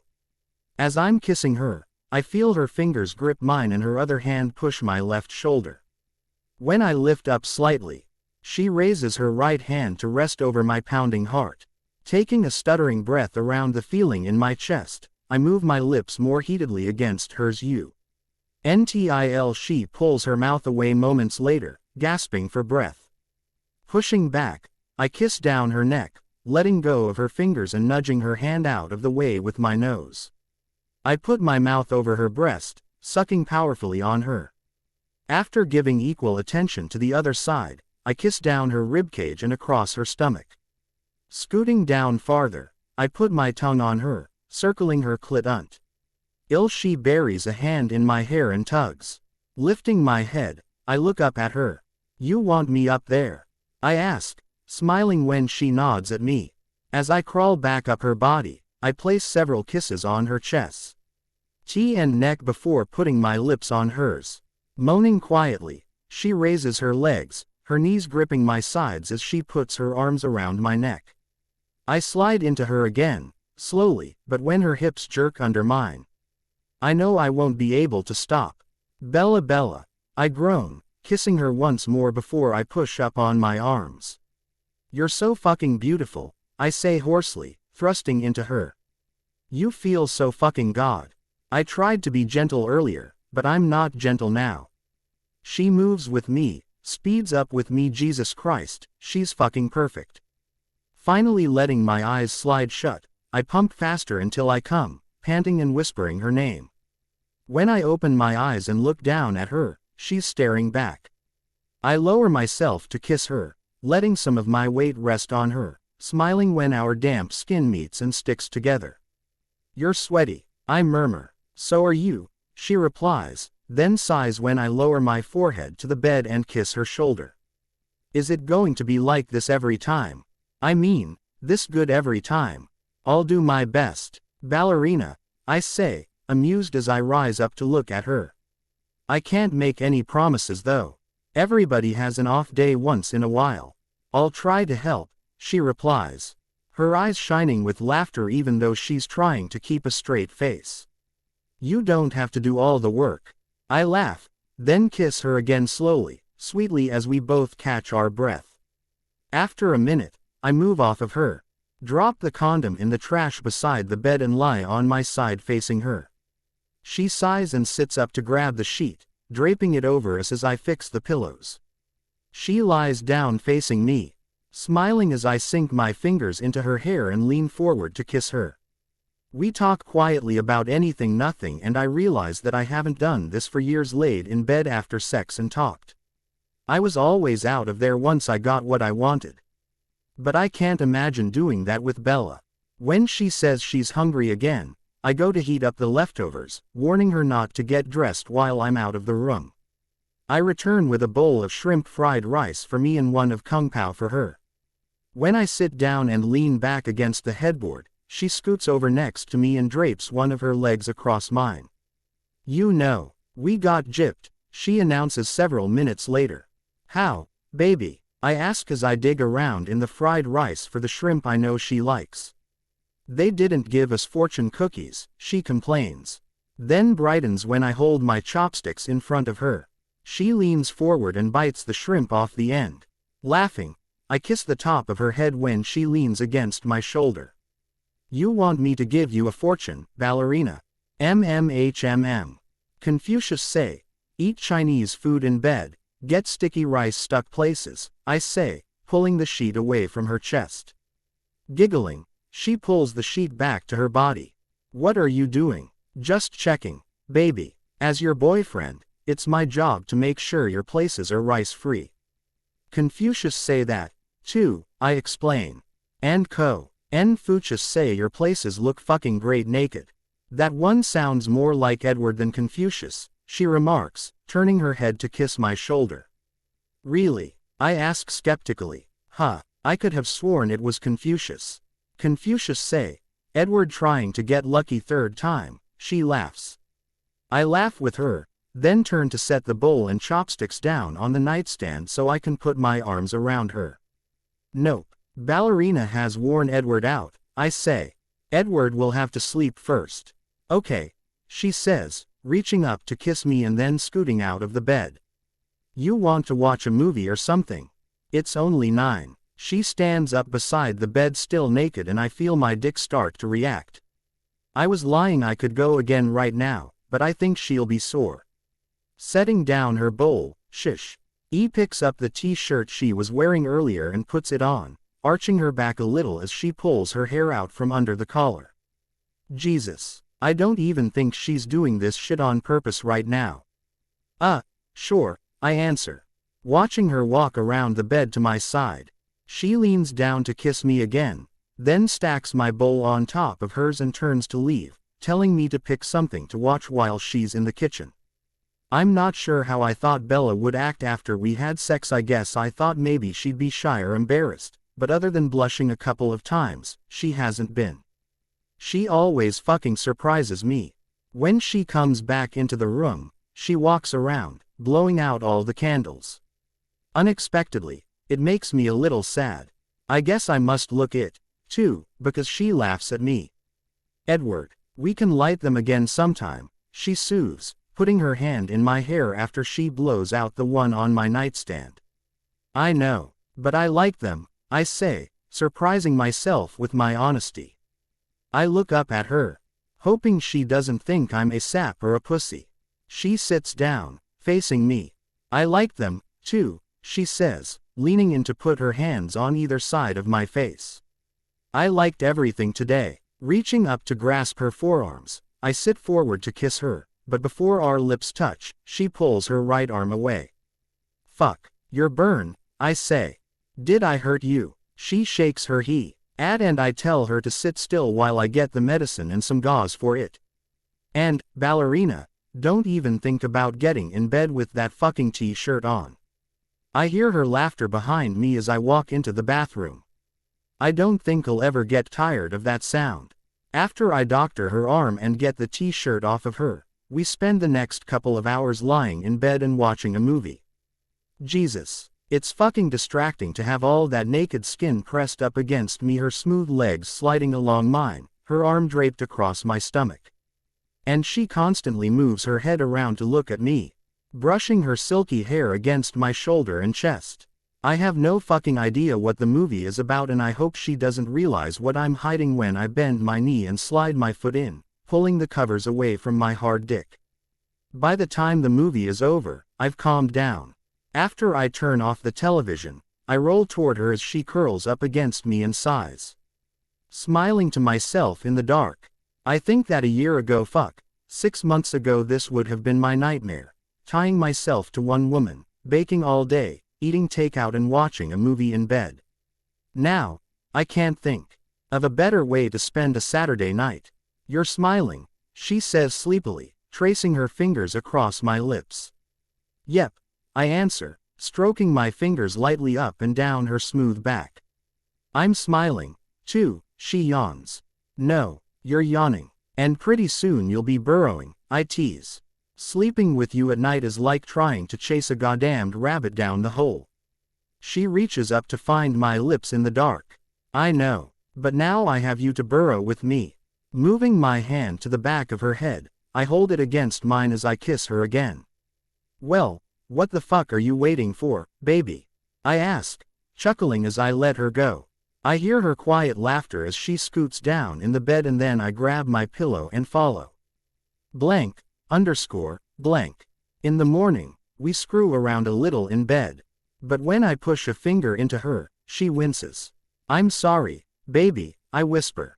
I was too rough. It's okay, she answers. Don't stop. I pull my hand away from her and put my arms around her. Ballerina, there's gonna be a lot of sex. It doesn't all have to be this weekend, I say. We could shower together instead. She likes that idea. So we get clean, then dirty, then clean again together. Afterward, I take her out for a late breakfast. While we're eating, we decide to go get a Christmas tree. Well, she decides to go get a Christmas tree, and I talk her into letting me go with her and into putting the tree up at my condo. I'm pretty sure I can get her to stay with me almost every night with that kind of lure. I don't mind staying at her place, but it's supposed to rain all week and I have a black car and a garage. We get her truck and then drop my car off back at the condo. Reluctantly, she lets me drive her truck to the Christmas tree farm since I know where it is. Before we're out of town, my phone rings. Fucking Rosalie. Talking fast, she tells me that Paul, the contractor, came by the bar and left samples that I need to look at today. Irritated, I mostly grunt or groan in reply. But when I hang up, Bella says she doesn't mind stopping. This shouldn't take long, baby, I say, taking her hand as we walk into the bar. It's pretty crowded for the me, but we don't get a lot of attention except from a couple of regulars who call out to me and wave. I wave back, but don't stop to talk to anyone, intent on finding Rosalie, picking shit out, and then getting out of here. There's one empty seat at the end of the bar, so I steer Bella that way. You want to sit down? I ask, leaning down to speak quietly in her ear. Emmett waves to us from behind the bar and then walks down to stand in front of us. Okay, she answers, squeezing my hand and then letting go as she boosts herself onto the stool. Hi, Emmett. Hello, tiny dancer, he grins, winking at her before looking at me. Sorry to call you in, but Paul wants an answer on the bar finish. He left the samples upstairs. No big deal, I shrug as I start to walk around the end of the bar. Where do you think you're going? Emmett asks, blocking my way.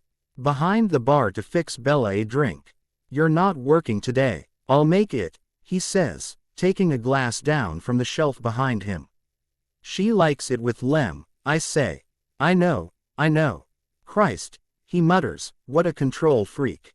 As I move to stand behind Bella, she smiles up at me, clearly amused by Emmett's mumbling. I'm not that amused, but I can't help smiling back at her as I wrap my arms around her and press my chest against her back. Tiny, have I ever told you about the night I met Edward? Emmett asks when he sets her drink on the bar in front of her, looking pointedly in my eyes as he squeezes the lemon over the top of the glass and then drops it in. No, she laughs, leaning forward to take a drink from the straw. I've told her, I insist. Not wanting Bella to hear Emmett's version of the story. I sound like an asshole the way he tells it. Well, then she deserves to hear the whole truth, Emmett asserts. Emmett, we were drunk before we even met that night, I grouse. And then we drank an entire bottle of wild turkey after you beat the shit out of me. Neither of us remembers the whole truth. Laughing again, Bella glances at me over her shoulder. The look in her eyes just about stops my fucking heart, and I bend down to kiss her 3 times before I even think about the fact that we have an audience. I used to make fun of Emmett for acting like this with my sister, but now I get it. When I straighten back up, Rose is standing beside Emmett. She's studying my face, her head tilted to the side slightly, her eyes narrowed. Bella leans back against my chest as Emmett launches into his account of our first meeting. The introduction, the fistfight, the liquor-fueled laughter that forged our friendship. I've heard it all before. I listen for a couple of minutes, interrupting occasionally to correct him, but Rose's continued scrutiny is making me really uncomfortable. I've heard enough. I'm going upstairs, I interject. When Emmett pauses for dramatic effect. Leaning down, I whisper in Bella's ear. Come up when Emmett's done ruining my reputation. Sure, she answers, turning to look at me. She puts 2 fingers under my chin and pulls me in to kiss her again. When I straighten up, I see that Rose's eyebrows are lifted, her lips pursed together tightly and pulled to one side. She learned this look from Mom, too. It's the, "You are in so much fucking trouble," glare. I knew it pretty well when I was 17. Ignoring her, I go up the stairs, but before I reach the top, I hear slow, methodical footsteps following on the treads behind me. Fuck. I keep going, rounding the railing when I get to the top and spotting the sample boards I'm supposed to choose from propped against the far wall. I walk toward them, standing a few feet back to get a first impression. Rose stops right behind me. How has your weekend been, Edward? She asks sweetly. Fine, I answer curtly. You should take the weekend off more often. She remarks thoughtfully. You look very relaxed. You don't look tense at all for the first time in months. Surprised that she doesn't sound as mad as she looked downstairs. I turn around to face her. It's about fucking time, she says, drawing her words out exaggeratedly and widening her eyes. I was beginning to think you two would never grow the balls to get down to it. What are you talking about? I frown, puzzled by what she said. You're the one who put the goddamned ban on us. And you're welcome, she replies haughtily. Then she laughs. She motherfucking laughs like some maniacal villain. My anger spikes quickly as I try to figure out what the hell she thinks I should be thankful for and why she seems happy that I ignored her stupid, goddamned rule. What the fuck, Rosalie? You weren't expecting me to abide by it. She shrugs. I figured you would for a while. I meant it at first, you know. You needed to slow down. She would have slept with you too fast because she would have been afraid you wouldn't like her if she didn't. And you would have slept with her immediately because you've used sex that way for several years. Used sex what way? As a substitute for emotion, she pronounces. Fucking know it all, I mutter, glaring at her even though she's got a point. You don't have to agree, she says nonchalantly. I know I'm right. As usual, she's not intimidated by me.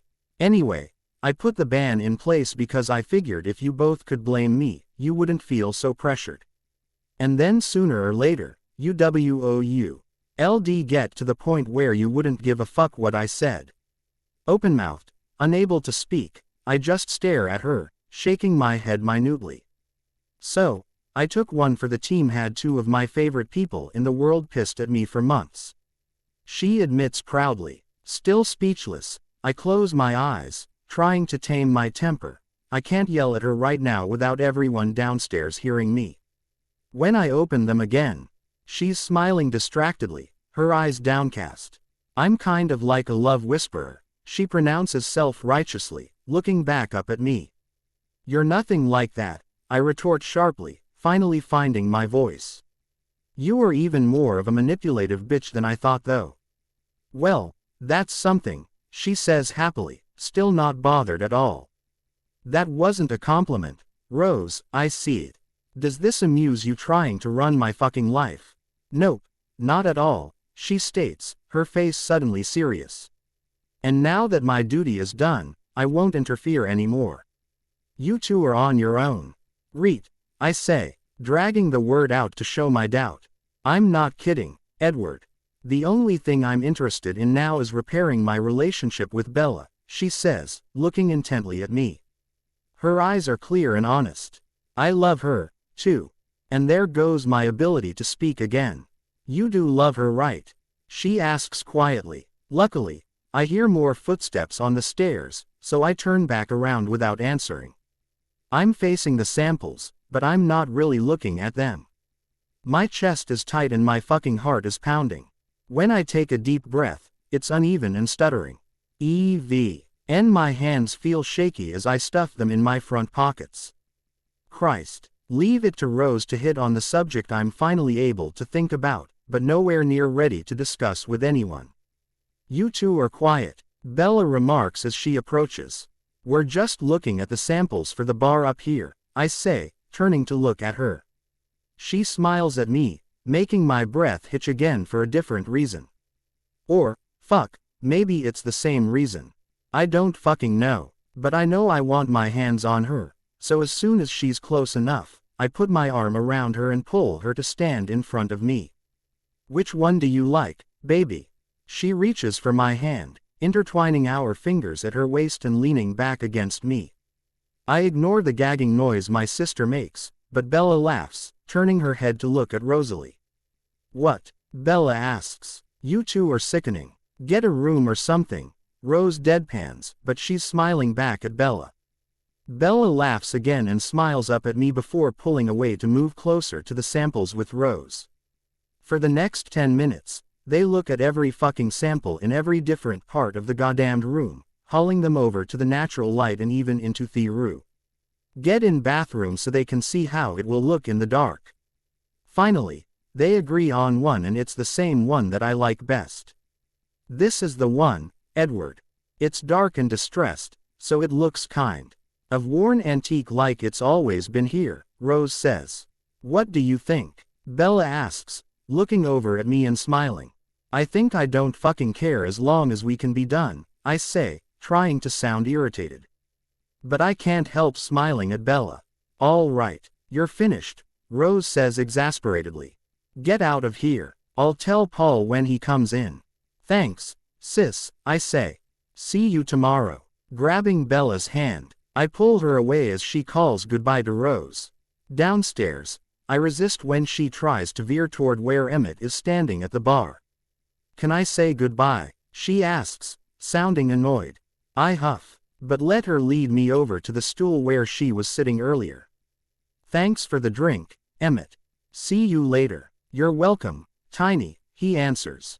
I see my sister approaching and tug on Bella's hand again, trying to get her moving. Jesus, Edward, where's the fire? Emmett asks as we walk away. In his pants, Rose laughs as she sidles up next to Emmett, reaching her arm around his waist.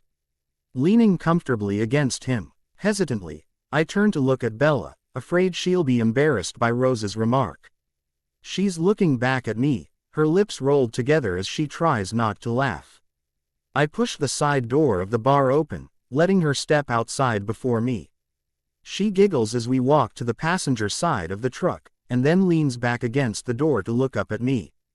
How did she know? She asks incredulously. No fucking clue. I hedge even though I'm pretty sure it had something to do with the way I couldn't stop touching her and kissing her and looking at her.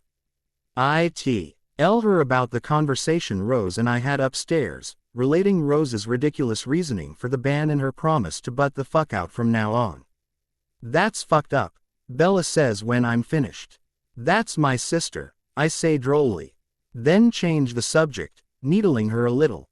You know, you're starting to sound like me with all the cussing you've been doing the last couple of days. I know, she laughs, winding her arms around my neck. But now I can't seem to fucking stop. Language, Bella, I tease, bending down to kiss her. Gently, I touch my lips to hers twice, then she pulls away, dropping her arms to circle my waist. She leans her forehead against my chest as I wrap my arms around her back. Edward, I don't like what Rose did and you'd better not be making any other prom. Is to her that concern our relationship, she says, tilting her head back to look up at me with one raised eyebrow. After I nod, her face relaxes and she takes a deep breath. But I'm really glad we waited. I think everything about this weekend was perfect. Ballerina, I breathe, lifting one hand to cup the side of her neck and lowering my forehead to rest against hers. Shutting my eyes, I inhale deeply, feeling both the hot rush of desire and the warm, slow swell of something else flow through my body. She shifts her forehead away and presses her soft lips against mine. Groaning quietly, I move my lips eagerly with hers, digging my hand into her hair. Under my leather jacket, I feel her hands gripping my shirt at the small of my back as we both open our lips and I sweep my tongue into her mouth. Jesus, I thought that sex with Bella would diminish the potency of making out with Bella, but I was fucking wrong. I still have one hand resting on her back and I slide it slowly down to her waist. Itching to get my hands on her skin, but knowing I can't do that in the middle of the fucking parking lot. I let my hand drop farther to the top of her ass before shifting it to rest against her hip. Our lips and tongues meet, pull apart, then meet again. We're both breathing heavily after a minute, and I know we're going to get carried away if we don't stop, but I don't want to stop. I push my hips against hers, pressing her up against the side of her truck and then finally wrench my mouth away from hers. We have to, I pant, leaning my forehead against the truck window behind her. I know, she murmurs, her chest rising and falling rapidly against mine. I slide my hand from her hair to her neck, pressing my first two fingers against the spot where I feel her pulse racing.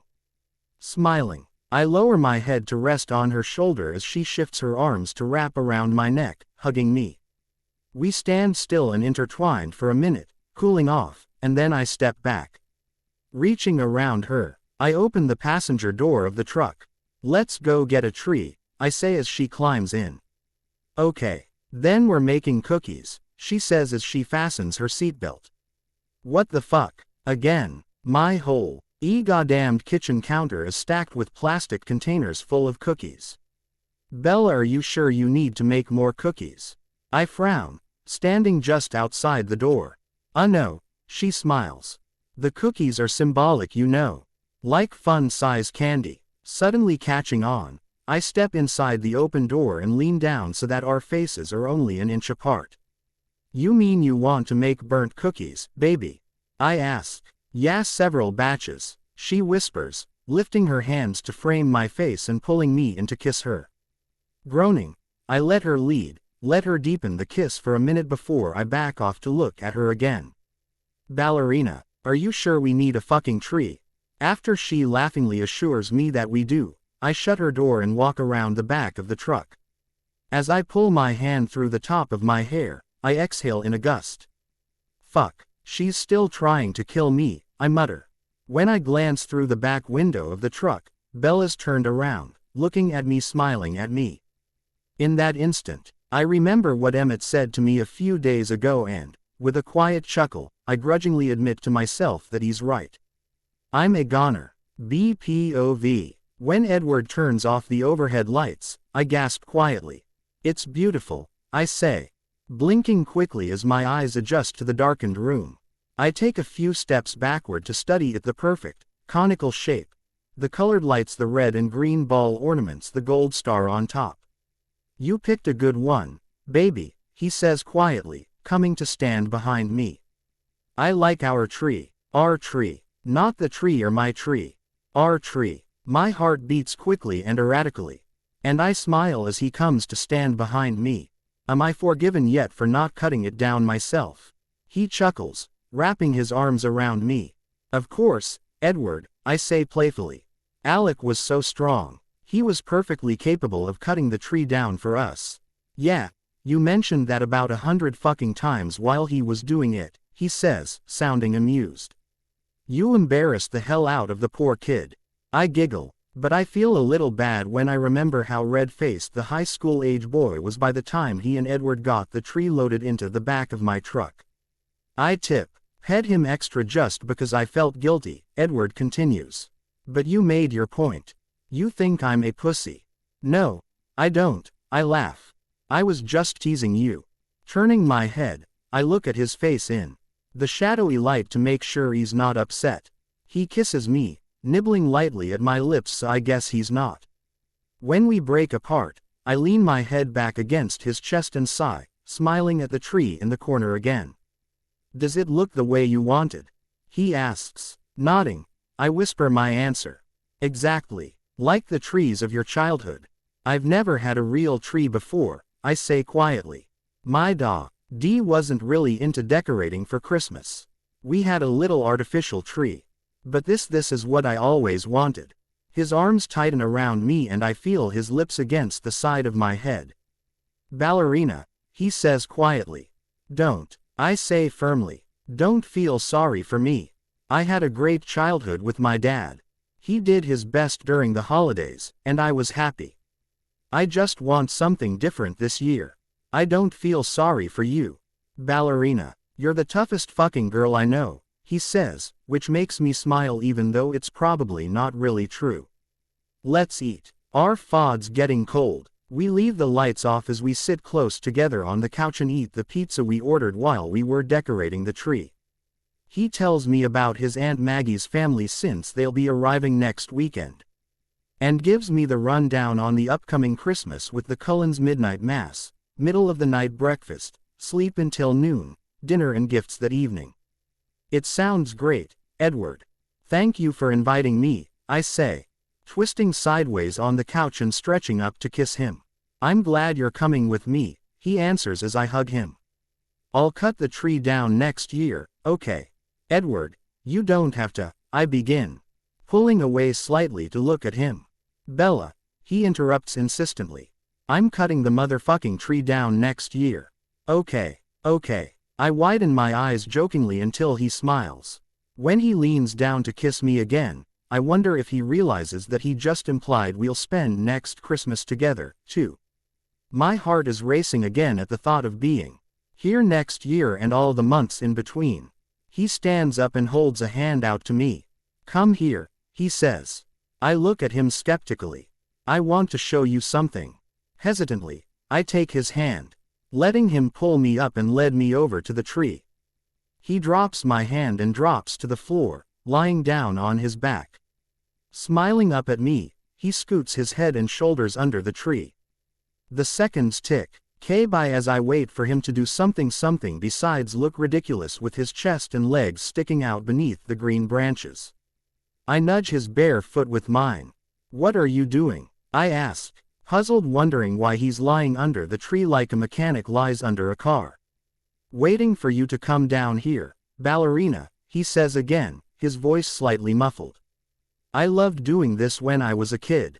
Curious. I lie down next to him and bend my knees to push myself under the tree, scrunching my eyes closed as the lowest bough skims my face. When I'm past it, I open my eyes and look up. Oh, it's so pretty. Blindly, I reach to my right, grasping Edward's forearm as I look up at the lights from the inside of the tree. I thought you'd like it, he remarks lowly. When I turn my head to look at him, he's watching me. Smiling slightly, crookedly, he shifts his arm, grasping my hand and curling his fingers around my palm. I do, I say, my voice hushed. As I wiggle closer, he lifts his arm, allowing me to slide mine under so I'm pressed against his side. I kiss his shoulder and then look back up at the lights. You did this when you were little.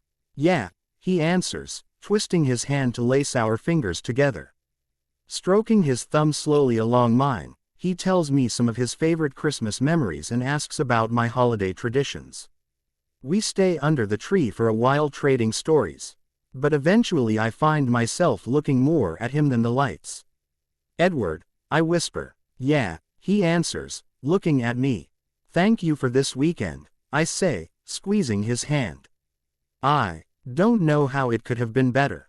Yeah, it's been pretty fucking good, ballerina, he agrees, his bright green darkening as he studies me.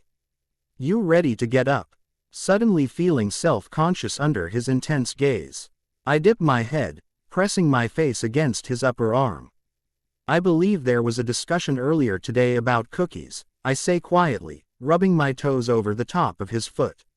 He shifts our joined hands to his chest, and I feel the vibration of his deep, quiet chuckle under my fingers.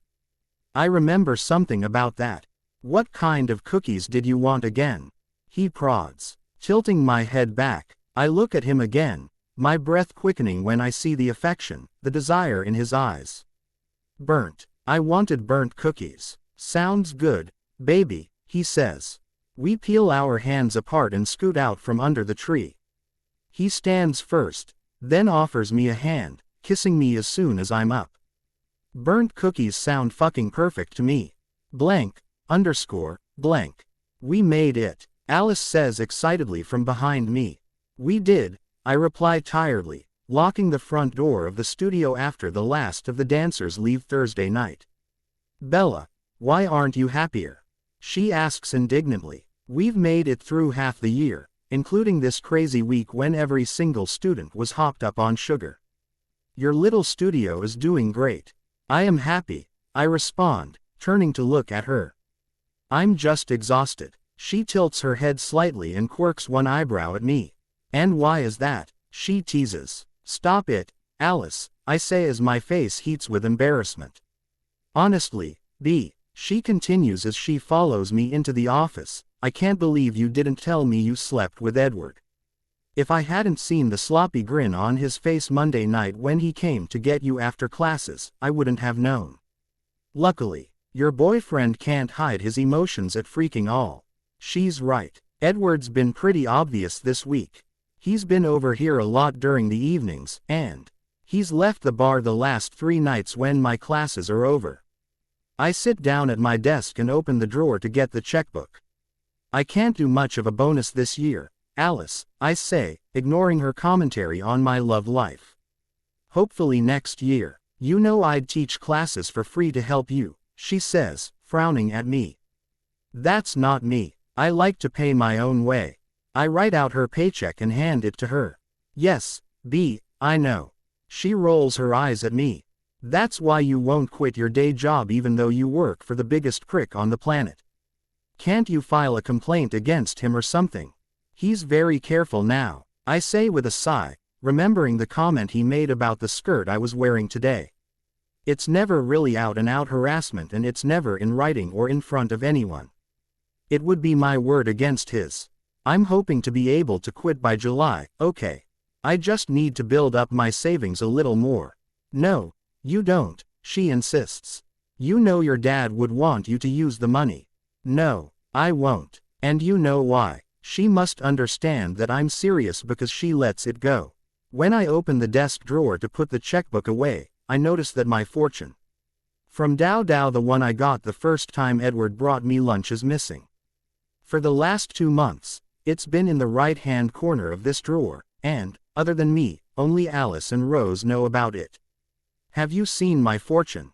I ask, trying not to panic. It's missing. Huh, no, I haven't, she answers. It's in there somewhere, B. Why don't we go next door and have a drink to celebrate the studio's success? It's on me. Quote, no, I want to find it, I whisper as tears sting the back of my eyes. I don't know why I'm so attached to the little strip of paper, maybe because it was the first time Edward and I spent more than a couple of minutes alone, or because it was the day I knew he at least liked me enough to be friends.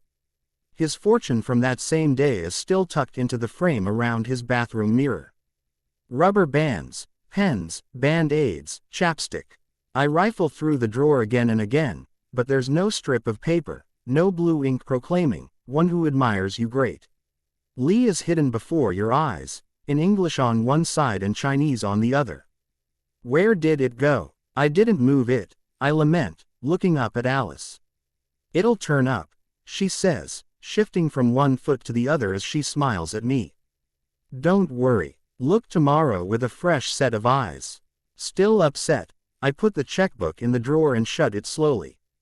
She helps turn out the lights, and then we walk across the parking lot.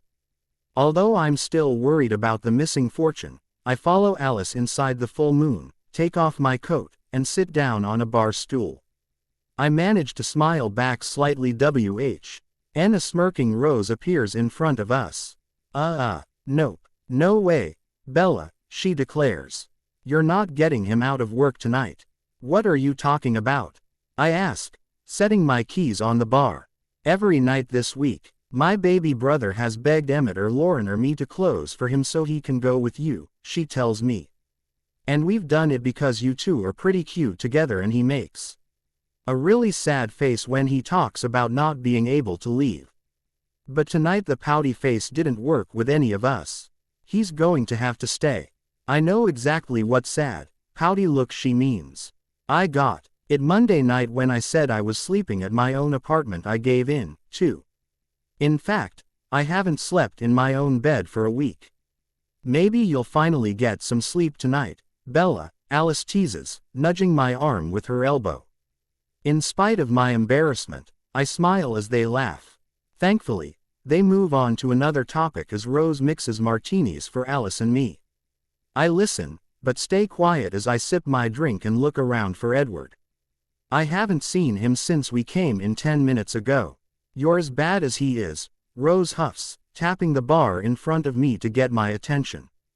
He's upstairs with my dad. Oh, I wasn't, I reply. Then chuckle when she rolls her eyes. Okay, I was. I can't help it. When I see movement on the stairs out of the corner of my eye, I turn to my left and see Edward and Carlisle coming down. Deep in discussion, followed by Emmett. Tiny dancer, Emmett says loudly, waving at me. Edward stops at the bottom of the stairs to smile at me, and then glare at Rose. While Edward is standing still, Emmett skirts around him, walking over to wedge himself in between Alice and me. He rests his arms on our shoulders and kisses each of us on the cheek.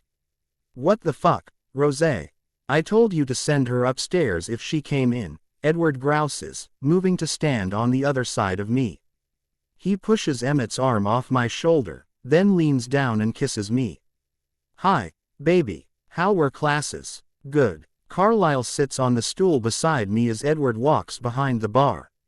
Carlisle and I chat for a few minutes as we sip on the fresh drinks Rose sets in front of us. On my other side, Edward and Alice are whispering about something, but I can't hear what they're saying and don't want to be rude to Carlisle by turning to look at them. They're speaking at a normal volume by the time. Alice hooks her arm through mine a few minutes later and tells me she's leaving. Carlisle says he'll walk out with her and I stand to hug them both goodbye. Let me know how it goes with Arrow, Carly. SLE says to Edward as he puts his jacket on. Frowning, I look at Edward just in time to see his eyes shoot my way. I lift one eyebrow curiously at him and he nods, silently letting me know he'll tell me later what Carlisle's talking about. Once they're out the door, Edward puts his elbows on the bar top and leans across it to talk quietly to me. I'm going to see Arrow tomorrow afternoon, he begins. I feel the blood drain from my face as I swallow nervously, afraid he found out that Arrow has still been making inappropriate comments to me. About me? No, he answers, then frowns. Why, he's not fucking with you again, is he? No, I reply more enthusiastically than necessary. Edward's face relaxes though, so I guess he didn't notice my artificial response. My breathing has returned to normal, at least. Even though my heart is still pounding. I want to buy my building. Edward, that's great, I say, reaching forward to grab his hands. The right side of his mouth curls upward in a half smile. Well, you know Arrow. He probably won't make it easy or cheap, Edward remarks, the smile fading from his lips. And I want to buy your building, too. When I start to pull my hands away, he tightens his grip. Ballerina. We've discussed this, Edward, I say quietly, trying not to grit my teeth. I don't want you to interfere between Arrow and me. I can deal with him. Agitated, I yank harder and successfully wrench my hands out of his grasp. I keep my eyes on his as I lift myself off the barstool and yank my coat from underneath me. Jesus, Bella, hang on, he pleads as I put my arms through the sleeves. Will you listen to me? He picks my keys up from the bar top and puts them in his pocket. Give me my keys, I demand, holding my hand across the bar.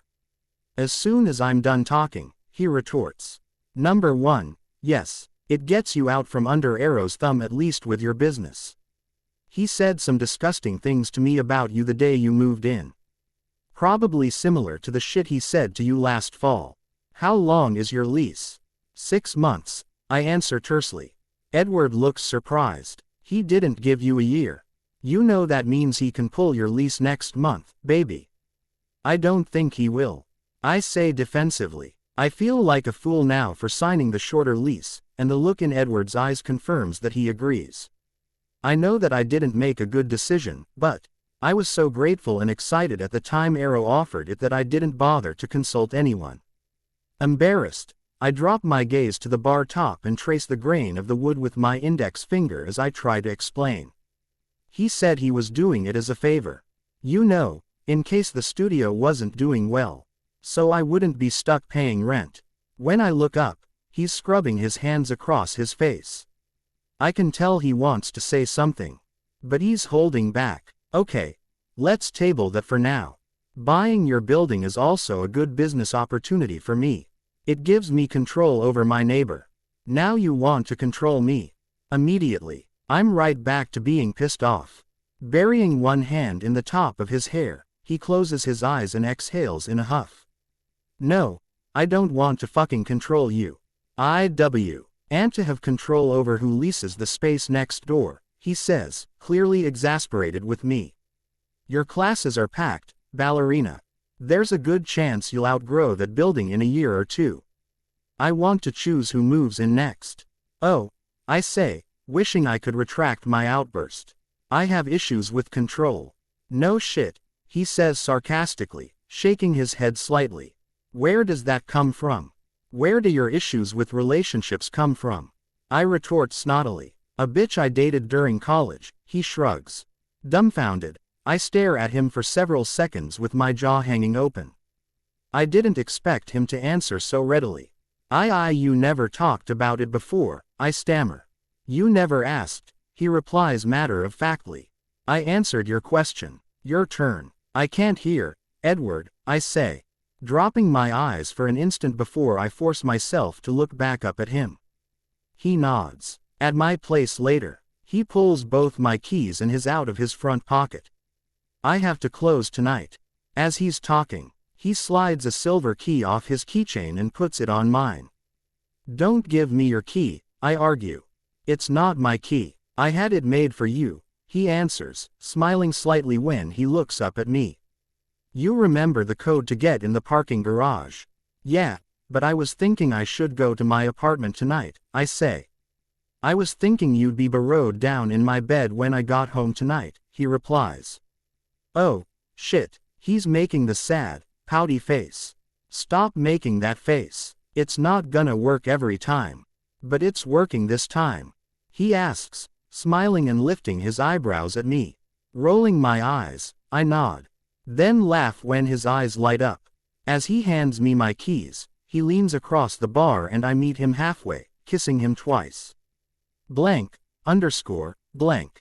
After, I use my new key to let myself in his condo. I drop my keychain on the console table just inside the door right under the wall sculpture he bought during our first real date. My keys skid across the table and I notice there are several faint scratches on the wood. This is where Edward always leaves his keys, too. Carrying my duffel bag, I walk down the hallway to his bedroom. I take a shower, dry my hair, put on yoga pants and one of Edward's t-shirts. Then I wander to the living room and turn on the tree lights. I wander to the kitchen and unload the dishwasher, then reload it. The dishes Edward left in the sink earlier today. Finally, a little after midnight, I get in bed. I flip through the cable channels on TV, but can't find anything to watch. I turn out the lights. It's almost an hour before I go to sleep. I miss him. I've gotten used to falling asleep with his arms wrapped around me. Later, through a sleepy haze, I hear the front door close, hear his keys hit the wood of the console table. I listen to his quiet footsteps coming toward the bedroom, and then feel his side of the bed dip when he sits down. Waking as he uncovers my head, I feel cool air on my face. Feel his fingertips brush across my neck, pushing my hair out of the way. I sigh when he buries his face in my neck. Pressing his lips against the spot just under my left ear, he traces small circles on my skin with his tongue, arousing me immediately. "Hi," I breathe, rolling over to look at him. "Ballerina, do you know how fucking good it is to come home and see you sleeping in my bed?" "No," I whisper, burying my hand in his hair and my tongue in his mouth as I kiss him desperately. For several minutes, we're quiet, speaking only with our lips, our hands. Then he pulls back slightly to look at me. "Get in here," I pant, wanting him between the sheets with me. "I'm gonna hit the shower first," he says quietly, smiling at me. "Can't you smell me?" Some drunk girl spilled her beer everywhere, including all over me. Quote, "I smell you," I answer, leaning forward to kiss him again. "I don't care." "I do." He chuckles against my lips. "I'll be right back, ballerina." He kisses me once more, then gets up, tucking the covers back around me. I close my eyes, but I'm still awake, listening to the water running in the bathroom and thinking about Edward, wet, naked Edward. Before I lose my nerve, I slide out of bed and walk toward the bathroom, pushing the slightly ajar door open. I drop my t-shirt and underwear to the floor, then pull my hair up with the elastic band I left laying beside the sink. Taking a deep breath, I slide the shower door open and step into the steamy stall. Edward is standing with his back to me, leaning face forward under the spray. When he hears the door, he turns his head to the side a little, but doesn't turn around to look at me. "Want some company?" I ask, suddenly feeling shy as I close the door. "Fuck, yeah, baby," he replies, holding one hand out behind him for me to take. As soon as my hand is in his, he pulls me forward until I'm pressed against him. Standing on my tiptoes, I kiss across his upper back while he flattens my hand over his pounding heart. Holding it in place with his hand. "I missed you tonight," I whisper against his skin. "I don't like being here without you." "I'm hiring more bartenders," he replies earnestly, making me chuckle. "I'm not closing 5 or 6 nights a week anymore." As he's talking, he twists around, wrapping his arms around my upper back as he crashes his lips to mine. While we kiss, breathing hard into each other's mouths, he turns us and pushes me carefully back against the tile wall. Moving his hands to my breasts, he squeezes lightly and brushes his thumbs across my nipples. "Edward," I moan, clutching his shoulders as he lowers his head to my chest. Leaning my head against the wall, I close my eyes and concentrate on the feeling of his lips against my skin as he skims his mouth back and forth across the swell of my breasts. When I arch my back, he pulls my nipple into his mouth, sucking rhythmically, strongly. At the same time, he drifts one hand lingeringly down my stomach, ousing to trace around my navel before reaching between my legs at last.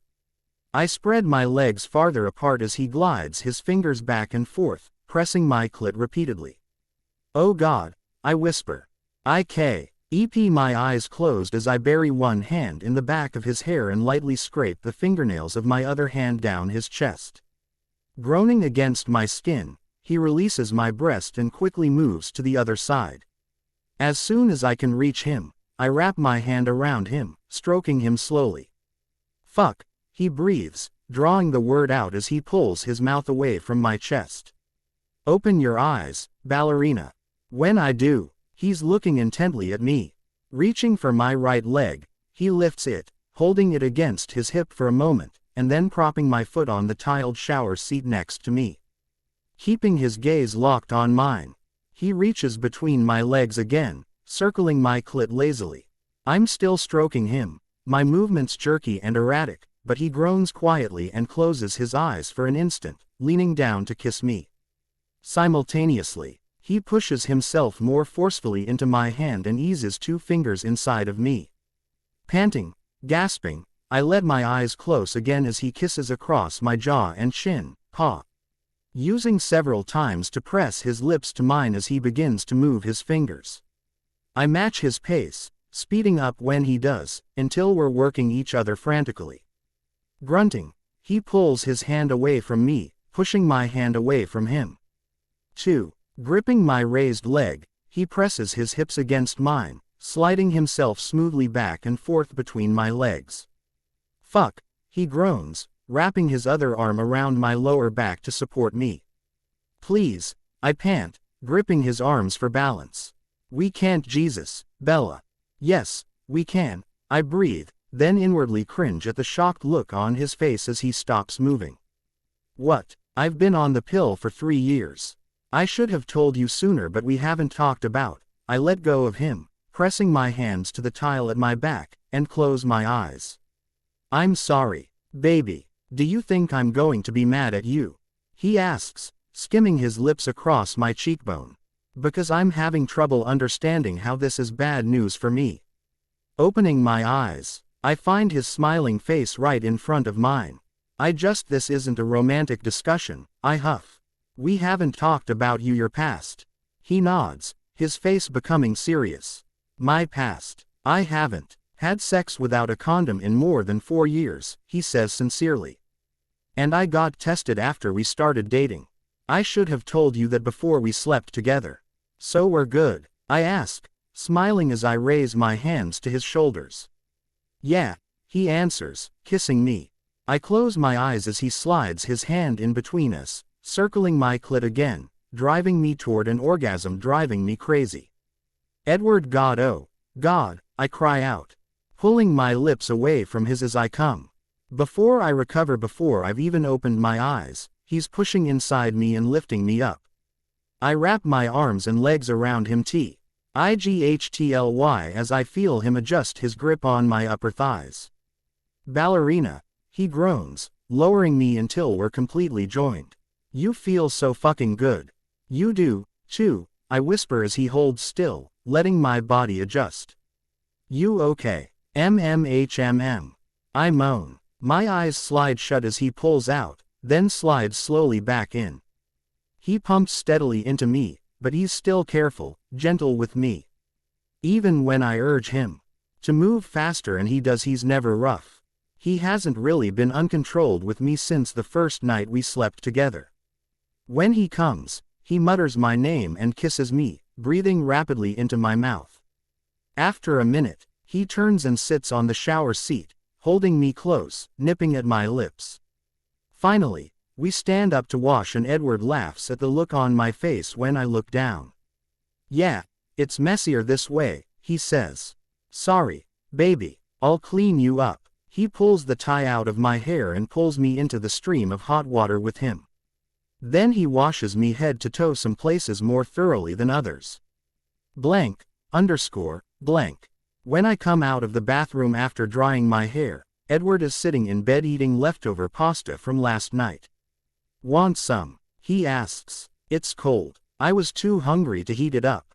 I'll pass, I laugh, getting into bed beside him and leaning back against the headboard. I know he's waiting for me to tell him what he wants to KN. What I probably should have told him weeks ago. So, he leads, looking at me. You gonna talk to me or what? Or what? I mumble, but when I slide my eyes toward him and see the hurt look on his face, I immediately regret it and try to take it back. I'm kidding. I'll talk. Why do you have control issues? Taking a deep breath and then blowing it out slowly, I begin. You know my mom left when I was 6. I thought your mom died when you were 6, he interrupts, looking confused. No, left. She died when I was 21, I say, forcing myself to look at him even though I want to look away. One day when I got off the bus from kindergarten, she was just gone. I swallow twice, trying to hold the emotion down. My memory of that day is hazy, but I vividly remember looking through the house. For her going into my parents' room and seeing her half of the closet empty. Bella, he says softly, turning to set his container of pasta on the nightstand before reaching for me. Fix your face, I warn him.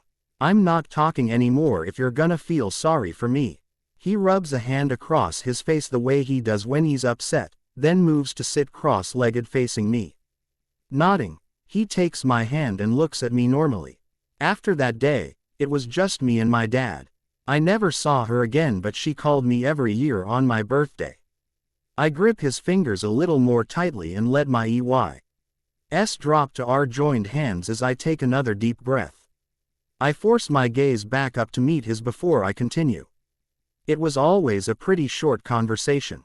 I looked forward to it though, and I thought, it meant she loved me, thought about me. That was my truth, you know. Yeah, I get it, ballerina, he says, now holding my hand between both of his. When she died, my dad and I went to Arizona where she lived for the funeral. I grieved for her, for this woman who I believed loved me, I disclose. It wasn't until after my dad died, actually it was right around this time last year, when I was going through all his financial records, that I found out the truth. I pause, looking down again as the tears I've been holding back flood my eyes, then spill over to slide down my cheeks. Baby, he says, his voice tight. He pulls gently on my hand, but I don't want to hug him right now, not yet. Let me finish, I whisper, using my free hand to brush away the tears on my cheeks. My dad gave my mom money, a lot of money, once a year, every year. Always right after my birthday. Bella, you can't think. That he bought that phone call. That he lied to me my whole life about her, made me think she fucking cared about me. I absolutely think that, I say angrily, looking up at him. I was so pissed at him when I found out the truth, and he wasn't even here for me to yell at. I laugh hollowly. It was worse, you know. Worse than if I just had never talked to her again. I know my dad did it so I would feel loved, but in the end, I just felt more rejected by her. And controlled by him. My dad manipulated my emotions for all those years. You know your dad didn't do it to control you, he says softly. I nod. I know. It took me a while to forgive him though, I reply. And I never want to feel that way again. I guess that's why I'm so hypersensitive about people telling me what to do or having control over me. I'm aware of the irony of what I'm saying, aware that Arrow has a lot of power over me at the moment. I hope Edward doesn't point that out right now, but I have a feeling he's going to want to talk about Arrow again soon. I feel terrible lying to him, but I can't tell him the things that Arrow is saying, the snide remarks, the suggestive comments, because, like it or not, Arrow has some control over Edward, too. But if Edward is able to buy his building, then I will be able to be honest with him after May. It will ruin my fledgling business if Arrow doesn't renew my lease. I need to sign for another 6 months, and then I'll figure out what to do after classes are over in May. I hate the thought of moving my studio not being next door to Edward anymore, but I think that's probably the best thing. Sighing, my thoughts shift back to my dad. He was the center of my life. I still miss him every day. His death, and my subsequent discovery of the ruse he carried out about my mom, left me reeling. Last year at this time, I was afraid I'd never get out of that dark place, but I did. I was afraid I'd never be happy again, but I am. Edward, besides Sue and Billy, no one else knows that stuff about my dad, about what he did. Not even Alice. I divulge NXIOUS for him to understand how deeply I trust him. Thank you for telling me, baby, he says. I search his eyes, worried that I'll see pity. I don't. When he tugs my hand gently this time, I willingly go, leaning forward to hug him. He holds me tightly, rubbing my back soothingly. After a few minutes, I skim my lips along his bare shoulder. It's late, I remark. Almost 4. You want to go to sleep? He asks. I pull away to look at him, smiling slightly. He smiles back. Me neither. He's careful, almost hesitant when he kisses me, pressing his lips to mine and then retreating several times. I know he cares about me, know he's trying to convey his feelings for me nonverbally. Neither of us has used the L word yet. I love him, but I don't want to say it unless I know he feels the same. It would be horrible if he said it just because I did, and even worse if he didn't say it back at all. Placing my hand on the side of his neck, I hold him to me and deepen the kiss. He responds immediately, sliding his tongue slowly against mine. When the kiss goes on and on with Edward's hands remaining on my back, I wonder why his hands are always roaming by the time we've kissed this long. Burying one hand in the top of his still damp hair, I skim my other hand down the center of his chest to rest on his abs. As I glide my fingers toward the waistband of his boxers, he pulls his stomach in. But doesn't stop me and still hasn't moved his hands. Suddenly, it dawns on me he's letting me lead. I break our kiss and open my eyes to look at him. His dark green gaze meets mine and he reaches one hand to my jaw, brushing his knuckles back and forth gently against my skin. Leaning away from him, I raise up on my knees and pull my t-shirt off, then straddle him. "I want you to touch me, Edward," I whisper, wrapping my arms around his neck. "Where?" he asks as I put my lips on his again. "Everywhere." As requested, he puts his hands where I want them, cupping my breasts for a moment before moving on. He does exactly what I asked, tenderly caressing my arms, back, legs. Several minutes later, I scoot backward off his lap to lie down, pulling him with me. He continues touching me everywhere, stroking one hand down my chest, across my abdomen and then following with his mouth. His kisses are whisper light against my skin, every movement deliberate, unhurried. He presses one final kiss against the skin below my navel before pushing back on his knees. I shift my legs so they're both on one side of him as he reaches for the waistband of my underwear. He slides them off, tosses them to the floor and then guides my legs back where he wants them. Keeping his eyes on mine, he skims his hands along the tops of my thighs. "I want you," I murmur, arching my back when he pushes one finger inside me. "I want you, too, Bella," he answers, leaning down over me. "I want you so much." When he slides inside me a moment later, I gasp, letting my eyes close. It's different than eerily. In the shower, not as deep, not as frantic, more of a slow burn than a flash fire. After almost a week of sleeping together, I'm becoming accustomed to the physical pleasure of being with him. But the emotional pleasure is still overwhelming. Being connected to him this way brings more intense feelings for me each time. "Ballerina, look at me," he says lowly, his lips against my cheek. Once our eyes meet, I hear him swallow loudly. "I will never try to control you." Unable to answer him, I just nod and pull him close, wrapping my legs around him as we move together. He rolls us to our sides, helping me move my leg until it's comfortable. He continues to kiss me gently, then presses his forehead to mine as I clutch his shoulder. He doesn't increase his pace until I move more quickly against him. When I come, I call his name and he grunts into my neck a second later, holding still as I feel him climax. 2 minutes later, when we're settled partway down the bed where I like to sleep, I pull his arm a little more tightly around my stomach. "Thank you, Edward," I whisper, "for not feeling sorry for me. I mean, baby, I told you the other day that I don't feel sorry for you," he says, resting his lips against my bare shoulder. "You're tough as shit. Knocked me on my ass the day I met you and I haven't been able to get up since." "How did I knock you on your ass?" "First it was your fucking legs in those shorts and then it was your eyes." The second I looked into those big, brown eyes, I knew I was fucked. Chuckling quietly, I ask, "I assume that's a compliment." "Yeah, ballerina, that's a compliment," he mumbles against my skin. "And I'm starting to like it down here on my ass anyway." I twist my head his way to kiss him, our smiling lips meeting twice before I turn around again. Sleepy and happy, I close my eyes and drift off to sleep quickly, not awake enough to respond when he whispers goodnight. Blank, _ blank. Esme called me a few times over the last week, asking me to come and bake with her. So on Saturday afternoon, I stand in the Cullen's kitchen surrounded by the delicious aromas of Christmas. We've made pies and cookies and even a coffee cake. Edward came with me and wouldn't stay out of the cookie dough, so Esme sent him with Carlisle to pick up Maggie and her family at the airport. "I didn't want to ask Edward," Esme says, turning off the mixer and looking at me, "but I gather things with Arrow didn't go well yesterday." He didn't really want to talk about it last night, I reply. He called Arrow a couple of names and then asked me to drop it. Goddamned asshole, she mutters, then, seeing my surprised look, she shrugs. I've been Edward's mother for 26 years. His language eventually rubs off on you whether you want it or not.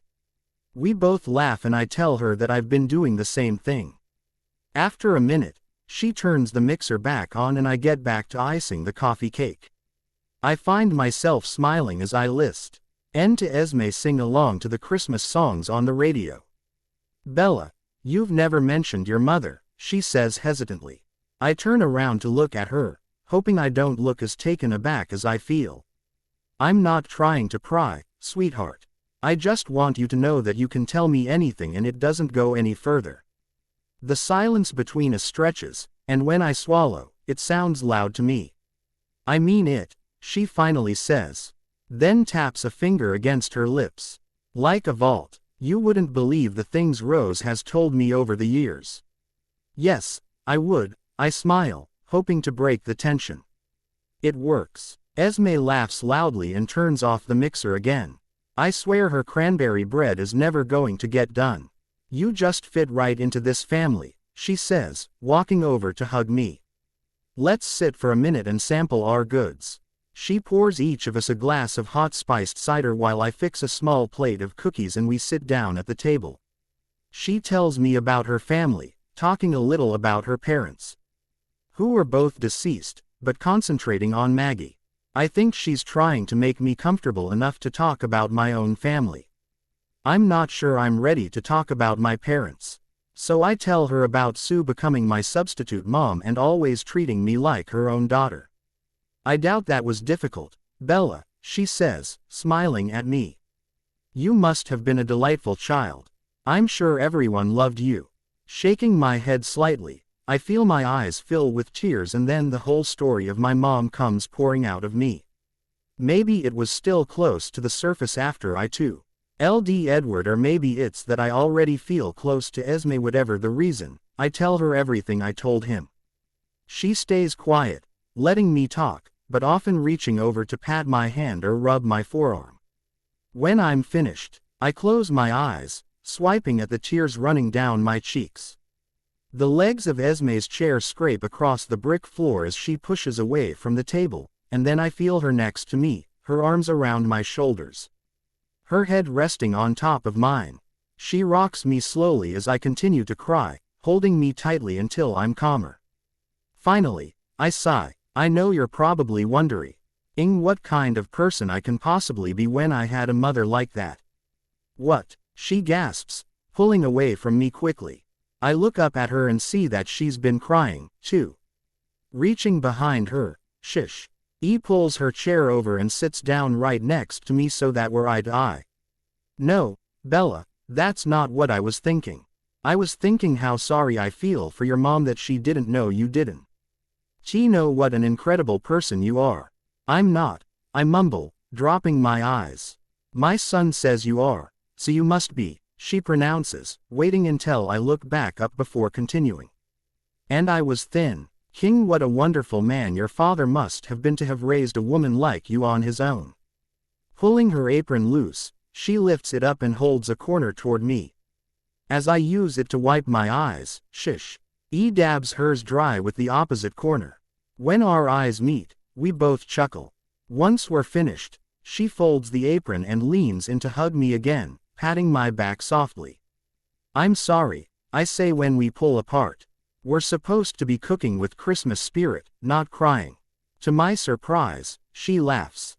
Bella, women, no matter how old, sometimes just need a good cry. And now I think we need a stiff drink. When she brings me a glass of amber-colored liquid a minute later, I don't even ask what it is. Esme and I tap glasses and slam the drinks. Oh, she says, taking my glass to the sink along with hers. I hear the garage door. Stick close, sweetie. They come in like a pack of wild dogs. When the door from the garage to the kitchen opens, the volume increase is immediate. Two boys run in, calling hello as they race by. They remember where Edward's old trains are, I bet, Esme says, sliding her arm through mine. The next person through the door doesn't need an introduction. She looks just like Esme, only younger. She's carrying a sleeping younger boy who's probably 2 or 3. Esme, she yells, smiling. Her green eyes the same as Esme's, and Edward's slide curiously why way before moving back to rest on her sister. Esme releases me to hug her, but puts her arm around my shoulders when they break apart. Mags, this is Bella Swan, Edward's girlfriend, Esme says. Mag, Dee's eyes widen as she looks from me to Esme and back again. No shit. Well, apparently snowballs have a chance in hell after all, she laughs, leaning in to hug me with one arm. That's what Edward told me last year when I asked if he had a girlfriend. I laugh, too, as I return the hug. Over her shoulder, Edward comes through the doorway carrying an infant car seat with a pink-clad baby in it. He winks at me before turning to set the carrier on the counter. Esme moves away to look at the baby as Maggie lets me go. Why wouldn't my godson mention that he has a girlfriend? She wonders loudly, turning to look at Edward. You rode with my dad, he explains, standing beside me and putting an arm around my shoulder. I reach up to link my fingers with his. You stuck me with Ben, one brat, and what's her name in my mom's car. Maggie laughs. Jesus, Edward, do you know any of my children's names? Nope, he answers, but I know he's teasing because he told me all of their names earlier today. He turns to me and leans down to kiss me, but stops short when he looks into my eyes. Frowning, he questions me so quietly it's barely even a whisper. Have you been crying? I'm fine. I'll tell you later, I reply, just as softly. He nods and presses his lips to mine. I'm gonna go help with luggage. Don't believe anything Aunt Maggie says about me. I speak only the truth, Maggie says. Edward licks his lips as he lets me go and starts to walk away. Ballerina, why do you taste like Irish? You and my mom been drinking. I'm going to lay this one down and get Ben, that's my husband, to check on the other, brats. Maggie says to me, shaking her head in amusement. Then I want to have a glass of wine with you, Bella, and find out exactly what you did to make that boy so smitten with you. By the time Edward and I leave his parents' house 3 hours later, my sides hurt from laughing and I think I'm the one smitten with Maggie. Edward, I really like your family, I say, twisting sideways in the passenger seat and leaning my head against the seat. He reaches over to graze my cheek with the back of his fingers. Of course you do. My mom got you drunk and Aunt Maggie told you all kinds of embarrassing stories about me, he smiles. Reaching up, I pull his hand to my lips, kissing across the back of it. Are you taking me home? I ask, letting go of his hand when he has to move it to downshift. Stopped at a red light, he turns to look at me. If you want me to, he says. I don't care where we sleep. I don't either, but my heart skips a beat knowing that he wants to be where I am. It's the same way I feel about him. Reaching down, I unfasten my seatbelt and lean across the console to kiss him. I want you to take me home with you to your bed, I murmur against his lips. You just like our Christmas tree, he teases, pulling back. I do like the tree, I admit. But it's you, Edward. You have to know that. Lights green. He faces forward again. Buckle up, ballerina. I want to get you in my bed before you decide it really is about the tree, he jokes, reaching for my hand as soon as my seatbelt is fastened. He pulls my hand to his mouth, returning the kisses I placed on his a moment ago. You could have me anywhere you want me, I say flirtatiously. Bed, couch, floor, car. Jesus fucking Christ, Bella, he says, swerving back into the right lane after drifting across the center line. You can't say that shit to me while I'm driving. I giggle but remain quiet otherwise. And I swear I hear Edward mutter something under his breath about me trying to kill him. __. Christmas Eve night, Edward and I walk into the church holding hands. It's just before midnight, so the church is crowded. I struggle in the dim light to see Carlisle or Esme. But Edward seems to know where he's going as he leads me up the aisle. My mom sits in the same spot every year, he whispers, smiling at me. Finally I spot Carlisle sitting on the end of a row. He stands up and steps into the aisle, allowing us into the pew. "Hi, kids," he whispers, patting my shoulder and then Edward's. I sit down next to Maggie, who's holding baby Bree. We whisper hellos to everyone, including Emmett, who's not good at whispering. I think everyone in the church heard him say, "Hi, Tiny." The church is candlelit and quiet as the bells ring at midnight. Just as the choir begins to sing, Edward puts his arm around me and leans over to whisper in my ear. "Merry Christmas, ballerina." Leaning into him slightly, I reply, "Merry Christmas, Edward." I've only been to a Catholic church once before, but Edward helps me navigate the standing and sitting parts. When the crowd starts to kneel down, Maggie turns to me. "Bella, do you want to sit and hold Bree?" she whispers. Smiling, I nod and carefully take the sleeping baby from her. She shifts around in my arms, stretching and then sighing deeply as she curls into me. Edward twists around to look at me, then smirks as he leans toward me. "That's exactly what you sound like all fucking night," he whispers. He strokes his fingers down Bree's arm to her hand, then grazes my knee. On his other side, I see Esme yanking on his arm. Edward grins lopsidedly at me, knowing he's in trouble, then turns back around. Esme looks sternly at him until I hear his whispered apology and see him kiss her cheek. She shakes her head at him, but smiles and pats his arm. When Mass is over, Maggie thanks me and takes the baby to put her in the carrier. "You're welcome," I say quietly. She's so sweet. She buckles Bree in and then turns to look at me, smirking the same way Edward does. She is now. But don't be fooled, Bella. Even Edward started out this sweet. He's still pretty sweet, I remark, defending him automatically even though I can hear him behind me calling Emmett a dickhead. "Actually," Maggie says thoughtfully, "he is sweet with you. You're very good for him." I mumble a thank you as I tuck Bree's blanket around her. When I straighten back up, Edward is right behind me.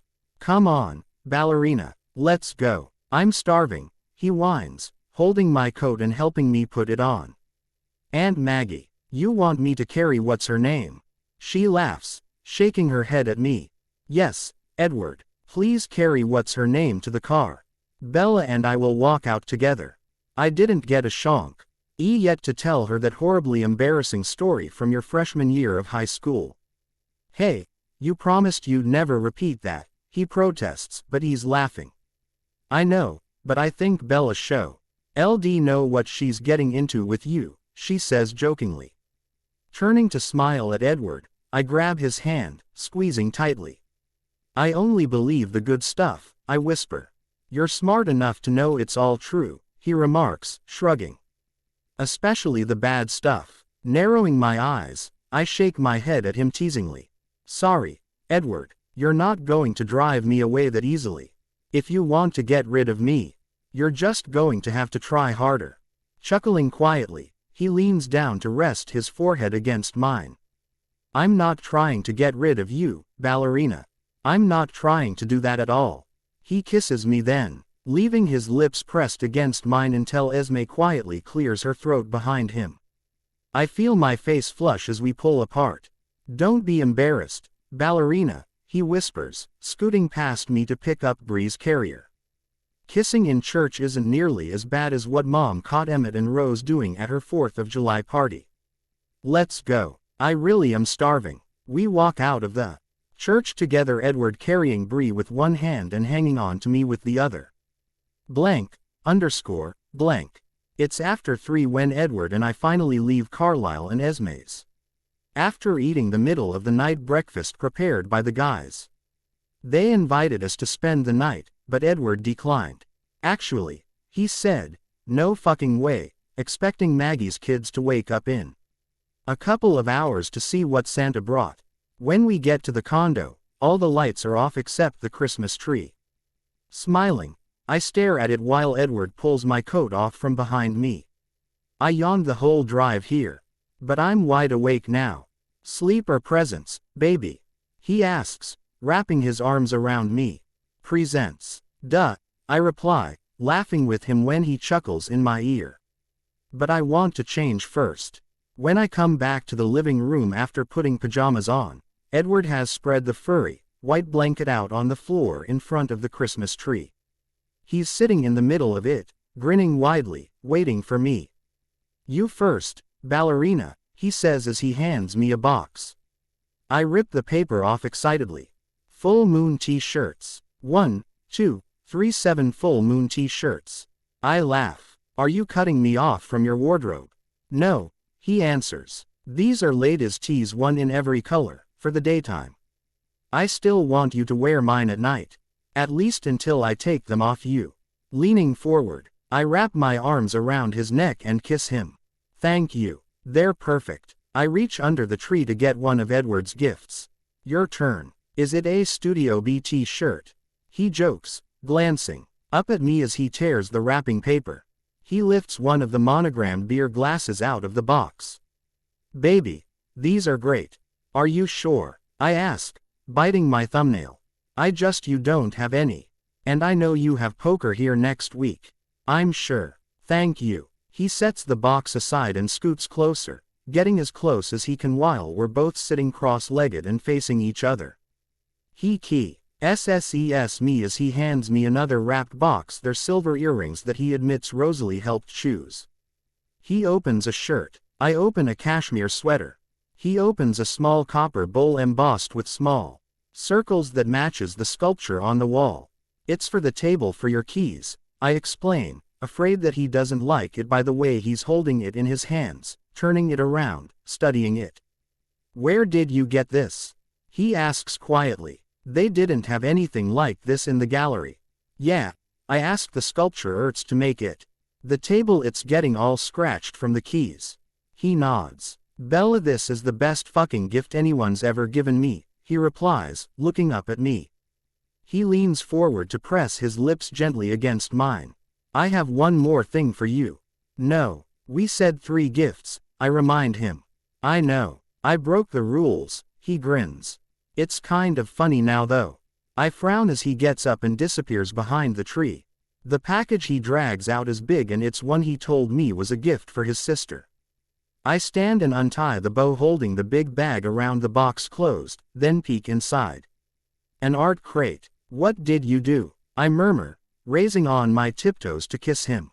He shrugs sheepishly, then helps me pull the top of the crate off. Whatever is inside is big and made of copper. He lifts the sculpture out and leans it against the wall. It's like his.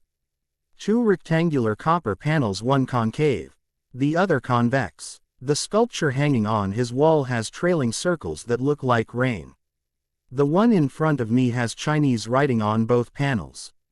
The same artist, I whisper, blinking at it through the tears that have gathered in my eyes. Yeah, he chuckles. We think alike, I guess. What does it say? One who admires you greatly is hidden before your eyes, he answers.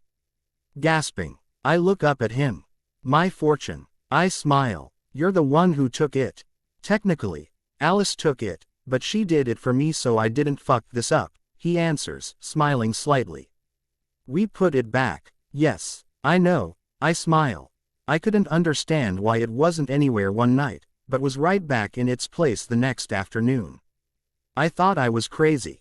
You were for spending all your time with me, he answers, smirking at me. Maybe you're the crazy one, I retort teasingly, sliding up beside him and wrapping my arms around his waist. Thank you, Edward. I love it. I press my lips over his heart and then crouch down in front of my sculpture. You're welcome. Trailing my fingers over the characters, I whisper the words. One who admires you greatly is hidden before your eyes. Edward Cullen, he says quietly from behind me. It says your name, I ask, then take a stuttering breath.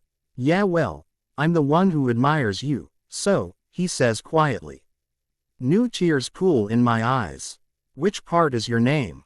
I have no fucking idea, he answers. It could actually say someone else's name and I'd never know. I laugh as I trace over the metal again. It's beautiful. I love that it's like yours. I say, sniffling quietly. Standing, I turn to face him and wrap my arms tightly around his neck. I love it, Edward. I love it. Good, he says quietly. We hug tightly for a minute.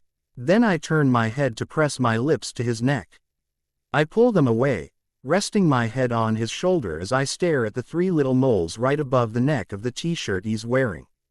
I can't help putting my tongue on them and then kissing them and then sucking lightly on them. Bella, he groans quietly, arching his neck back a little. He stands still as I raise up on my tiptoes, kissing up his neck along his strong jawline. Yes, baby, I answer, rearing back to look at him as he digs his hands into my hair. He swallows loudly, his green gaze boring into mine. He stammers, closing his eyes and leaning down to kiss me. Edward, I need you. Please, I whisper against his lips as I reach for the bottom of his t-shirt. He pulls his shirt, then mine, off before kissing me again. I don't want to wait, he mutters against my mouth, wrapping his arms around me to pick me up. He walks straight to the couch, expertly skirting the coffee table, and lower. Us without ever stopping the movement of his mouth. It's fast, passionate, intense. Each time I open my eyes, he's watching me. I try to keep mine open, but when I come, they slide closed again. You're beautiful, he whispers. Then I feel him climax, too. For several minutes, we lie still, catching our breath. I've turned my head to look at the Christmas tree, staring at the colored lights for so long that they blur together, or maybe it's the tears that are clouding my vision. You want to sleep out here? He asks quietly, getting up to get the blanket after I nod. Once we're settled, intertwined and facing each other, I take a deep breath. Thank you for making this Christmas so good, I whisper, trying to keep my voice even. Last year was I wasn't sure I'd ever enjoy Christmas again. But with you, with your family, it's been one of the best holidays I've ever had. I feel guilty for saying that, like I'm being disloyal and ungrateful to my dad. But it's the truth. And I think my dad would understand what I mean. I feel the same way, he answers quietly, brushing his lips against my forehead. Bella, I wait several seconds, but he doesn't finish his sentence. What? Nothing. Never mind, he mumbles. That's the second time he's started to say something and then oh. Smiling, nuzzling into the front of his neck, I wonder if he was going to say what I think he was going to say. I want to tell him how I feel. I want to tell him it's okay if he's not ready to say it. But I don't want to push him. Not now, not yet. Merry Christmas, Edward, I murmur instead. He tightens his arms around me as he replies. Merry Christmas, ballerina. We will continue in next part.